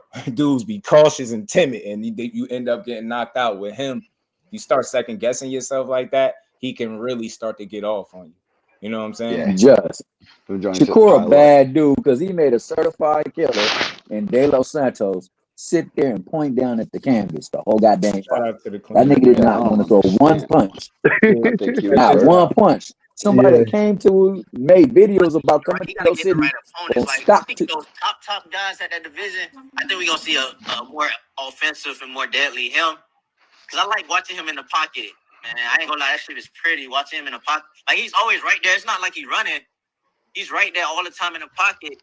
Once you get like a guy like Tank or a Loma, we gonna see something different, I think. I believe so too, because I've seen him spar like 2 times, and I remember the guys he was sparring were like swarmer type style, like pressure fighters, and he was in the pocket, and he really wasn't, getting hit too much. He was working. So yeah, I can't wait.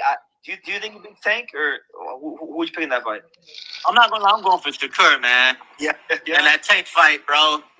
The reason why is just because I don't know, bro.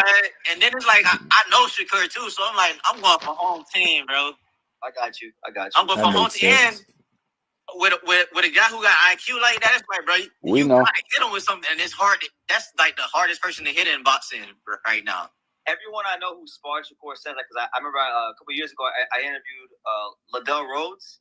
He said that this Daniel Bailey, by the way, like, man. If he doesn't want you to hit him, he a young fighter coming up. At all. Like he knows fact, his range. He knows how he to just lost to Edward Vasquez like, recently. Bro, I kid you not. I sparred this man one time in Colorado, and I was getting frustrated. I'm going back to the point. I'm like, I can't fucking hit him. In the ring? I was telling my corner that. I was like, I can't fucking hit this motherfucker. Then I had to start, the way for me to start touching him a little bit was I had to box him and make him come to me. Because if I'm coming to him, that's like a field day for him. That's normally how it goes with boxers. You gotta. That was Daniel Bailey. You just hear that shit a lot, man. It's sparring, but the reason why I give it credit, because that's how we see that finished product. And if they're not able to put in the right kind of work and sparring, these dudes got shitty camps. We don't get to see them look how they look on fight night. That go for all your favorite fighters that you like to watch. That work that they put in sparring really matters. It's not the end all be all, but you damn sure need to be able to hold your own and put that work in. Yeah. The only way to get ready for a fight is to fight. When I talked to them, and I interviewed them, and I asked them about a specific fight, and I always ask fighters about their training camp specifically, because when I see a good performance, I know it had to do something with your training camp. When we say how his training camp was like perfect, you get what I'm saying? You see the performance, you win every round, and you got a knockout. Look good for that first fight up there. So I had to ask about it. So I know that shit, got a lot to do with the work that they able to put in. I got a question for you, Jeff. Mm-hmm. Do you think that with Shakur fighting with Kid Austin, I mean, even though I know Kid Austin is not that great, but I feel like he's going to give Shakur a different look. Hopefully he don't go in there trying to box and he make it a rough fight. Yeah. But do you think that it's a risk for Shakur to take this type of fight in Saudi when we've seen how they judge in fights out there? I like that. I like the challenge for him, because remember the record was like we like 0-8, some shit like that. Like we getting our ass kicked going over there. So for him to get a win, he's gonna be like one of the only people to do it. I like the challenge for him, bro. And the I amateurs like Kid Austin, young energy. I think that might be. But I'm saying, even if he outclassed him, but the judges see you coming forward and being aggressive. You get what I'm saying? Because like the Oshaki Foster, I felt like that was an easy fight to see who won. Mm-hmm. Was that in Saudi? No, I think that was in Saudi. For me, I got faith in him. I'm just giving that example. No, I get what you're saying, but I feel like he's one of those guys, right? When you ask for a certain guy, you need a certain type of performance, and you need it to be clean enough where they can't do that. I feel like he's definitely able to do that. Like he don't really, you get what I'm saying? Outside of a De Los Santos, he don't have close calls. So, and I'm holding him to his word. He said his hands is good. He 100%. Shit looking good in camp. He said he ready. He said this stuff. I'm holding him to that. So I'm expecting to see him. I'm expecting to see him do his thing. I want to see Kid Austin push him, because I think the more he pushed, the better the better fight we see. So exactly. I thought Oshaki and Dude were that was a little bit of a close fight. It's not like Oshaki just whitewashed him and then. Hell no, I thought Oshaki lost again. Yeah, I thought he lost too. Like, what about Beterbiev and Bivol? That was a close fight too, though. It's hard to like when it comes very close, it becomes But they gave it to the more aggressive fighter though. Yep, Yeah. they gave it to the guy on the not to mix up performances, but you notice that guy that we talking about with Oshaki, Shakur fought him. I was there. Yeah, Shakur got the nod on him. When I say for a boxer, that's whooping somebody's ass. Like when I'm watching the doctors checking on this dude in between rounds, I was thinking for a few rounds they was gonna stop it, but Keyshawn was tough. He was getting beat up. Yeah. Look at the difference in the performance. This shit is night and day. Look how clean it was. Yeah, Shakur made it like Right undeniable truth. And I'm Yeah. like, y'all be saying he be running, he really beat this dude up and just took his confidence, just beat him up right in front of him. I'm like, man, if that shit ain't impressive, and you telling me you like what Oshaki did, well, just remember that fight happened. He whooped his ass. I remember being I enjoyed every round. That was a fun fight to watch. His offense was on point there. That's why I'm like, I don't know where people get this whole notion that he don't throw punches. I'm like, they act like he AB or something. I'm like, I'm not seeing that. I'm seeing the guy that definitely in his last fight had to go out of his comfort zone and go hunting. I ain't never see him have to really go get somebody that's moving away from him. Guys that really try to think with him in the pocket and just allow him to get picked apart.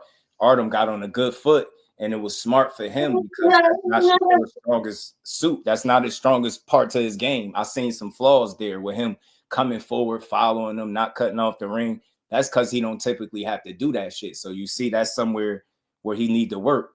And it's good to see that him and Bud was putting in that work. I seen him. That's what Bud was working on. I'm like, see, this is what I like. I just hope that he apply this shit the next time he in that situation. Because looking at that fight, I was at that one too. I thought he could have stopped that dude. I seen a few times where he clearly had him hurt, body shots. I'm like, yo, you got this dude right where you want him. He just wasn't putting the punches together. He was just standing in front of him. Yeah, and I think that's Shakur's weakness, like trying to like please the fans and stuff. I think. I don't like that. I don't like that's the one thing. Is one weakness I think. That ain't a weakness. I don't think that's a weakness. That's a weakness. I just think with Artem, he don't care what the fans think. You get me?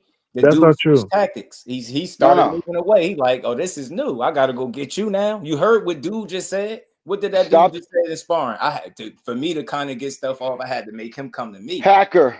So he don't do that shit with the fans. He fights his fight almost every single time. Yeah. That wasn't really him on. That's Devin that does that shit. That wasn't really his fight with Artem. Oh, he had a broken hand. No, listen, boxing hacker, it was. He got one much cleaner with no problem. Like 8-4, maybe 9-12. I mean, 9-12. 9-3, easy work. He was kind of having to go get him. And I seen the flaws. I'm like, I watched. Yeah, exactly. Like, you saw the flaws, right? There was no jab at all. That's Shakur's a genius boxer. Kind of following him around. What up? He didn't need to do all that. Like no one Shakur. But I don't think he was trying to like overly please the fans. He didn't give a shit. He hurt his hand, and that was it. He's gonna fight his fight. I think Shakur should always fight his fight. But I always feel like fighters, even when the fans hate it, they should always fight their fight to the end. Yeah, you got to. I didn't like when Rigondeaux started switching up. I didn't like when Devin started switching up. They all just fight their style. Yeah, fight your style. The fans. You try to be like such and such. You ain't. Why you ain't? Don't do it. He ain't stupid. Shout out to the Queen Aisha for the 10-piece in the cash. Always supporting the grind. Much love. And we ain't never got a box again. Well. I already been getting these, but now it's time for you to get your just do. Because the reality is, like, the people that don't like your style are not even your fans. Your fans like your style. My bad, y'all. My bad, big dog. Shout out to Big Dog Willie, man, for the Bill Haney facts. Pardon me, bro. He said Bill Haney said on X in 1995, Louis Farrakhan asked Bill to be the headline speaker at the Million Man March. Bill decided to coach Orlando Magic. Orlando Magic. Telling you, one day, we're going to do a book of this, big dog. Shout out to everybody still rocking out. KO was good with it, bro. Young Beast was good, fam. This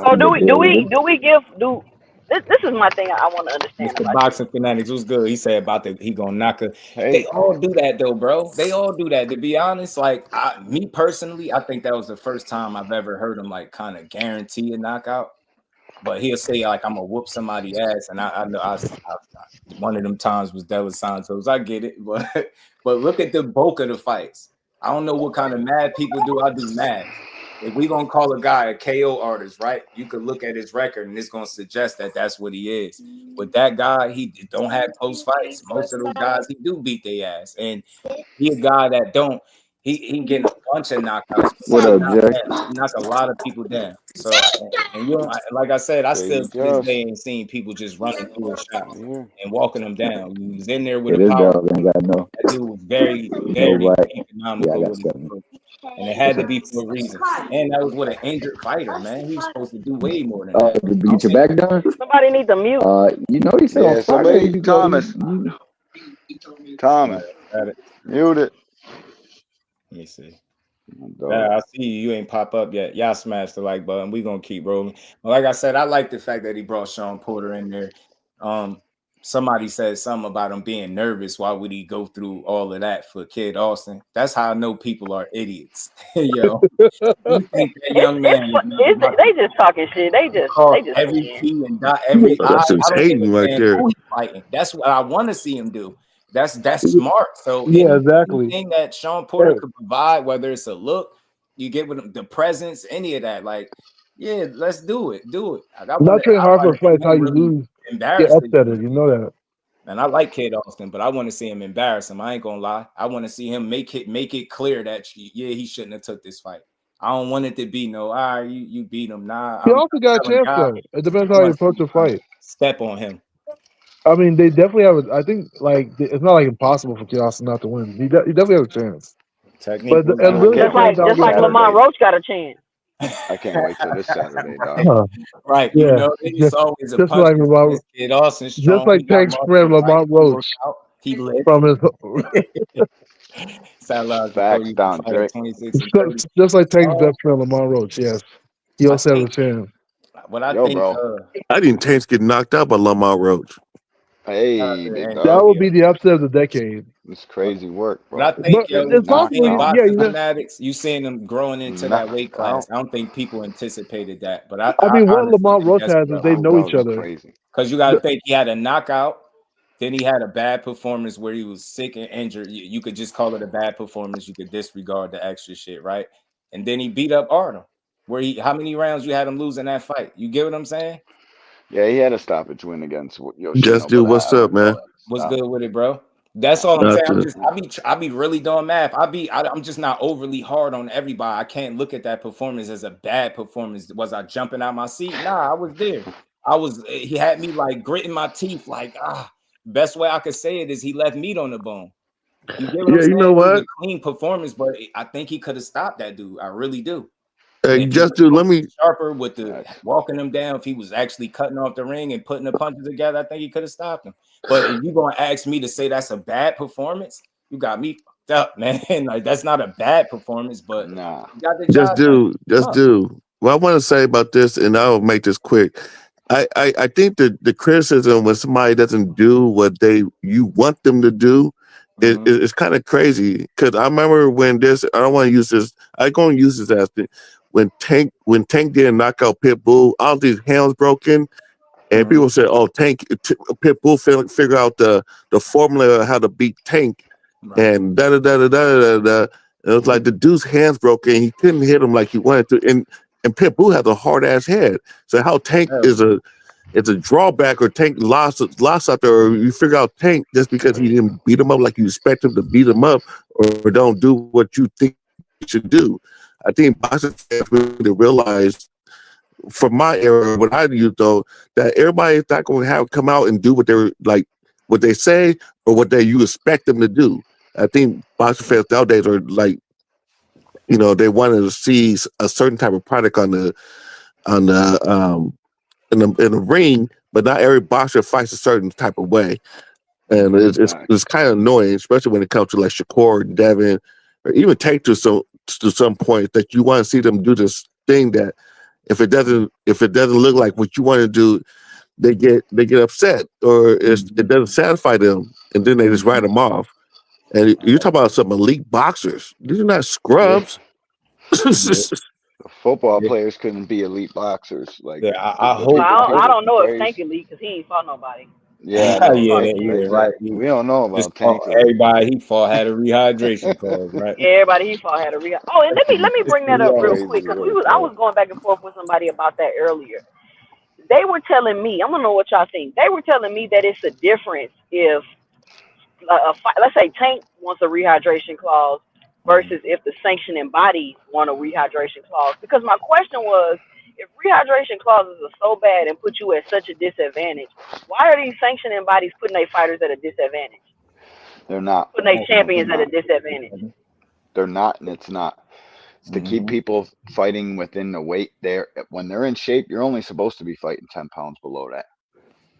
Like, this shaving weight got into a science, and it's way out of hand now. With the UFC, they see how much their guys shave. It's like a whole science to it. Shouldn't be shaving that much weight to be in a fight. You take enough damage in a fight. Now you're risking all this extra shit by depleting your body's organs, brain fluid, all this extra shit, and that's the way they're trying to make you stop doing that. Crazy because the way to restrict it, and it we shouldn't be played that. the documentary that was talking about It's crazy, and bro. It's funny because it wasn't even talking about boxing. It was using the UFC as an example, and you seen the dude T.J. Dillashaw go up there and he made a crazy weight, and then another fight he went down even lower, and he go out and get knocked out in 30 seconds. Like, do you think that he just got trash overnight? Like, that dude was on some serious. He was cheating his ass off. Yo, people don't even like know a this. strong ass crackhead. He really did. The real reason they started cutting weight back in the day, bro, is because if you deplete your body for like 2-3 days, don't eat shit, fucking sweat it out. When you finally do eat and you finally fucking get nutrients back in your body, you feel like $1 million. It's about making the fighter feel good without having the fucking juice. That's the original reason they started cutting weight. It wasn't even that big of a weight cut. Like, just depleting your system and then filling you back up, you'd feel like $1 million ready to kill something. I'm chilling, just how you doing, bro? Salute to everybody on the panel. I'm just waiting on some. I'm waiting on some bullshit. Boxing hackers. You missed it. You missed it, KO. Boxing hackers jumped off. Over here laid back, chilling. Value a little bit. Yeah, I'm just laid back, chilling. I'm just waiting in the cut for some. Waiting, chilling. You already like missed. You missed snake all the on cap. the mouse, like the python on the mouse, dog. Yeah, you missed like a lot your boy of Paulie. What boxing hacker? He done popped off. Crazy. I think the smoke clear. Hey, yo, let me ask you a question. Yeah, he was siding with. What's your 2 cents about these fighters? I mean, these people, these creators and people running around repeating something Malignaggi said about a black African American fighter. I'm not surprised because that fighter is Tank Davis. Like, you got to understand, like, he got a lot of hate, man.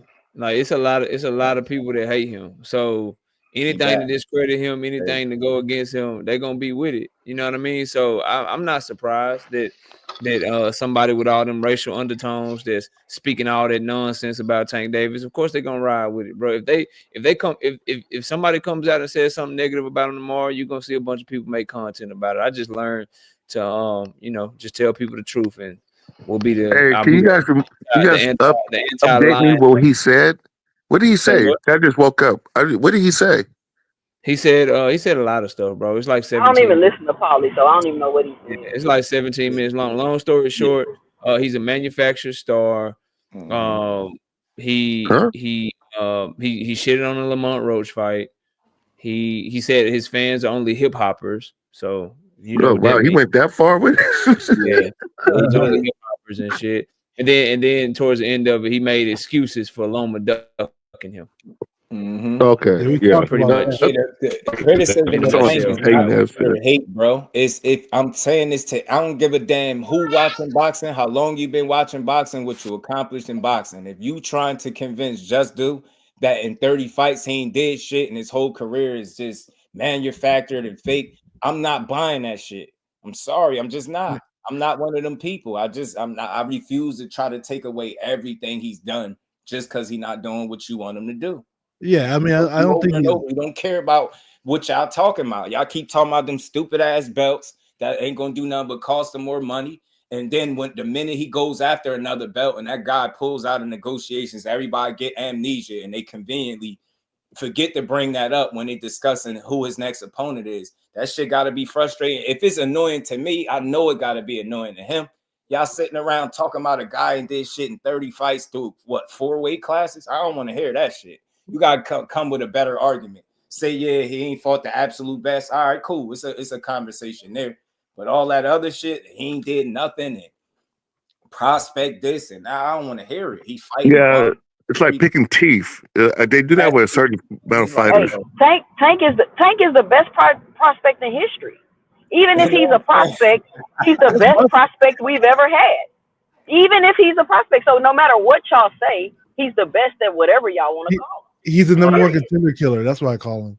Paulie was just basically sounding how he kind of envious of the fact that how is he at this status? Like he listen to what he was saying. Yeah, they just pick him now. They just pick stars. He got the people. I said this earlier. The man went live on Instagram and had close to 20,000 people in there. And he wasn't even talking about shit. Come on, man. That's crowd control, man. He tweet and delete more than anybody we know, but they'll have a video up before the tweet can be deleted. It's a whole video of everything he said.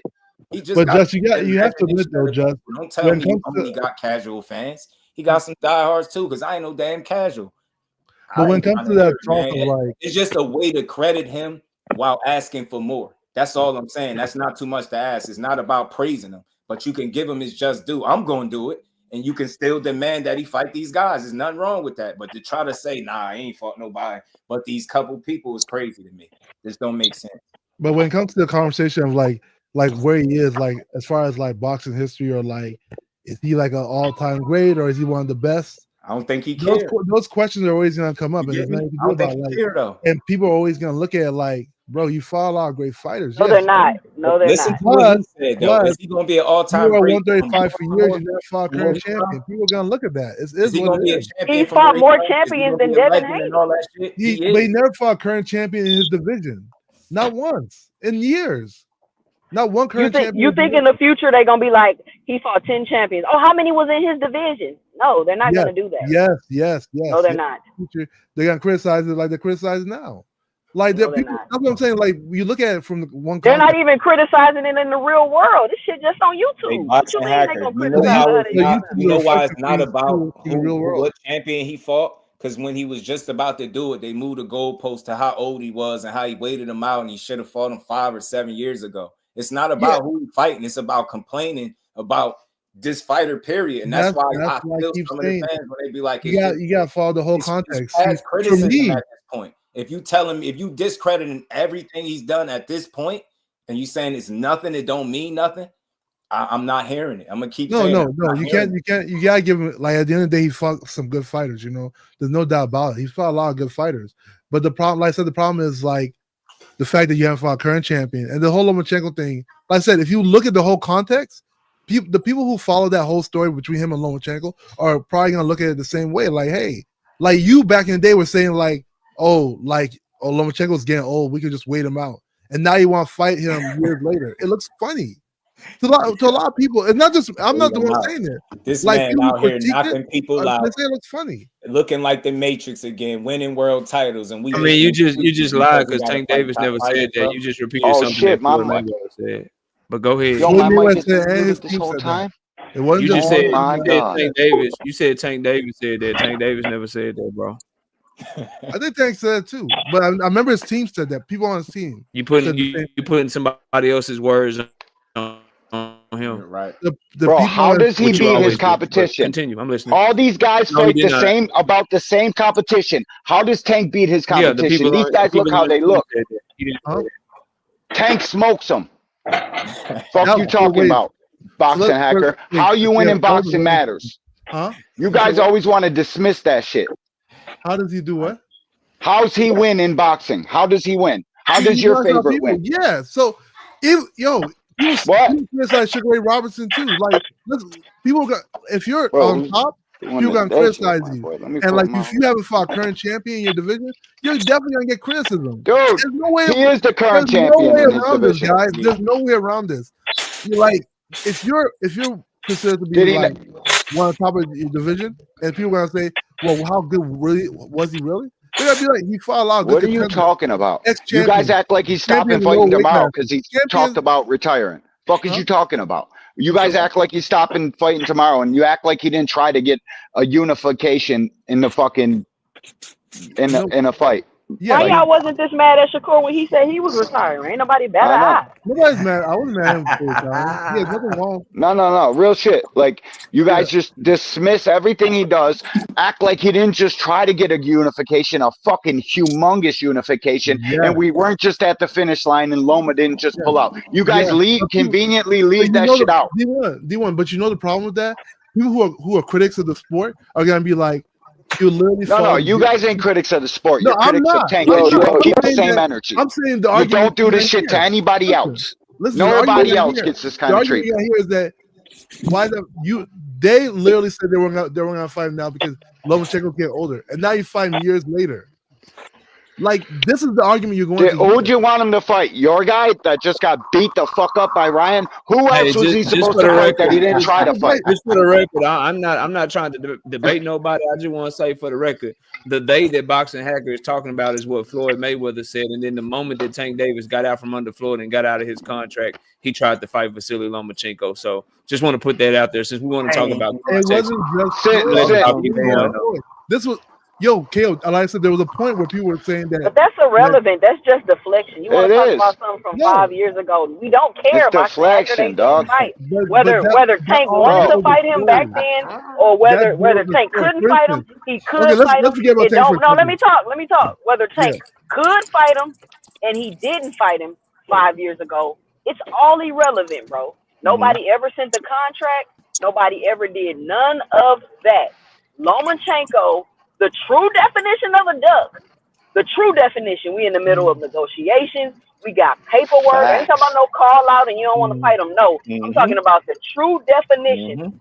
I'm not in the mood and walk away. Yeah, I'm good. That's what we're talking about, bro. Stop bringing up 5 years ago.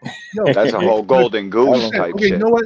Look, you guys are emotional about Tank. Let me talk about somebody like Floyd. Emotional. Shut the fuck up. That shit. Nobody emotional about shit. Floyd and Pacquiao, right? Nobody died, motherfucker. People criticize the time they fought. What is you talking about, Goofy? Yeah. Nobody emotional about shit. Fights are going to be like, yo, but what was Pacquiao at his prime? They're going to create asterisks, because the fight happened so long ago. Yeah, haters will do that. Haters will do that. You're not gonna be able to make haters happy, bro. What it is. The people that are reasonable are giving Floyd credit for Manny. Like you're talking about haters. Haters are in the minority. Like there are people that legit.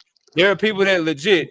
If Tank Davis knocks out Lomachenko, knocks out Shakur Stevenson, knocks out Keyshawn Davis, there's going to be a huge population of people that's still gonna hate on him, bro. Let me tell you what they're gonna say, Keon. Let me tell you what they're gonna say. You're talking about a minority. You're talking about a minority of people that's just not gonna like that young man, no matter what he does. We want to talk about the people that are true critics, that are gonna be realistic, and that are gonna give credit where credit is deserved, bro. Right. Like you talking about a population of people that don't nobody give a fuck about because they miserable and they haters anyway, bro. Here's the narrative. Here's the narrative right here. He should have fought Shakur Stevenson before his hand surgery. He fought Keyshawn Davis too early. And what was the third person you said, KO? Loma, too late. Loma was old. Yep, and he should have fought. And if he fight Devin, he should have fought Devin before he lost to Ryan Garcia. He had to wait till you see Ryan. Right there. Yeah, facts too. You can't argue with it. That's if you facts. Like it is what it is. Like if he beats Shakur, if Keyshawn becomes champion, he beats Keyshawn. You can't really argue. Shakur the only one he'll get credit for. You guys live to hate on this young man. It's amazing. Still in his prime? Nah, hell no. No, he's far. I don't think when did he get out of his prime, Hacker? I think he looked phenomenal. Here's the problem. His last fight. Yeah, right. With Lomachenko, he's close enough to his prime to where this shouldn't even be a conversation. Bud Crawford is 37 years old, 38 years old. We know Usyk is a very old. We know Usyk is a very old fighter. We know Aries Landy Lara is an old champion. Guess what?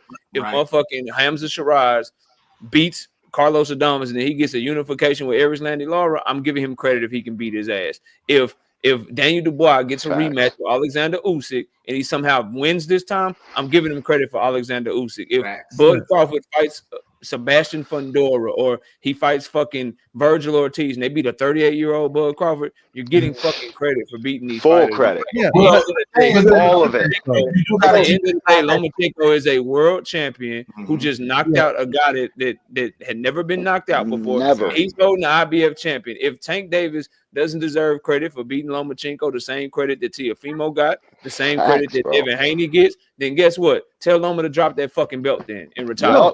Get that shit up to Raymond. Go get that unification. Easy as fuck. Knock Raymond the fuck out. Wait, if you're asking Lomachenko was in his prime and comparing it to like somebody like Crawford, you have to look at the whole story for Lomachenko. Lomachenko had 397 amateur fights. That's twice as much as Crawford had. He's been way. What? Look at you, bro. You wake up to hate on Tank. I don't even think you like the rest of boxing. I'm convinced of it. They could be the same age. This but shit the is more wild, bro. This is wild, bro. More competition you've been in adds age to you. Boxing hacker, get off. It's the truth. No, you don't remember when KO show last night, the other night showed that people really are investing in hating Tank. No. They invest in hating them Tank. When Loma get out of his prime? $2 bill. Oh, if Shakur beat Loma, if Shakur fight Loma next, he don't get no credit. No, Lomachenko's a champion. If Keyshawn fight Loma, he don't get no credit. He's a champion. Listen, you have to give him credit. But if you ask me, is he in his the prime? same people that are giving Keyshawn all the praise in the world for beating a dude who's never been in a fucking championship fight are the same ones who saying Tank ain't got no resume. Y'all are some goofy ass clowns. Real shit. It's crazy, bro. You guys are bizarre. There's a dude in the comments right now talking about Tank's resume, but shut the fuck up with that whack shit. Ain't nobody believing you but you and the 13 other haters on fucking YouTube. Straight up. Yeah, that could be Jordan Smith. Tank has a good resume. Like corny as hell. The problem with Tank is they didn't fight no current champions in the past 5 or 6 years. That's the problem. Like that's just a reality. That's a two-way street though, right? Fuck out of here, dude. What's the other way though? So then how does Tank got more former or current champions than any one of them? He could have. So like people keep saying, oh, it's impossible. There was no way he could fight him. If Tank was such a powerful machine like PBC and Floyd Mayweather, didn't Tank go to 130 and fight Leo Santa Cruz? But y'all ignored it. Yes, ma'am.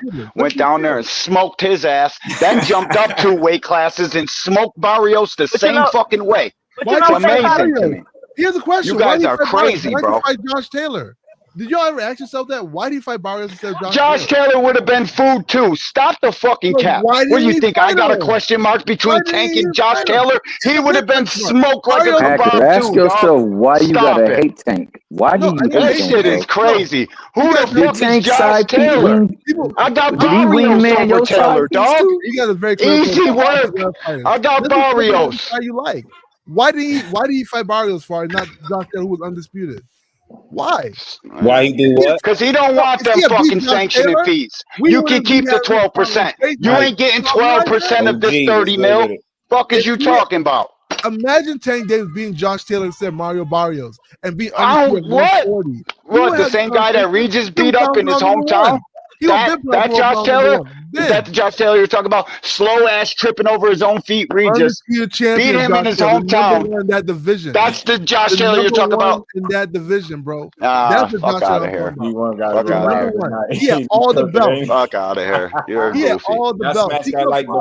You're the only person that believes Josh Taylor could ever fuck with Tank Davis ever in life. I didn't say he or could. Mario Barrios for that matter. Why didn't he fuck you mean? He fought Mario Barrios. Why'd you pick Barrios? Why?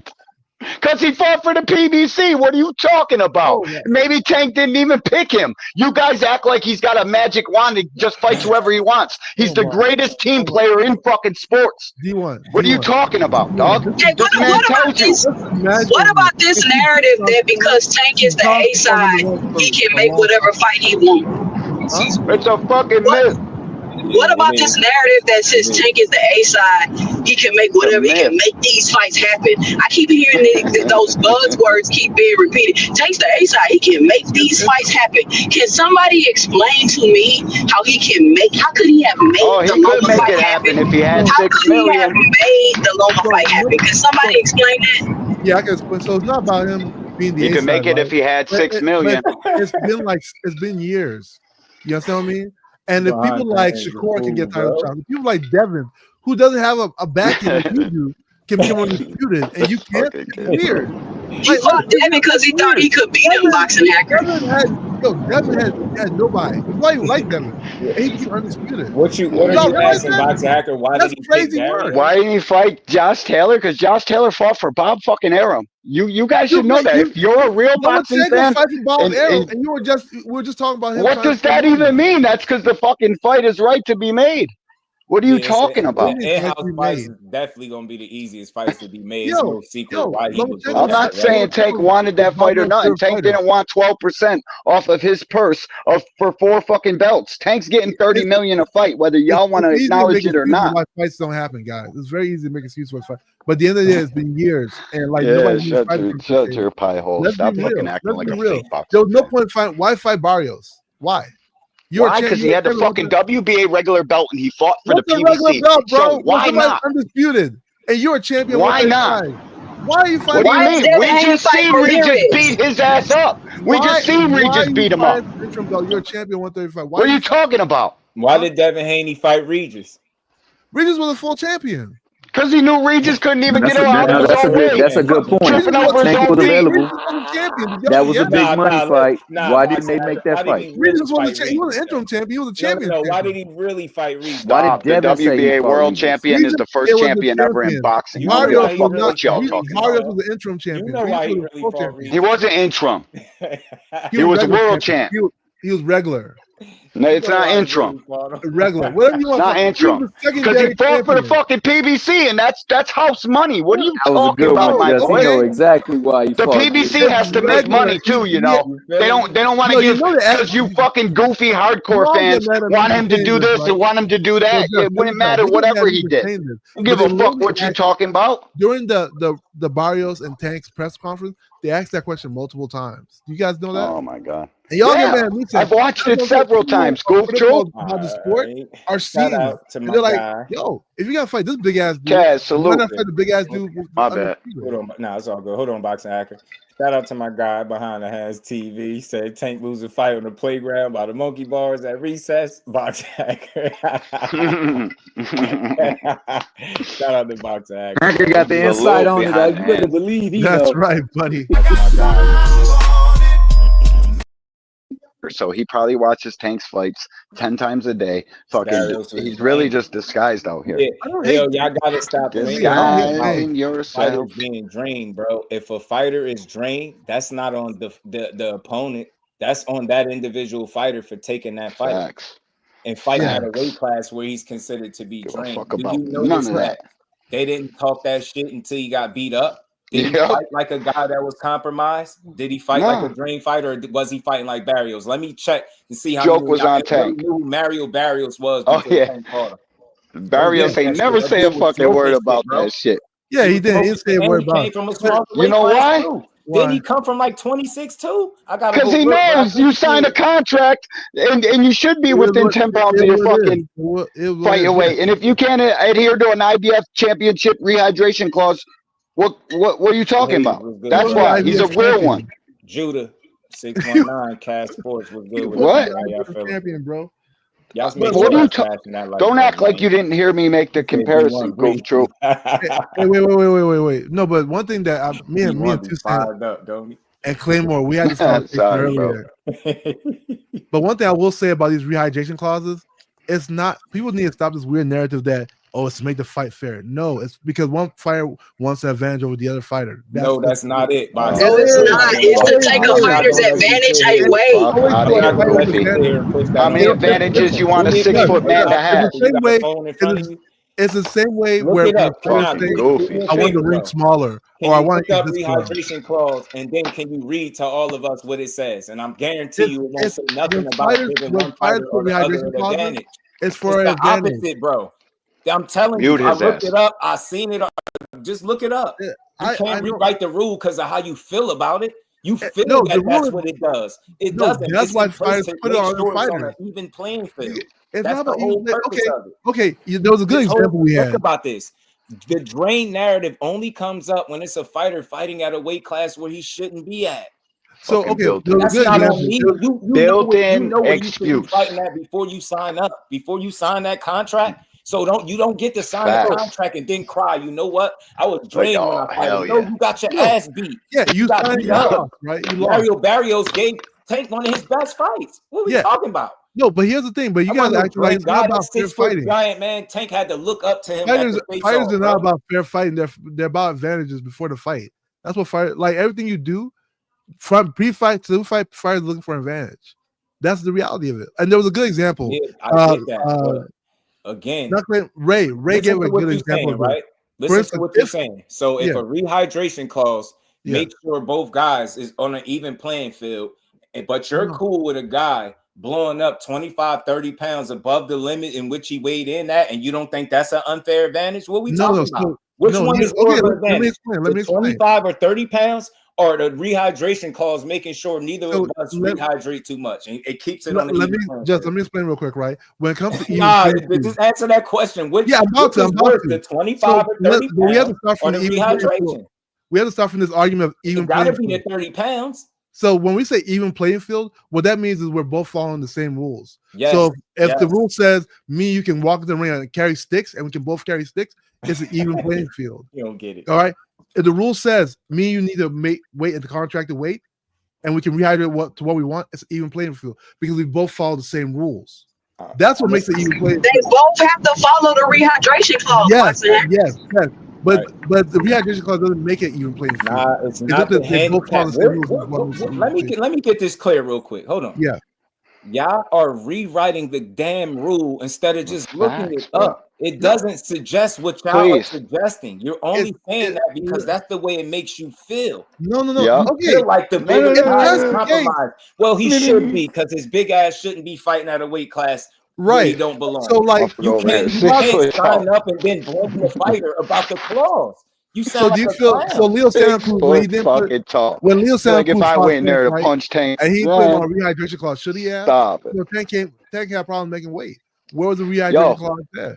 Yep, I want Boxing Hacker, let me ask you a question. Boxing Hacker, let me ask you a question. Boxing Hacker, let me ask you a question. If Devin Haney decides to start fighting at a catch weight of 144 pounds, that means he's either going to be bringing a fighter up or bringing a fighter down. Is he fighting is he giving those fighters a disadvantage by fighting them at that catch weight? Is he giving those fighters a disadvantage by fighting at the catch weight? No. Yeah. What's the advantage? It depends. I don't know. He's not fighting in the weight. He's not fighting in no weight class. So the people either got to come up to him or go down to him. So it depends on the fighter. Hold on, Boxing Hacker. Where'd you not too long ago? This is a while back. Yeah. Where'd you get on Canelo about him doing that shit? No. Yeah. Are you sure? Are you sure about that? About rehydration. You know, Oscar De La Hoya put guys on rehydration. Floyd put guys on rehydration. Canelo put guys on rehydration. You guys don't never say nothing about that shit. Yes, but it's Ryan Garcia is 6 foot tall, 5'10.5", big ass kid. How many advantages would you like him and Devin Haney, 5'10", fucking 84-inch arm reach? How many advantages do you want these guys to have? Fighting at 135. Oh, because they make it, they can go. I ain't with that, bro. Here's what I'm saying. If me and you are fighting, and I know you're struggling to make weight, I'm gonna put a rehydration clause. You know why? That's called strategy, and you shouldn't be fighting if you're struggling to make the weight. It's a boxing antic. It's not like boxing antic. Even or make it fair. No, it's not about. That's not an antique. How come the WBC's using it right now for Kid Austin? It's to make the fights fair, bro. You're fucking. That's all we're saying. The rehydration clause talk about making sure that the fighter doesn't have an unfair. KB's talking, bro. Advantage over their opponent, bro. It's not. It's y'all looking at it wrong.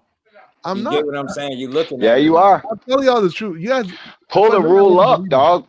The rule is fighters look for competitive advantage all the time. I can't wait for this Ryan Devin rematch and Ryan Devin put a fucking rehydration clause on Ryan Garcia. Then what y'all gonna say? Yeah. And he should put a he should. You know they said they did a study and they found out that gaining 25, 30 pounds can be like more damaging to somebody that's on some type of like testosterone fix. Yeah. You know that.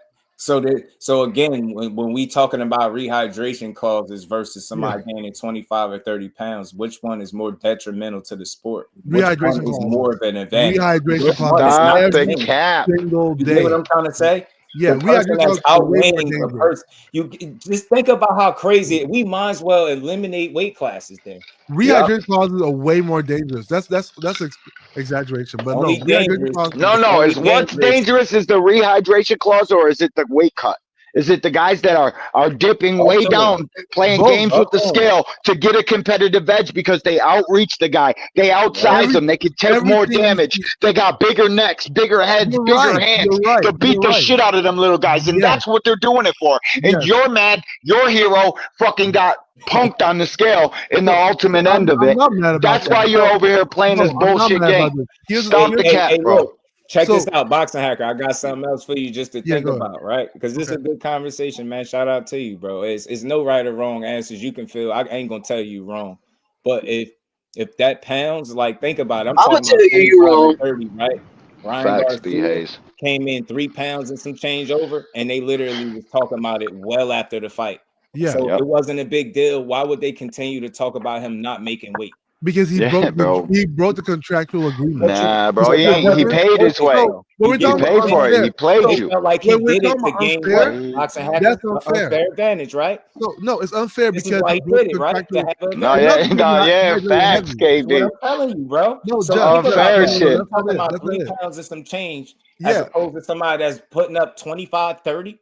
That's not the problem. So when we're talking about equality, Just do fairness and equality. As long as me and you both fall in the same Hear rules, this guy? if we both decide to take off gloves and fight bare knuckle, as long as we both agree, nobody fucking with me in that. It's fair. It's a fair fight. Boxing Hacker. You can't trade you left for Devin Haney. You can't do that. I'm trying to get in it. Hold on. I mean, just do. Hold on, man. Boxing Hacker. Don't talk, right? I'm just gonna say something. Don't talk. Don't cut me off. You can't do that. You can't do that. You're only doing it because of Devin, but when somebody else is completely different. Stop doing it for Devin. You have to be straight down the middle. You can't do that. We all do it sometimes, but you and your coach does this for this man consistently. What were we doing? Bro moved up to 140 and was the bigger man in the very first fight. Get the fuck out of here. You ain't doing that shit with me. You getting slapped with the claws. He knows what he's doing. Knocked out early. Put you out your misery. But Tank can't do it. Going to fight Leo Till and Cruz, but Devin can fighting what's his name, huh? A lot of people shit, I bet you he on a rehydration clause this time. I bet you Devin in the VADA team task force ain't having it. But did you hear when he interviewed with Andre Ward, how he asked him, like, y'all felt like y'all should have implemented some clauses or something in there. Like, they clearly pretty much admitted that they should have handled that situation totally different. And here we are sitting up here. But you know why they couldn't? You know why they couldn't? The fighter created it. If it's so bad for the sport of boxing, why did the sanctioning bodies have that rule in place? It's bad in general. It's not about Devin and Tank. He took the money. He took the money at the same time. How you gonna keep arguing that? It's a good thing. If you were so upset about that, why you take the money? Yeah. As a clause to stop you from limited. No, wait. Boxing Hacker. You talking about Ryan Garcia? Why did he take them? Why did Bill knows got to take the money? And now it's a big ass deal. I don't understand how you guys are complaining about this shit. Can you hear me? So Ryan didn't pay to this weight, right? That was part of their No. Boxing Hacker. I want you to explain why did Bill take the money? Take what money? They thought he was the leg. Give me that 600 G's. We about to so Boxing Hacker, what do you think about the IBF 10-pound rehydration clause? It's kind of messed up that these sanctioning bodies are putting their fighters at a disadvantage. It's not. Ryan got a 10-pound rehydration clause in the rematch. Oh, wait a minute now. Wait a minute. Did he just say it's not a disadvantage? What do I think about it, Jeff? I said it's terrible. I think it's terrible. Of course. I like Boxing good. Yeah, he be sweating. No, listen, bro. It's they need to. The more time you give fighters to hydrate, the less chance of long-term injuries and death in the sport. You guys realize that, right?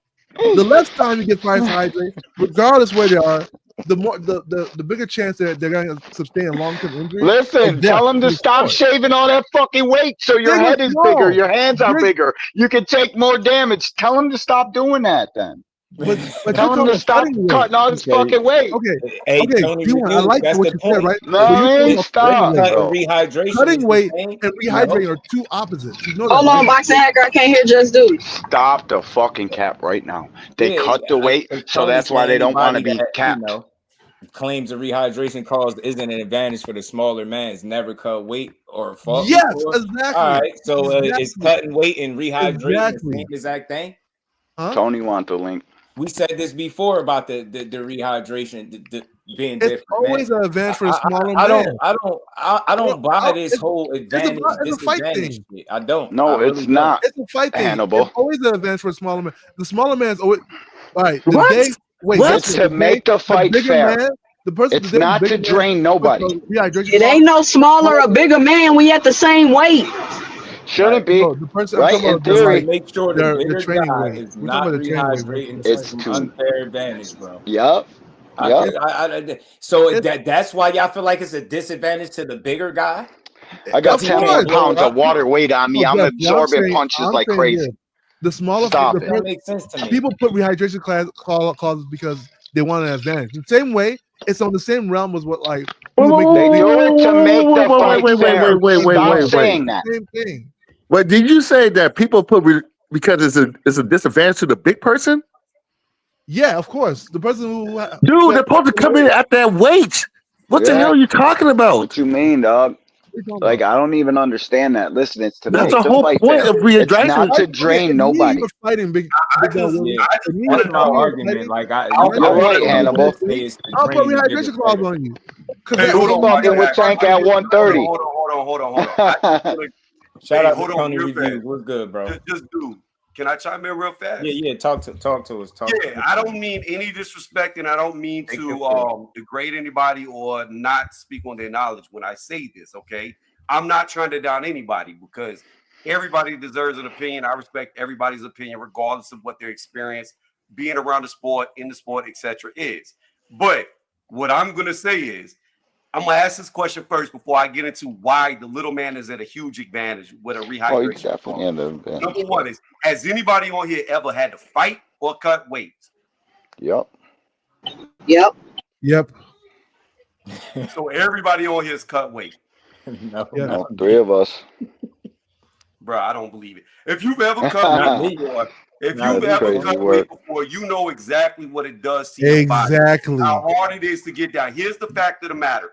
When you're a bigger man fighting a little guy, you are used to fighting at your ideal weight. You will blow back up to whatever your ideal weight is. So how many advantages do you want that bigger man to have? Let him cook. I'll let you talk all day long. Finish, and then it passes to whoever wants. Go ahead, Tony. Let's say we're fighting, and I'm much bigger. I'm a heavyweight. I'm 250 plus pounds. But anyways, I digress. Here's the fact of the matter. We're just gonna throw out a weight. So why you cutting weight if you're a heavyweight? Can I finish? You're not. Go ahead. Can I finish? Okay. Let's use a weight class. Let's say 160, and we're gonna keep the math easy. Okay. Right. Let's say I'm a 175-pound fighter. When I blow back up, I'm about 190 pounds when I walk into that ring. Okay. Now let's say I want to fight a guy who's a 160-pound fighter, and we're gonna meet in the middle at a catch weight at 168. Okay.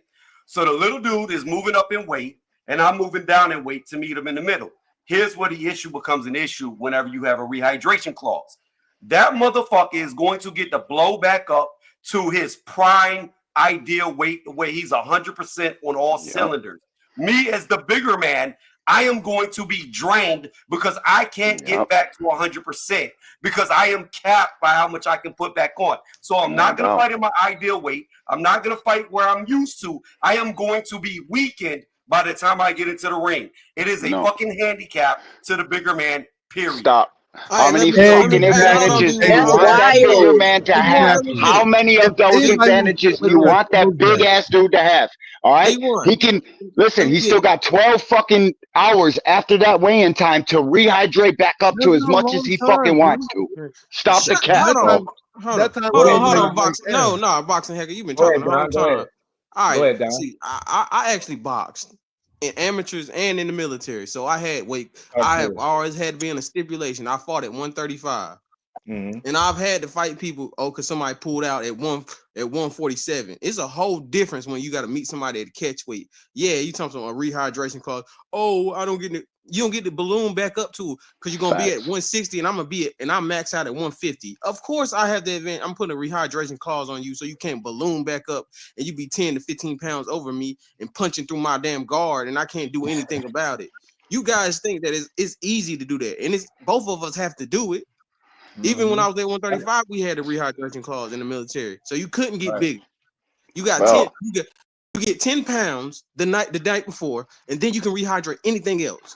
Yep. So if you have a problem with making the weight, don't get in the fucking division. Stay the fuck out. Get the fuck out the way. Stay the fuck out. Stop trying to fight small guys. Thank you. If you walking into a fight, Hold on. Even there's a weird theory here, right? First off and foremost, when it comes to rehydration clauses, if we're gonna go by rehydration clauses, you have one of two things. One, you fight for the IBF and it's there. So if you do fight for the IBF title or you do hold the IBF title, you're gonna be used to being capped out at 10 pounds. It's not gonna affect you because you're used to capping your weight. However, the other time that you have rehydration clauses is when you have two fighters from two different weight classes, and the little man is looking for a huge advantage over the big man. Again, I will restate.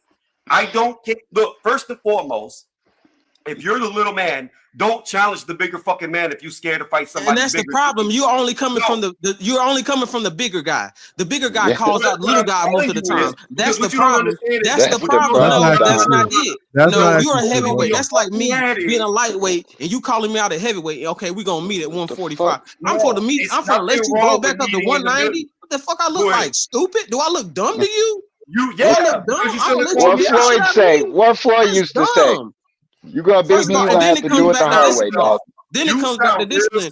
Right now. No, you sound dumb as shit. You sound dumb as shit. You sound dumb as shit for real. I'm not even gonna come over here and let y'all been saying this bullshit all day. I've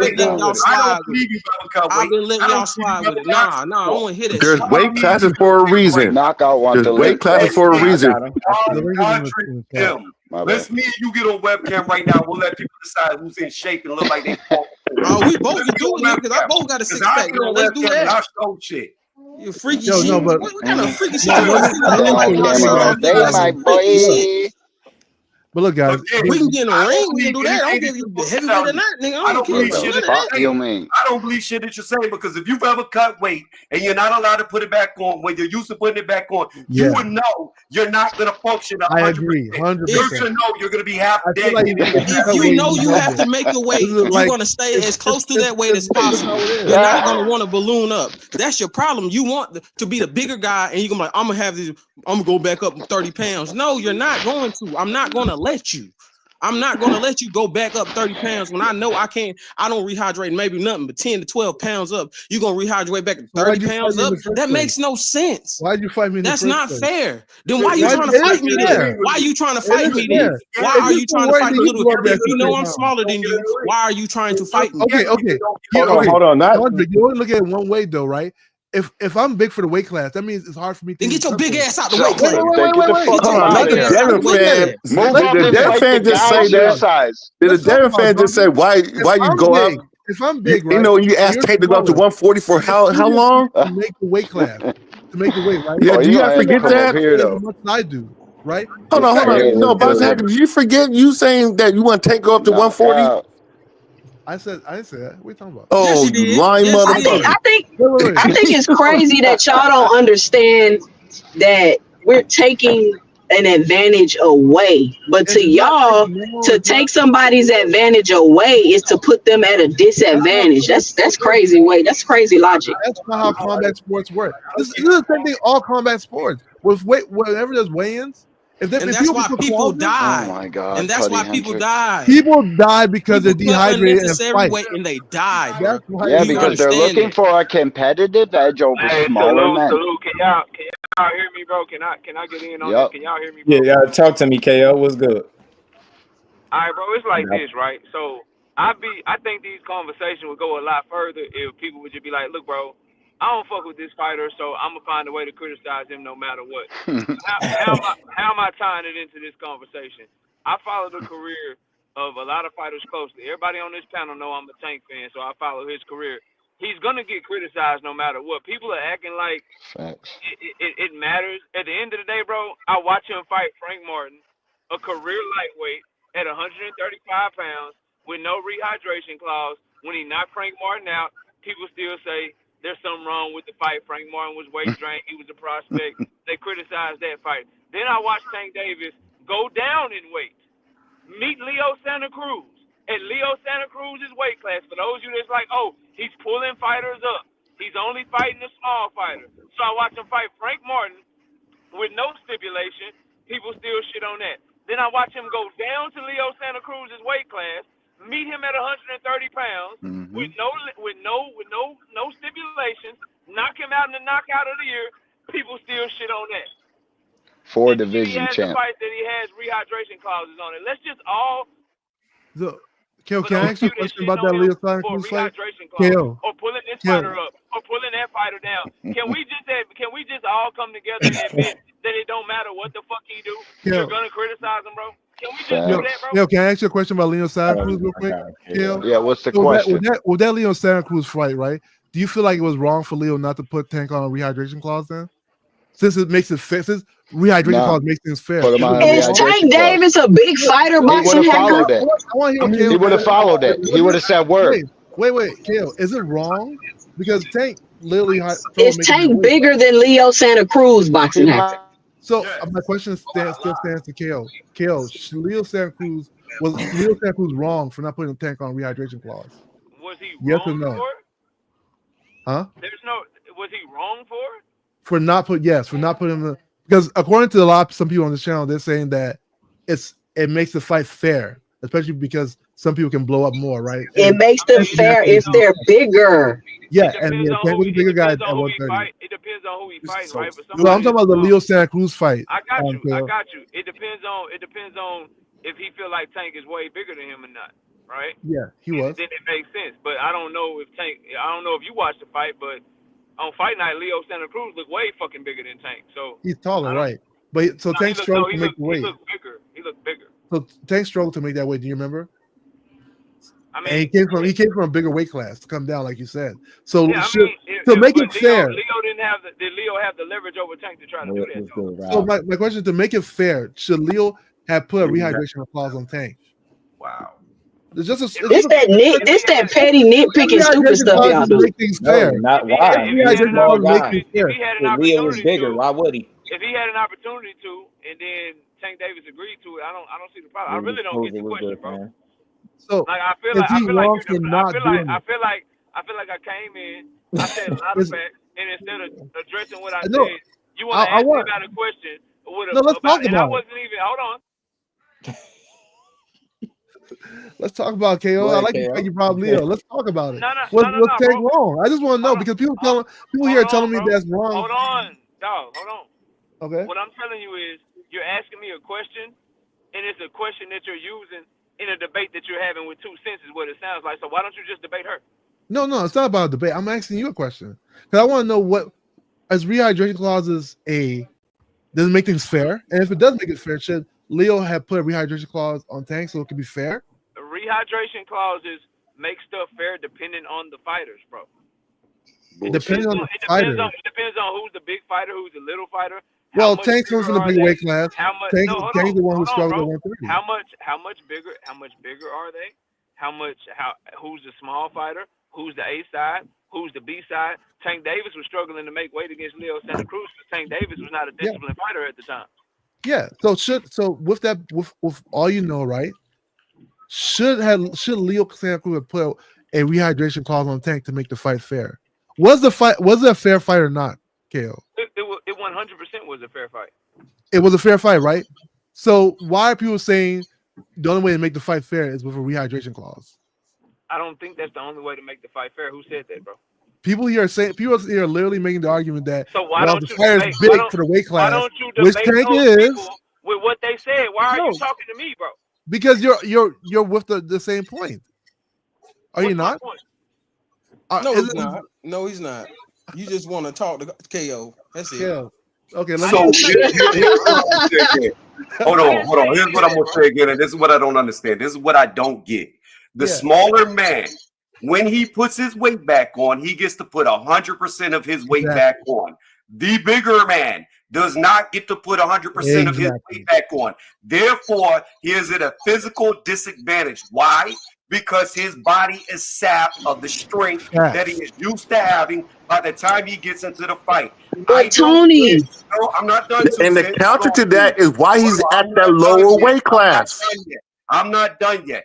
I wasn't even talking about Tank Davis, but let's talk about Tank Davis because we're going to make this real plain and simple. To even prove furthermore how much of a fucking advantage it is, the entire time in all the press conferences when Tank Davis was going to fight Ryan Garcia, what was he doing? Eating food in his face on the Skype. I know you're hungry. I know you're weak. I know you're hungry. Look at how hungry you are. I know your body weak. Your body weak. He knew what he was doing. He knew the advantage he was getting. And I wasn't even talking about Tank. At the end of the day, if you can't put all your weight back on and another man can, he's at an advantage because you 100%. Let me respond to Tony real quick. Let me ask you a question, Tony. So, first of all, it's the argument of the sanctioning bodies do it. And second of all, you just also heard Dondrick say it affects him too.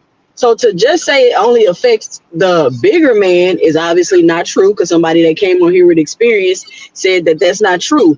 And the whole point that I'm making about this rehydration thing is that I can guarantee you, go comb through some of your favorite fighters' resumes and see how many of them fighters that they had rehydration clauses and fought on catch weight. It's a part of boxing. And if you're at a disadvantage with a rehydration clause, that's on you as a fighter because you have the option to take it or not, unless it's a championship fight, which would mean the sanctioning bodies are putting their fighters at disadvantages for their belts, which would also make no sense. Yeah, you're right. Hey, to say you're right, but it doesn't change the fact that if I'm putting a rehydration clause on you, it's because I want an advantage in it. Floyd did too. They want everybody. Fighters want advantages before the fight. That's why they make ringside. Hold on.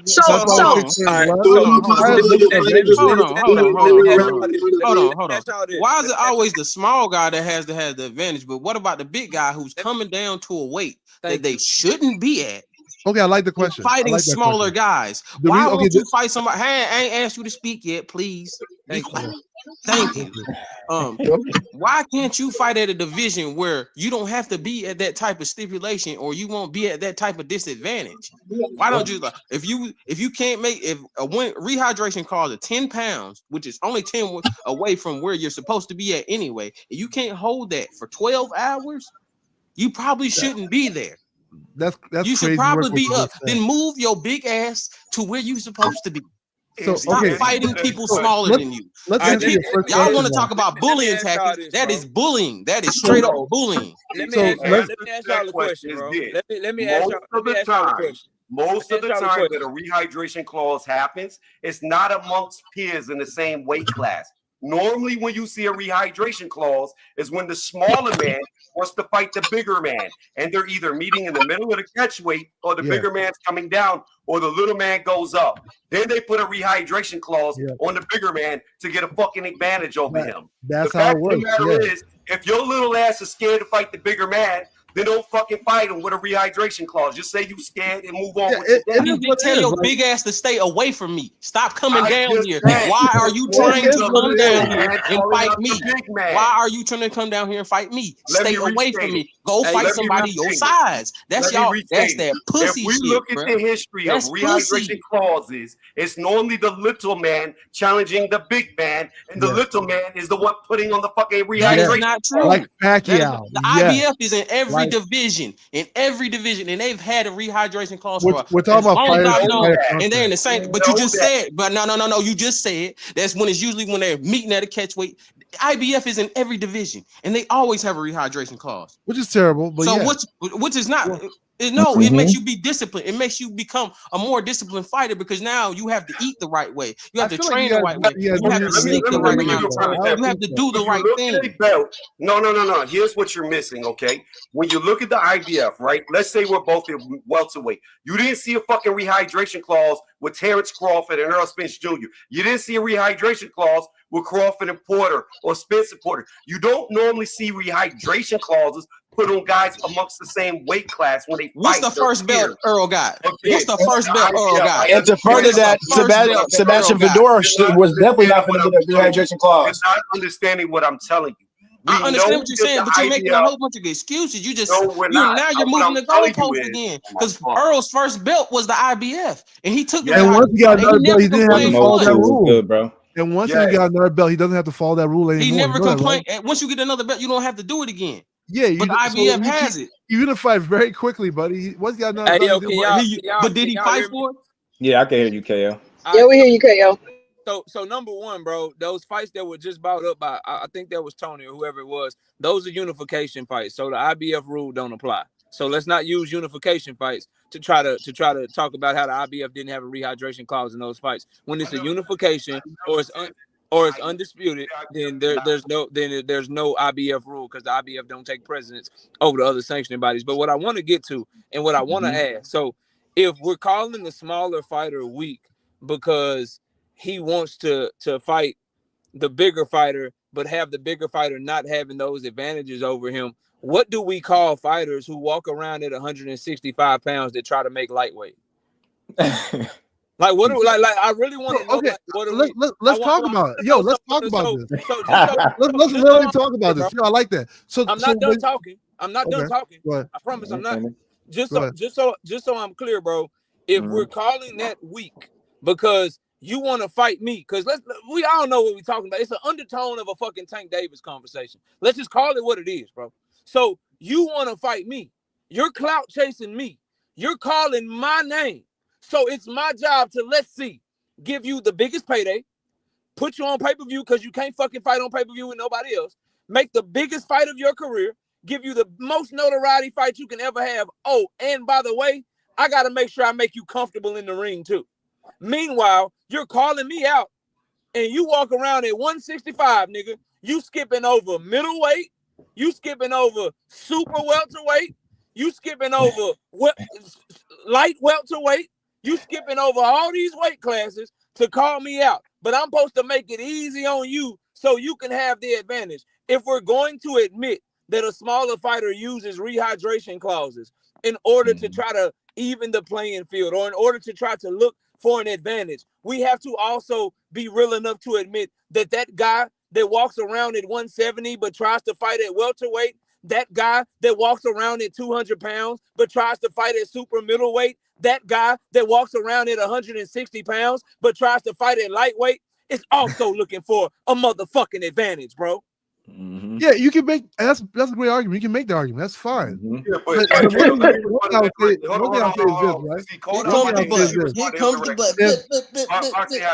he called my name. Can I respond to what he just said? All right, go ahead, brother. Call me out. So, KO, here's what I would say. I never made the argument. First off, I don't even know why you brought up the IBF because I brought that up way earlier about the 10-pound in the same weight class. What I'm talking about is when fighters from two different weight classes meet, and then that one smaller guy puts the rehydration clause on, is for an advantage. Furthermore, if you want to go with the argument that a guy who fights at 168 that walks around 200 pounds and a guy at 168 who walks around at 175, the 200-pound man is looking for an advantage when he steps into the ring because of how big he is, I can agree with you. He is. He's looking for a weight advantage. But my point of all of this is this. When there is a rehydration clause, it gives the smaller man the advantage because the bigger man cannot put the weight back on that he is used to. When you can't put the weight on that you're used to having, you're at a disadvantage because your body is sapped of strength. That's just the facts of biology. There's no getting around it. I agree. I think it is what it is, you know. And even when you're a big guy, if it's hard for you to hold that weight, get out the weight class. Just go to where you're supposed to be. Because that's the whole issue right there. When there was same day weigh-ins, when there was same day weigh-ins and you had to cut weight that same day, did they complain about it? Because basically that's a rehydration clause. And if you think about it, that's a rehydration clause. Same day weigh-in. Back in the day, people were dying in the ring having long-term damage. Okay, then. Yeah, It it didn't make goes anything where you're better. You supposed know to that, be right? at, so you don't have to cut weight, so you don't And have to guess be in what, Boxing danger of Hacker? dying. Yeah. All those people cutting all coming from 180 going to 135, they're gonna have damages too. You're right. So it's possible, right? Don, I But would agree with you. the Okay, look, amount of times you have to rehydrate here's the is point. Look, definitely. Don, this is where we're having a disconnect, right? I think this is where the disconnect is. Let's say hypothetically we're both at 140 where you said you fought, right? If me and you are used to a 10-pound rehydration clause, whether it's on the day of the fight or the day before the fight, right? We're used to it. Then we're both at 100% efficiency because we're used to maintaining only 10 pounds heavier or less. However, if a guy is not used to doing that and he's used to gaining 20, 25 pounds by the time he steps into the ring, then when he is capped to only 10 pounds or less, his body is going to go into shock in the middle of that match. That's just the facts. And, all right. I'm gonna go back And with that you. happens a lot. I understand where you're coming from, but me as a boxer, somebody who did amateurs for a little while, I only had 11 fights in amateurs. I didn't do a lot, and in the boxing in the Marines, it's different because we always had same day weigh-ins. The thing is, if you have to rehydrate 20 pounds, don't do it because it's automatically. Even if you get all that back, 24 hours is not enough time for you to get all your energy back. You will not get all that potassium back. You will not get all the electrolytes, the vitamins, and stuff you need in your body again until at least 2 to 3 days. It takes that unless you're doing illegal IVs or something like that. But you will never get that energy. For me is if you're a bigger guy, please just go up a weight class so you don't have that problem. So you don't have to be at a disadvantage. What I can tell you is I also had 32 amateur fights. Okay. I cut weight. I used to fight at 165, which is middleweight in the amateurs, because the amateur weights are different than the professionals. Yeah, they definitely I walked around at 190 pounds. I would cut weight to 160. Really, I would drop down to about 162. So by the time I got on the scale the day before, because we used to open up for professionals, so we would weigh in with them the day before. And I would start rehydrating ahead of time. So I get down to about 162, 163. And by fight night, I'm 180, 185 in the ring. However, I don't know too many people who don't do the same fucking thing. So it's not like when you fight at a weight class, you're fighting guys who are natural to that weight. Everybody is blowing up in weight. Everybody's about 10 pounds over, 10 or 11 pounds. Right. Way more than 10 pounds at over. Optimal, you want to be 10 or 11 Way pounds more. over. So you want want to be able to cut like 10 pounds. You don't want to be able to cut 20 pounds. It's just a lot. The higher up in weight you go, where people get more taller and stretched out, the more fucking weight they put on by fight night. Yeah, because David Benavidez was like two something his last fight.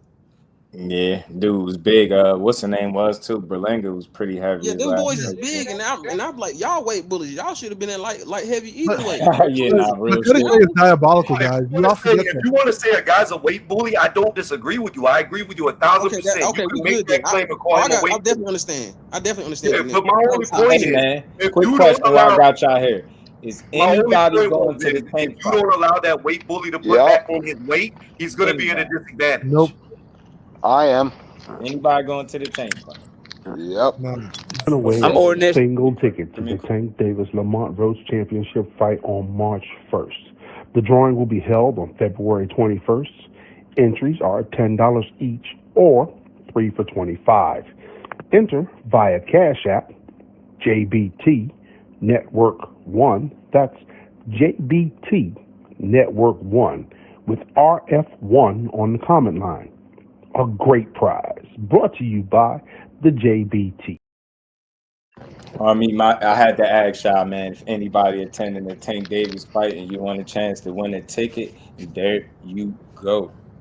Man, my bad. Shout out to y'all for doing that too, bro. That's a good look, dog. Yeah, man. Shout out to y'all. Hope somebody win it. $10 to win the tank ticket. Hey man, it's really simple. I don't think as long as we can agree that both the small fighter and the big fighter looking for fucking advantages they can have over the other one to try to win the fight, then that's cool. I think the conversation is more, okay, who deserves that advantage? All it's about. Who deserves that advantage? And it's going to be the person that drive the business, bro. So it is what it is. If you don't like that a fighter that you might not like may be in a position to where they get to dictate shit like that, then tell your favorite fighter to get some goddamn fans. Yeah, That's I think we can agree with that because that's and we it, can dog. probably Like, relate like to I what. don't know what the problem is. At the end of the day, that's what it is, man. Yeah, like I'm glad we can come to this agreement and not think that rehydration clauses make things fair because that was a really weird argument that I thought people were having. It does make it fair. If you No, fat, it doesn't. if you Stop it. Stop it. It does make it fair. Don't do that. It doesn't. fat, you fat. Boston Hacker, you're full of shit.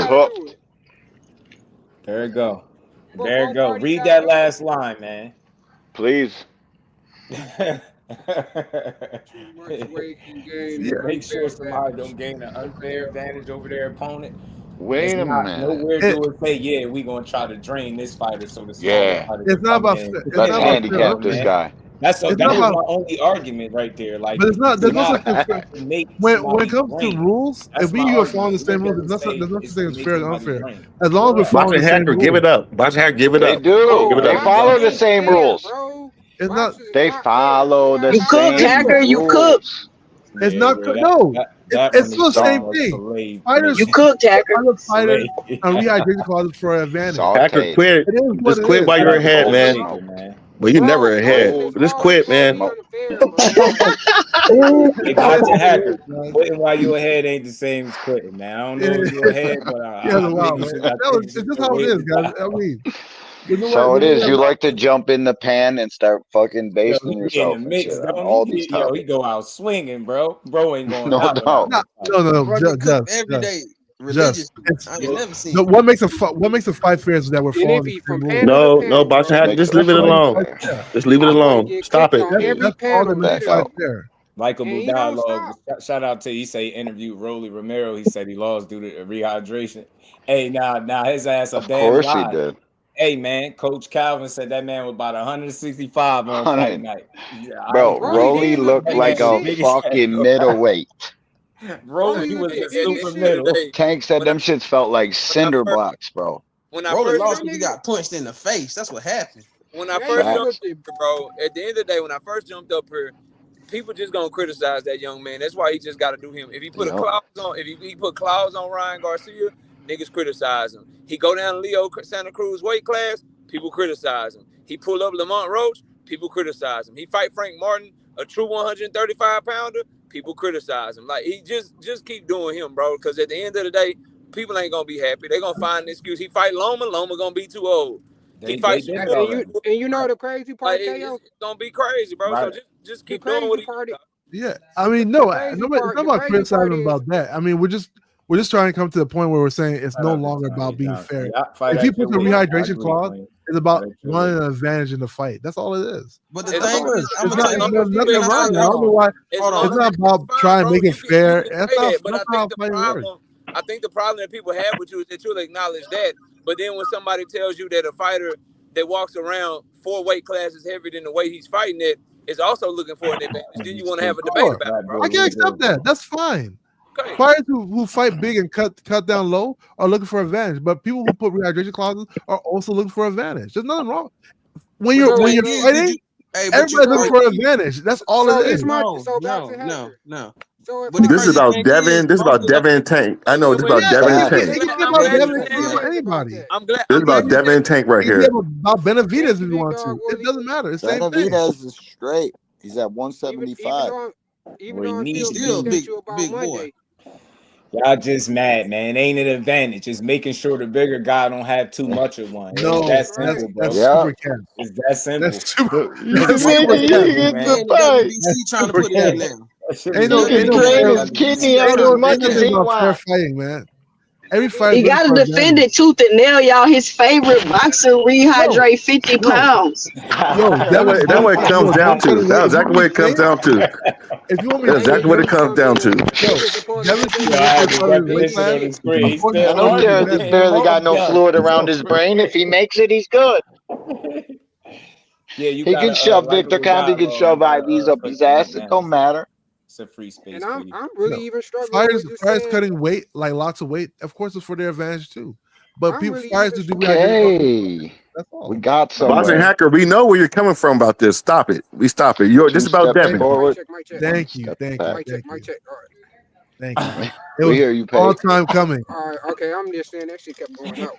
Oh my God, man. But ain't nobody bringing up that the WBA and the WBC trying to implement WBA, rehydration clauses BC, now. IBF. I wouldn't be surprised to see I've been asking WBA all got rid day, of are it. these sanctioning bodies putting their fighters at disadvantages? They're about to start putting them in So armor. check They're this out. trying to do Check it this now. out. Handicapping, Haney. Y'all just don't know. Look at Tony. Hey, I don't know if y'all can read this, but I'll read it. Boxing largely moved away from strict rehydration clauses because it was considered to potentially put a fighter at a significant disadvantage by limiting their ability to rehydrate after a weigh-in, potentially impacting their performance and causing health concerns. And we could keep reading. We can keep reading. That's why Guess what? Tell his big ass not to be fighting at that weight class. Come the fuck up where he supposed to be. Shout out to Tony Reviews, Yeah, I tried to tell man. Tank that at 1:30. You know. We appreciate it, bro. That comes from the BBOC of boxing. Yeah, nah. So why are the sanctioning bodies implementing rehydration clauses Only now? 1 out of 4. Not all of them. It's 1 out. No, it's not only the IBF. Who else? The WBA and the WBC is trying to do it now too. They're trying, but they haven't They done tried to it. do it Right? Tank last night. They're trying to do it. And They've reality, been trying to talk- they've been rehydration talking clauses are about it for never years. good. They've been talking about putting them in there for years. I feel like if you went through weight cuts, you know they're not a good thing. Fighters should rehydrate. Fighters should not be limited to the time they have to rehydrate. They should have a whole 24 hours so they can rehydrate slowly. You know. No, you shouldn't need to rehydrate more than what the limit is, boxing hacker. Boxing hacker, you shouldn't need to rehydrate more than what the limit is. If you do, then you need to move up to the next weight class. I got a question. Rehydrate. Somebody drinking out a straw? Me, is it? Somebody feel like they're drowning or something. That ain't me, dog. Hey, the question is, do heavyweights ever have rehydrations? Okay, so boxing. But listen, nobody's saying that it's not doing that to the bigger man. We know science, shit. But don't tell me they don't got 12 hours past that when they weigh in a second time. They still got mad time. They eat another meal. They go to sleep. They let their brain and fucking body do its work. They're high peak athletes. If you need more than 10 fucking pounds, you're doing it for an advantage. Yeah, we've come to the conclusion that people who cut large weight are doing it for advantage. You know, that's the truth. I agree. But it doesn't change the fact that what past that? It is what it is, dog. Yeah, they do that shit for a reason. Sports. People are like creating these magical theories and stuff. No, if I put a rehydration clause, I want the advantage. If I'm cutting down, no, it's not always for that. It's to make the fight fair. How many times we gotta tell you this shit? In certain cases, maybe, but nah, dog. Nah. Being fair is me. Man, we gotta switch gears because boxing hacker, he gotta defend it, y'all. He got to. We got one of the best fight cards coming up in mad long. It's Wednesday too. So yeah, man, let's keep rolling while I still got y'all here, man. I know we all real fight fans, and I know we all tuning in this Saturday. Yeah. Well, speaking of Benavidez, I got David. How come you never get the same? David 2 cents. Don't ask me which one. Just know I got David. I like. I got Benavidez. I kind of edge. I don't know. I don't even know which way I want to edge it to, man. Yeah, I really don't. All right, let me tell you. Let me tell y'all what I'm thinking. Right. First, I might drop a little something on the draw. I ain't gonna even lie to y'all.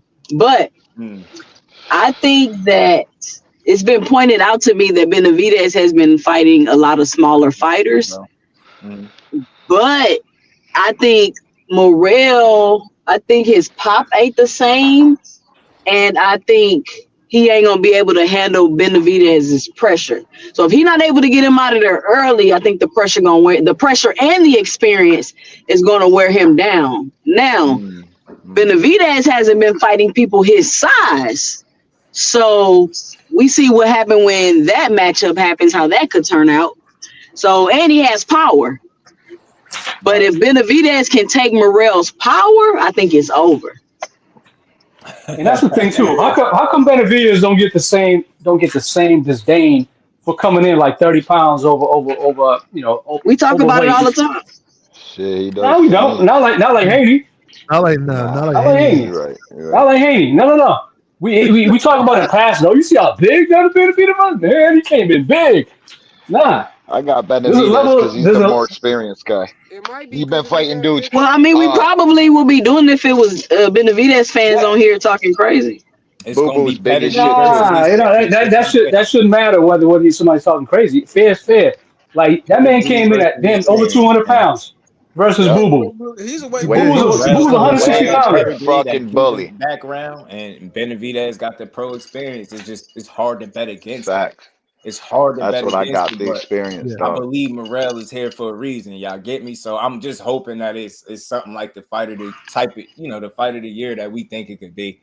I hope nobody gets seen for boxing. I hope it's a really good fight. And Let me be controversial. I think Benavidez late stoppage. I could even see a late stoppage from Benavidez. I can see an early stoppage from I David. think that's what's going. I Morel think that's is what's pure going to play in trash. his I think favor. he's overhyped, and I think you're going to see Facts. the class level come He's what? Saturday. Say that again. Hold Say on, that let me again. finish, Hold please. on. Let Wait me finish, please. Nah, Tony again. coming He through want to hear with it. the Go ahead. Damn, Tony. Let me finish. Go ahead, Tony. Morel showed his skill level in his last fight. Hot rod. He's one-dimensional. He has no B, no C, no D. He can't fucking think. Every person he's beat is a C-level fighter. The first time he got in there with a B minus, he looked average at best. Benavidez is about to beat the brakes off of this guy. By the third round, Morel is going to be so confused, he's not going to know what to do. He's going to get overwhelmed by the pressure. And he may That's make what it I was thinking. He may make it to the 12th round, but it's going to be embarrassing how bad he gets beat. Yeah, I Yep. think so. Benavidez is elite Yo, you pressure just made me too. want to see the fight more, Tony. Thank you for Elite your I know, pressure. right? I know, right? That's why I like y'all I don't junkies, agree. man. You just made me want to see the I fight don't more. agree Bro. at all. I don't agree at all with that one. Fight. I know people think Morel's gonna outbox him, but I think nah. Morel has better feet. He has better punching power, and that's not even a question. Oh no, Hot Rod was taking them joints like whatever you Hot want. Rod's Not at 175. Not at 175. That power ain't hitting like that. Who knocked out Hot Rod? Nobody. But Only Archer. Shit fucked up Like, again, yeah, bro. going on. At the end of the day, it's whatever the sanctioning body rules are. Follow him, whatever you are able to negotiate. Now, I can rock with that too. Shout out to my guy Ty. Appreciate you, fam. And I think Morel has a better coaches too. So everybody's saying you haven't seen him make any adjustments. He hasn't had to because the competition. So we don't know what anybody's going to. He's an unknown. That's why I like. But that's gonna hurt him not having to make no adjustments fighting such an experienced fighter. I look at it this way too, though. That's my only issue with when it comes to David Morel is that he haven't really been tested like that. Hey, but I want to see it. I got Morel because first the odds is good, so I bet on it. So Benavidez picked up a lot of the experience. odds are good for a reason. Well, if you look at their first 11 or 12 fights, that shit night and day. Mm-hmm. Like, so if you telling me, and I get it, like he really made up a lot of ground with that, those last 3 opponents or so. But damn, you look at them first, where Morel at 11 fights, 12. So you look at his first 11, 12, that shit night and day. So I don't know. I just wonder. That's why I call it pedigree versus experience, man. Morel's supposed to have the pedigree. That's supposed to make this fight interesting. You got that Cuban styling. If that shows up in the ring, this shit gonna be interesting. But if he just come to try to fight him, I don't think that's the best. So I want to see him try to make the fight difficult, and don't. It's a good ass fight. It's a good fight, yeah. You better be punching like something crazy because. Yeah. That punch output is real, and he gonna be aggressive. He gonna be trying to fight hard, man. I haven't seen one person that's been able to make Benavidez fight not like himself, and that's not like himself. I kind of think it might look like Caleb Plant. But you know what? It's gonna be a better gas tank. I think Plant doesn't have any he's power. bigger than Caleb too, right? Caleb I doesn't think have any power. If he hit harder. What if he don't I get think Morel tired? hit If he way box harder that than way without getting tired, that should get interesting because Caleb has some real success. Caleb got some skills though. Nah, bro. Morel is a very he does the same shit over and over. He was mad confused. What like Tony said earlier, bro. I think Benavidez is one of the craftiest fighters we got today, bro. That pressure is elite. He's a pressure fighter. Can box pretty well. He's a pressure fighter, but he's an elite pressure fighter, bro. It's a different thing, bro. And he throwing multiple combinations. He ain't playing, bro. You're gonna have to knock him out cold. And I seen him working on cutting off the ring too.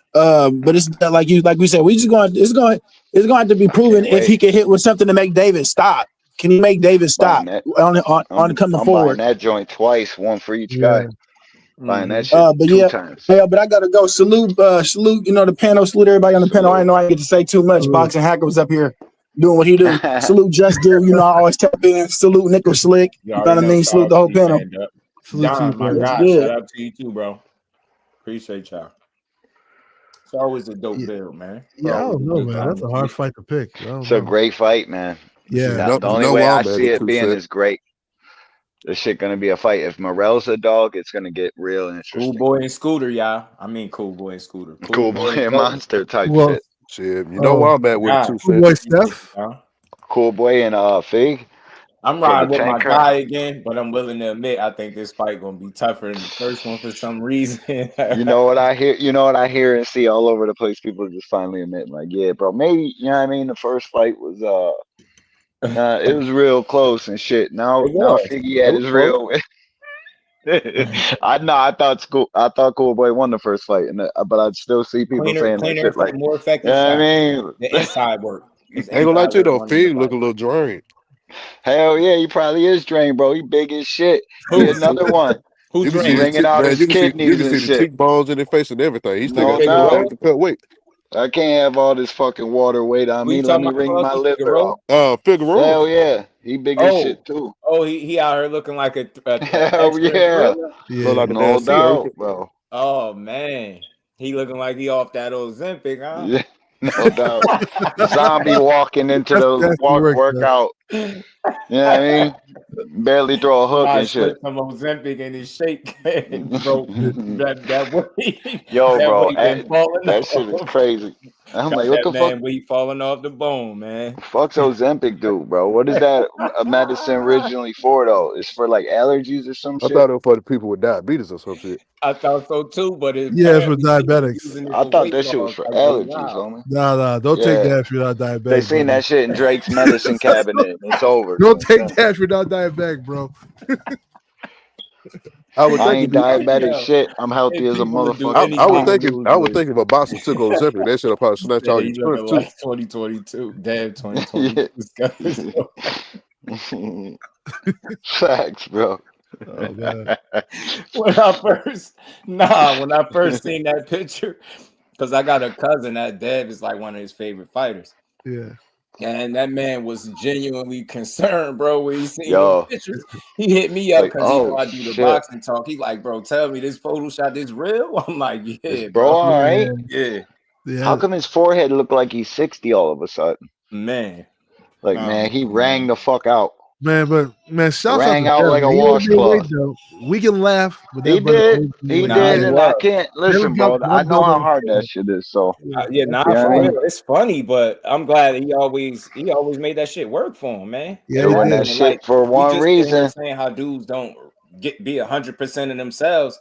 I questioned that. I thought that was a fair conversation, like for a few of his fights, the last few fights at 35, with him being depleted on the scale. He just was good enough to get through it. Yeah, exactly. When you got a 72-inch arm reach and you can put your palm on little bro's head and he can swing as hard as he can and never hit you, that's why you shaving all that weight, dog. All right, fellas, I'm out of here.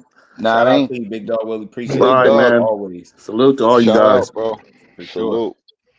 Yeah, they said it's diabetes medicine. I heard that. Yeah. I did hear. I wasn't joking when I heard that. They said people really use that. For it balance out your sugar and shit type diabetes. So, like, I think jelly bean. Ozempic is supposed to be better than insulin, right? I think it's supposed to be like a jelly bean. And like, I don't know the side effects, but it helps you more than insulin, though. Well, not more, but it's better for you. Y'all smash that like button, man. So Drake was taking that shit. Yeah. Drake is diabetic. Come on, y'all.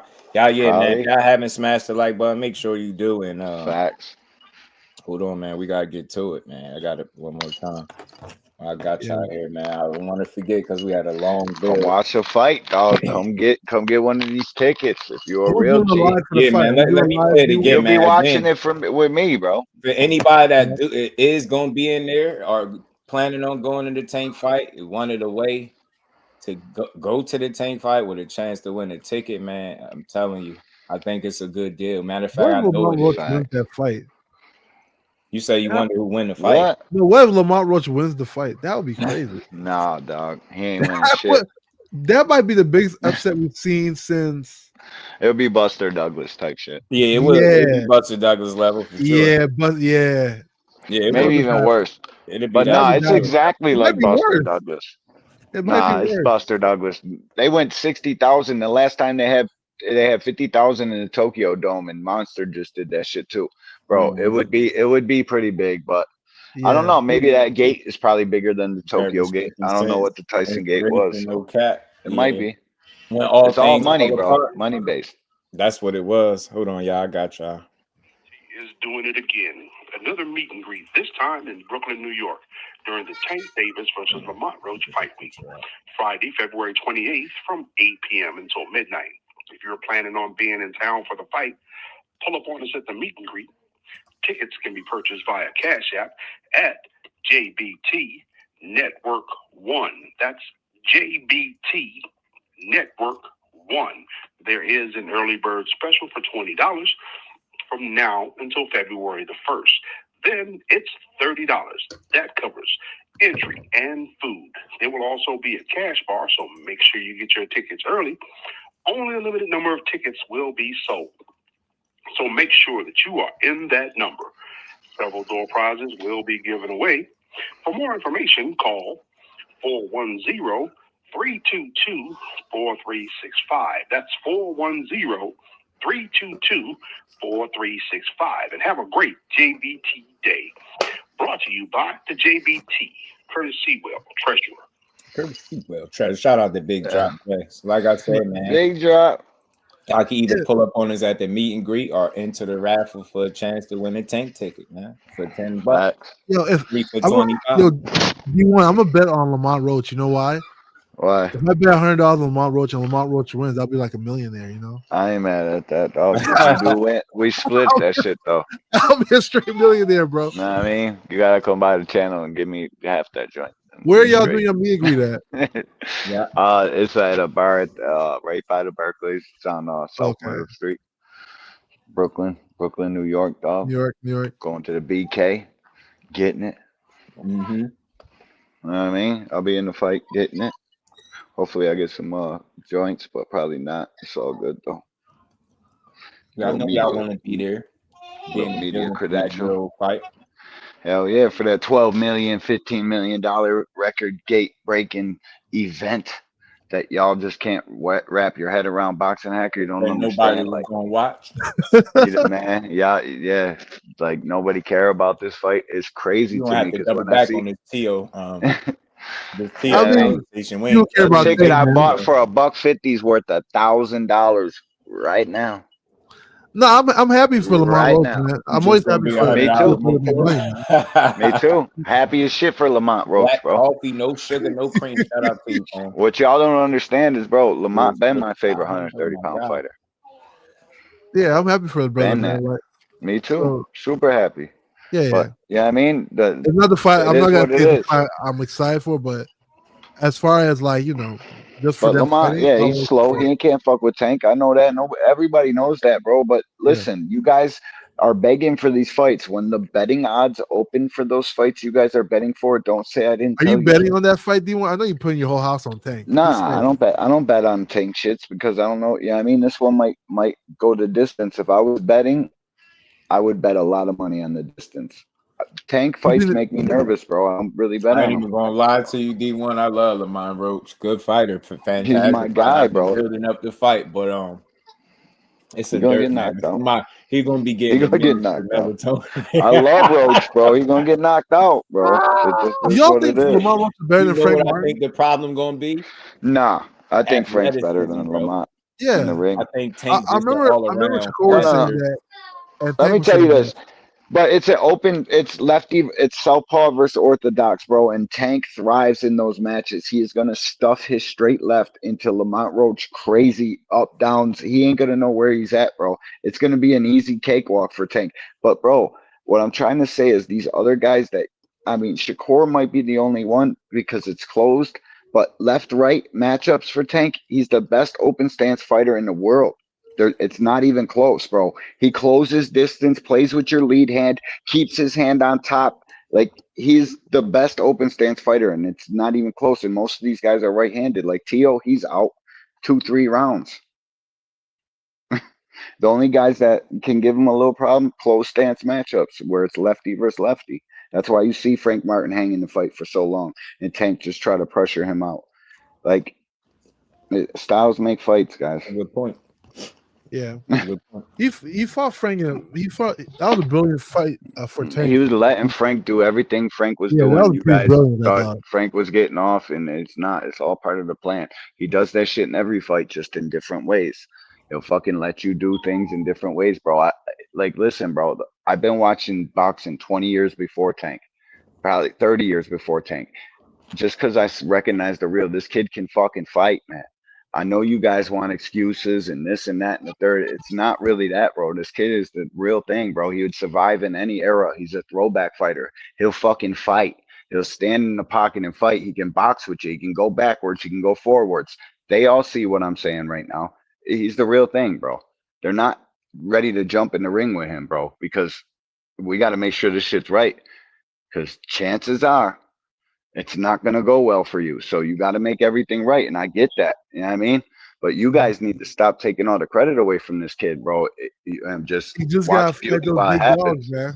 But hate, bro. You know what I mean? We need y'all. We need y'all. Or else It's not this hate, ain't shit. man. It's pretty much hate. It's super hate. It's not hate. You just gotta fight. You gotta fight those current champions, bro. What's he done? I hear you. You It's gotta prove boxing it. hacker. I want him to fight those champions. Yeah. I just want those guys to want to fight. He's trying right now. And when it was Floyd ain't trying to pay these dudes no 12% unify for what? So now you get 6% of my fucking $10 million. What are you, crazy? We'll just do our thing over here and fight these guys. And then when Tank got out from underneath him, he immediately started fighting better competition. You guys just refused to. I think people miss that, D1. And they do, dog. It's crazy. You know what I mean? Mm-hmm. I don't think it was a coincidence that the Loma fight was about to come to fruition after he got from up under there. Yeah. And even if he's not up under Floyd, then they say he's ready to go and Floyd's really controlling it from the back. Because what people don't understand about this game is this is a dirty game. People got pieces of people's career that you would never even know existed. Mm-hmm. They still own 3% of this guy, 10% of that guy. Why? Because the guy that they allowed in the fucking game wouldn't have gotten the game without him. You understand me? Like this is you guys. This just dressed up to be a sport. It's not really that. Shout out to everybody, man. No doubt. No doubt. I'm ducking out the back right now. I appreciate you, KB. You already know what it is. It's love, boxing hacker. You know, brother. Salute to the panel in the chat, man. Be good, be safe. Have a good day on purpose. For sure. All right, fellas. Shout out to y'all, man. Shout out to everybody, man. I appreciate y'all pulling up. It's a long build as always. Y'all know how we do. We get it in over here, man. We love the boxing. I appreciate all the different perspectives. Everybody that supported, that hit the like button, sent the super chat or cash app. We appreciate all y'all. Shout out to my brother D1 too. He was on fire. My bro be cooking. And again, shout out to the people that's participating in a raffle for the opportunity to win a Tank ticket. Are we gonna pull up on us at the meet and greet? We appreciate y'all support. We need y'all support. We want to keep building. We want to see y'all at the Tank fight and hopefully at the meet and greet as well, man. Hope one of y'all win the ticket. And we just gonna keep building, y'all. Shout out to Stressed Out Boxing. You already know. Baby Deuce says thanks for supporting his dad. That's right, man. Again, William Old School, my brother, Stressed Out. Milan was good. Yeah, hacker about to go on another panel to get jumped. I him still on with me, bro. Can you get a car loan? Shout out to Black Coffee. I appreciate everybody, though. Y'all enjoy the rest of this good Wednesday. And I'll see everybody tomorrow to build on this boxing, man. All love to the family. Peace, and we out.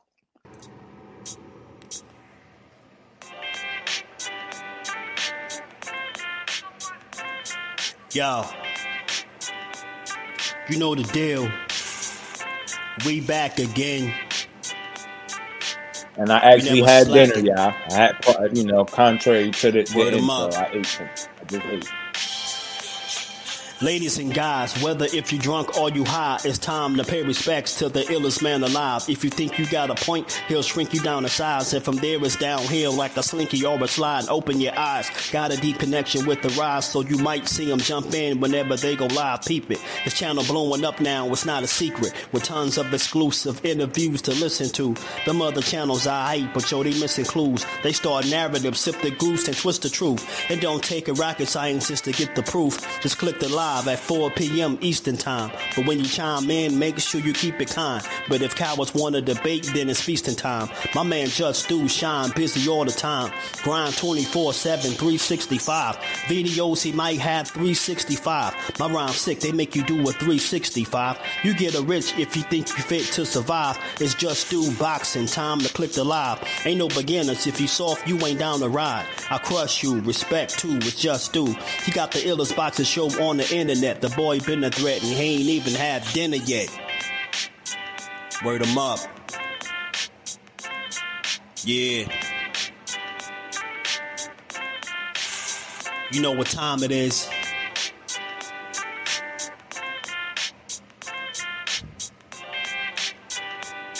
$4 p.m. Eastern. Click the link. In the building. Make sure y'all subscribe to Jusdueboxing, the best boxing talk on YouTube.